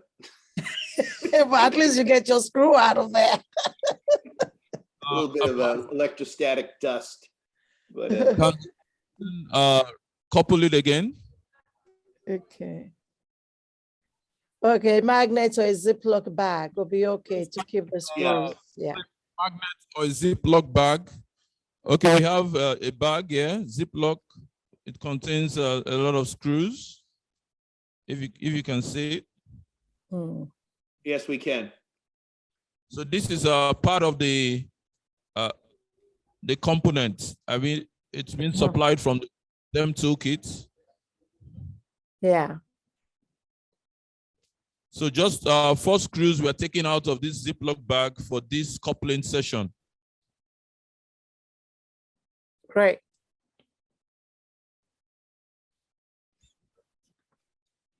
Any other comments? Well, I just want to say that to others that don't have the kits in front of them, or even the schools that do, there's a lot of sensors we can make from this. I have a list here. I got to get some numbers checked on the part numbers. but I have a nice list so you can keep track of things. And again, putting them back into the cases, identify where they go in the right slot so you can retrieve them later. And then you'll be able to refer to the list of the kit parts, components with the numbers. And I have some recommendations on how to get the stuff out of these boxes. You might want to open them up on two ends when you push things out. It just makes it easier. And then close them up. What belongs in these boxes should be noted from the outset.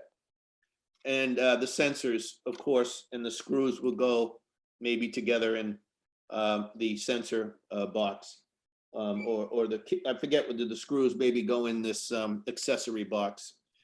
But all the wires should be put back in here when you disassemble for the students to be able to get and work efficiently after the next time.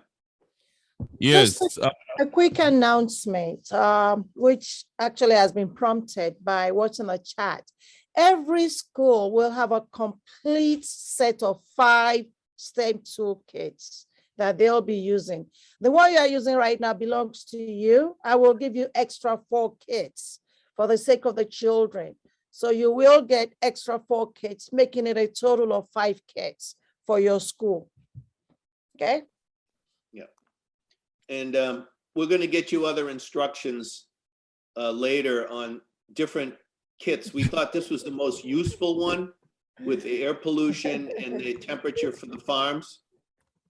So that this particular application is one video, but we'll have other videos for the other components. There's a request from the Vision School. They're requesting if they can have 1 copy. They may order. Yeah, they can order from me. We do recommend at least 4 per classroom, just if you got 25, 30 kids, depends on the size of your classroom. 80. So they can 80 work in kids. groups of 4 or 5 at most.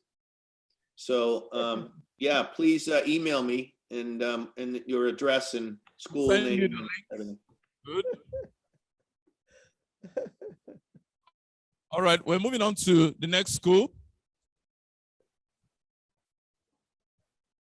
Or do we ask someone to assemble the kits? Yeah, why don't we have, if the same school wants to do it or another school has their kit apart, then they're going to be the ones to assemble it. It would be nice to have another school try it. Try to but- assemble. Yeah, but if they could assemble it, not disassemble it. Can you assemble your? Okay, what we want to do is to move to the school for the. Which school is not assembled at the moment? You can just pause. We want a school that has all the components apart. Wait.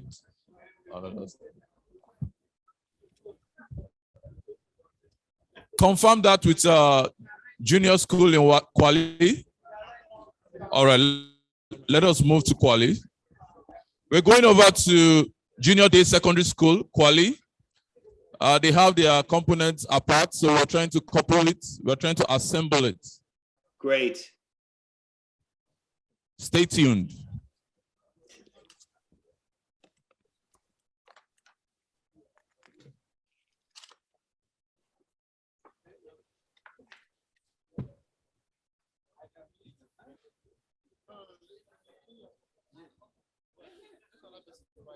Somebody is going to be coupling. Somebody is also going to be telling us the name of what you are coupling into the other one. If you know it, you'll speak and create your spaces so well. So your parts are apart, right? Yes, you stay here because you are the one coupling. The camera is coming this way, so we need a good view. The camera is coming in this way, and then we need someone to give a voiceover from the school. Tell us the name of the component and how it comes together into one piece. Thank you.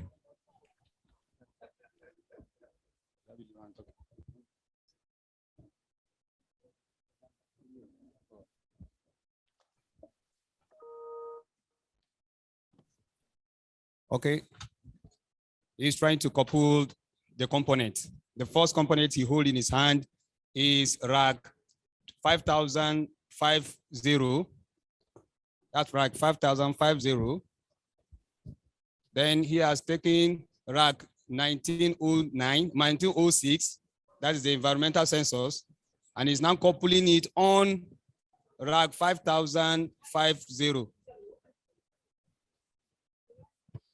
He has successfully coupled it. Then the next thing, now he has taken rack 1920. He has taken rack 1920, trying to connect it with the rack 5050.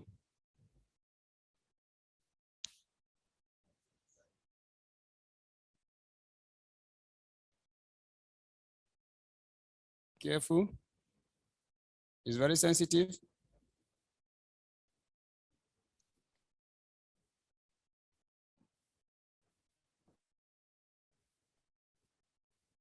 Be careful.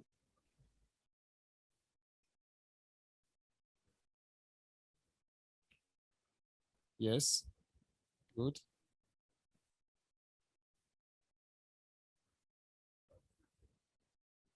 Yes, he has clipped it. Yes, clip it. Yes, he has clipped it. Now he's using the screwdriver and the knot to tie it on it.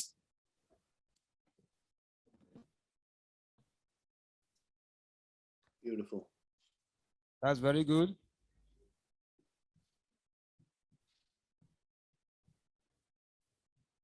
He's about to screw it. No. It might be better to put it down if you've got the adapter, the bigger piece snapped into place, it won't move. And then put the base down on the, yeah, that way you're not moving both hands at once. You're only moving the screwdriver and the screw. That's easier. Good. He's now screwing the knot on it.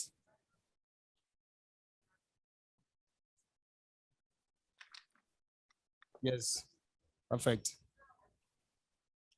He's adding more knots.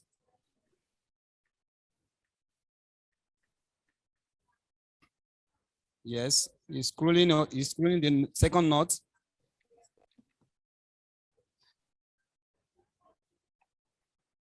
Yes. And the next thing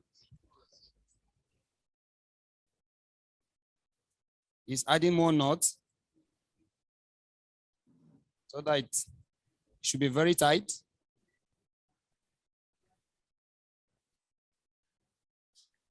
Yeah, there's only one screw for that, the sensor Yes. itself. There's three okay. for the other. Then the remaining knot, yes, add the third knot. That's the fourth, yes, that's the fourth knot. No? The hole should be lined up. There's 3 spaces for that one.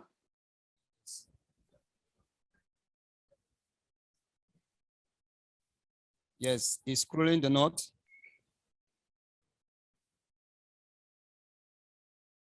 Excellent. Yes, And you want to he's tell, not- great job. You want to tell your students Yes, just until you get a little tension and you know the screw is in place, but not push the screwdriver too hard. You know, when it's in place, it's in place. You can tell. Okay. Okay. Now he's putting the antenna.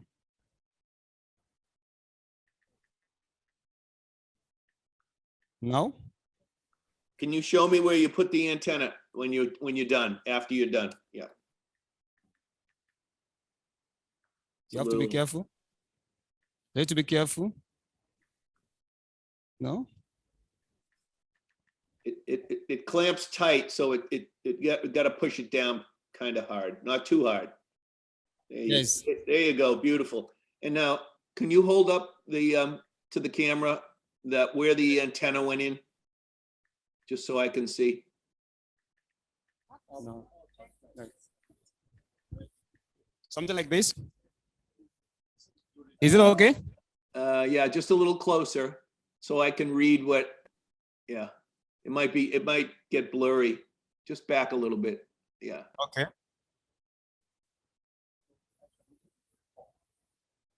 Yeah, focus. Okay. Yeah, you got it in the right place. Great, excellent. Okay. Then the next thing, now he's now fixing the jumper wire. He has fixed the jump. He's fixing the jumper wire at 19. Am I right? Yes, in the far, the one on the far, on the edge. There you go. Then he's fixing the other side on the display. Yes. Yes. Are they tight? Are they tight in there? No. Okay. Yes. Yes. Perfect. Yes. Okay, good, good. Well, you've successfully done it. A chair. Can we Nice test work. it? Can we test it? Okay. Yeah. You're done. Now, dismantle. He's about to dismantle the. Okay. Okay. That's good. But you know, in the due to the shortage of time for today, what might be the best thing to do next is to have the schools, each of them, a short little review from your perspective on how this would work with your students. Would like to hear from you about, you know, now that you've assembled it and disassembled it a few times, if you've had, maybe take a few minutes for a conversation among yourselves. And then each school, I want to hear how they think it might work with their students. George, at this time, I'm trying to propose that we review a school that has their kits together so they can disassemble it. Okay. We can at least capture each school today. All right, let's move over to, thank you. Let's put our hands together for Junior Day Secondary School Kwali. And then let's cross over to Abuja at 30. Are you ready?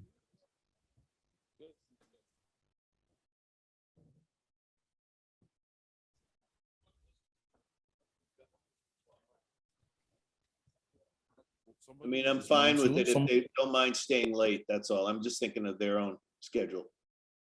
So somebody's going to give the narration. What is the name of that component you're taking apart? And now you're doing it. The video is very clear. And if you can provide lights and that doesn't cause obstruction, you can also do that. So that is what we want to do. So who is dismantling? Who is going to give a voiceover? Who has not presented? Yes, so who is presenting again?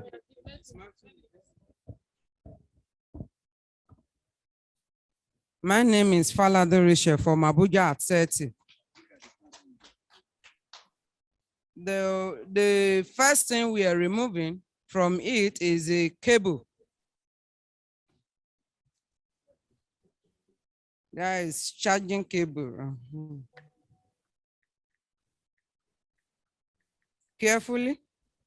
And we are moving into the antenna. And you can just remove it gently because of the panel.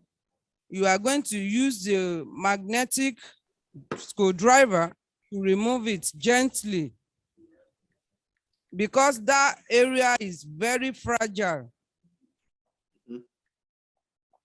Remove it gently. Gently. From there, we move to jumper wire. We'll remove it from the screen. Gently. Yeah, be careful not to damage the front of the screen. It has a plastic shield over it to protect the screen. So yeah, just grab it from the sides. Yeah. Gently. Yeah.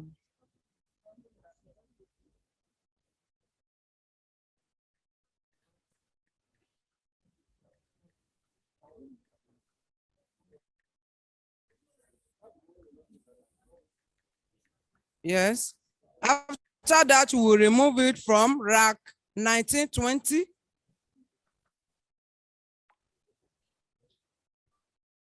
From there, we move to the screw that join the rack 1920 with rack 5005.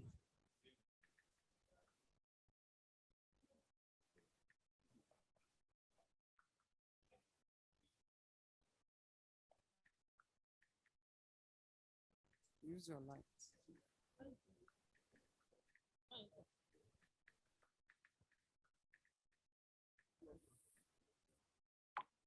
Gently.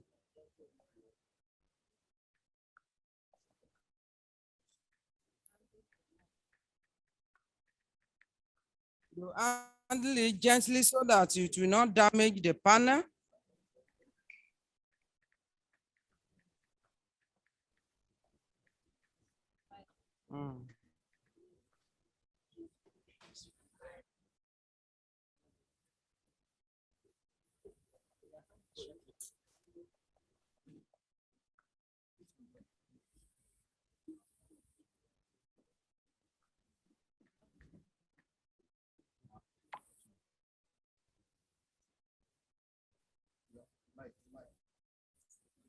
It requires light so that it will remove.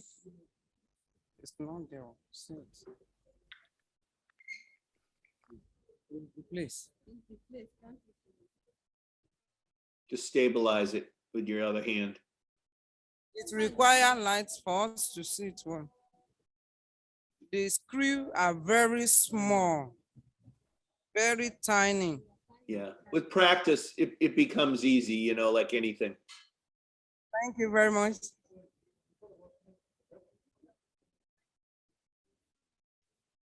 From there, we move to the sensor. We remove the screw from panel. That is a rack 5005 that attached to rack 1920.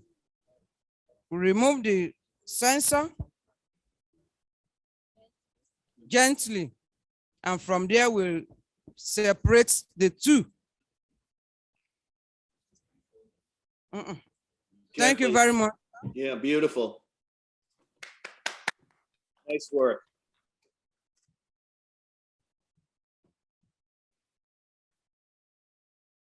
What's the next, Mr. Thompson?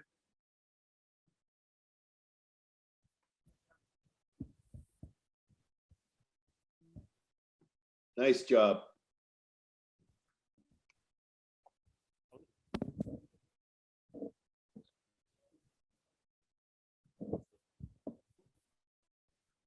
Okay. John, we're done here. So I don't know. Can we see how, are we still going to have one more school or not? Okay. It's School up for the to you blind. guys. Yeah, you have like 15 more minutes or so to close. So can they just put it apart? School for the blind. Let's see them disassemble this. Mhm. Okay, right? Sure. All right.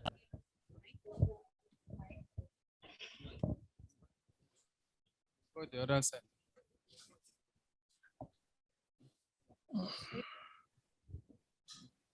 He's already coupled. Hello, everyone. He's already coupled. Then we have to dismantle it now. Then we'll start first with the USB power cord.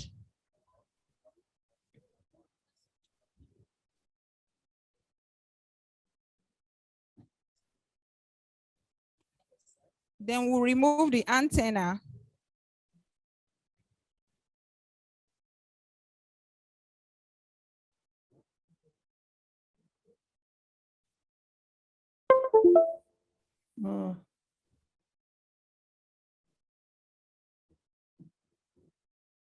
The next one is the jumper wire that connects with the screen. Yeah, don't handle the, there you go. Beautiful. The next one is the rack 1920. Jumper wire, okay. I'm kind of like cautious about the wire being pulled. Maybe it should be the base of it where they're pulling it from. Yeah, yeah, grab the base of it and kind of wiggle it loose. Because you might pull on the wire that might loosen the wire. Just little tips and tricks that you learn along the way. We are losing the screw now. This magnetic screw to lose the screw.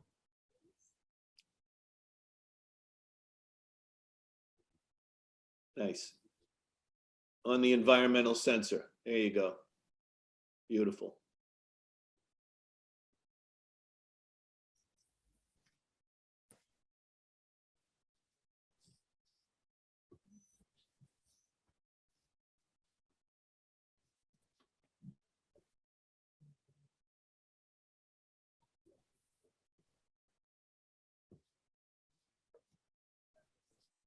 We detached it carefully. Keeping the screws all together on the mat. Bring it down. Yep. Just so you don't lose track of things, of course.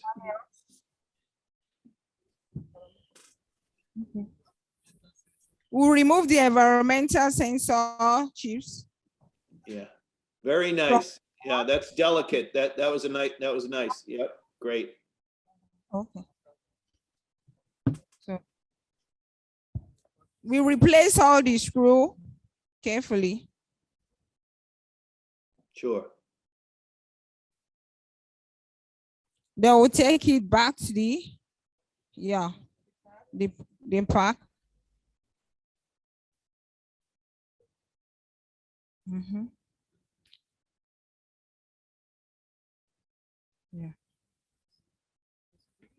The screw back to the pack. Yep. On the screws, always seal up the top of the bag so they don't spill out if you turn it upside down. True. Seal that. It's sealed.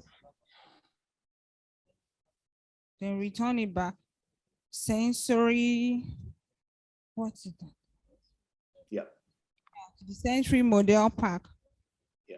You just put them one on top of the other and kind of roll them, and then you slide it in. Makes it easy. You remove all the sensors are being placed back. Wonderful. Did you put back the 1920 as well, right? Yeah, ready. Yeah, good. Good. Yeah. It's a little hard to jam all those things in there, but just they can take it to push them a little bit.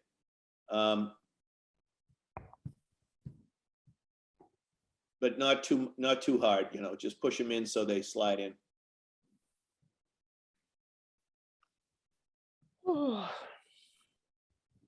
Whoa. Who wants to sleep? Oh, we'll let you go back to bed. So you heard me. I didn't mute on time. After the 4th day, my body is like shutting down. I'm getting used to the graveyard shift, Dr. Badawa. I got a good night's sleep last night, so I'm all ready for tomorrow. All right. Wonderful I'll job. sleep on Saturday. Nice work. Nice work. Well, I'd like to recommend one or two things. Mr. Thompson, have we done everybody? Yes, we're all done. We're all done. Comments? Okay. Please. This inside, has your components. It tells a little bit of the story about what's in the kit and about the kit. And then on the back, I didn't have time to explain it, but I was going to show you some slides of the other parts of the network that can connect you to the internet to send the data all over the world as part of our global network. We'll get into that. But I recommend, I would ask, well, it's actually a request if you wouldn't mind. When you bring this back to the school, each of your schools, that you would take some videos of the students once they learn the steps, when you show them how to go about putting this particular sensor together. I'd love to see a video, a really good video of a couple of your students from each of your schools assembling and disassembling. Awesome. Just so we get a better handle on how your students are adapting to this, because you're the first, you know, this is like the first in the world thing here going on. So, you know, that would really be helpful to us as well as the company that makes these things. So, and they would love to see the students working with it. Excellent. Bedouin, If I go may ahead. also add, because George and I and Heather, we've been discussing, you know how you listed some of your challenges, some things you need. And, you know, grants are always when they have a call for proposal that we can write and solicit for support. But we're thinking, we don't know when that will be. So we want to try, with the consent of your principals, of course, they have to give us consent, to put together like a GoFundMe, a crowdfunding campaign, so that we can seek for donations to buy some of these tools that you need at your different schools. So you videotaping them doing this will make it actually also much more compelling to show that, look at the children with disabilities. They're working and assembling the sensors. However, they need computers to be able to gather the data and interpret data and do analysis, so that we can start soliciting for support for all of your schools. Okay. So, and then another request I have before you come tomorrow, we're integrating this activity into your curriculum. So what I would like for you to discuss in your various schools, or, you know, with each other, since the curriculum guide should be the same. Which specific standards do you think these STEM toolkits activities will actually address?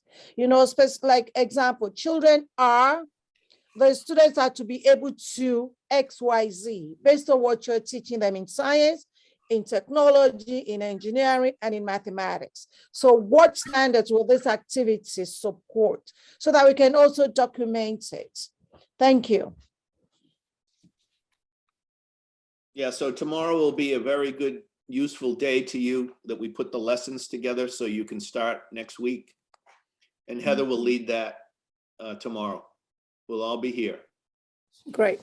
Any last comments or questions from any school before we close today?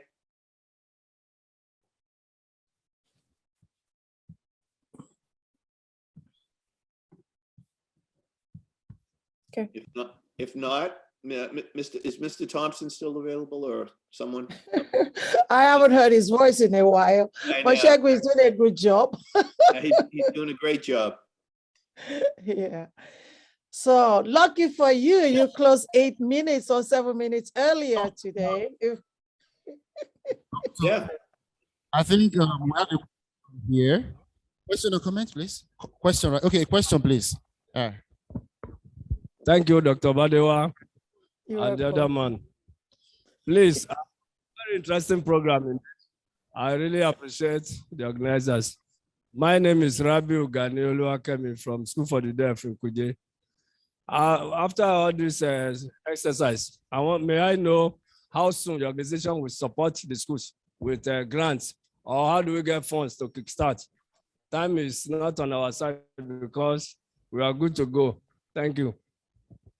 Well, I think that is what we just said. That is just what we just said. With your consent, you putting together the videos and telling us which standards these activities are supporting, we can quickly edit them, put them together, and start the campaign. Now, you know, who's going to donate is beyond us, but we're just going to like put the words out there and seek for support for you and try to raise as much awareness as possible. And then we don't know when grants will be announced. This one that we qualified for, as we said, it's both the US Embassy and the RSET Foundation that is funding it. So whenever we get another call for proposal, then we'll apply. Most of these proposals, you have to have co-funding. So, the grantor will fund and we will supplement whatever is not funded aspect of it. And just so you know, so you really know how devoted we are to you, the grant we received is actually not enough for what we're doing. We had to put in extra money, to make sure that this project will succeed. So we're already supporting you. In our time too, it was not covered. Right. Some very limited. The kits were paid for, which was important because they cost some money.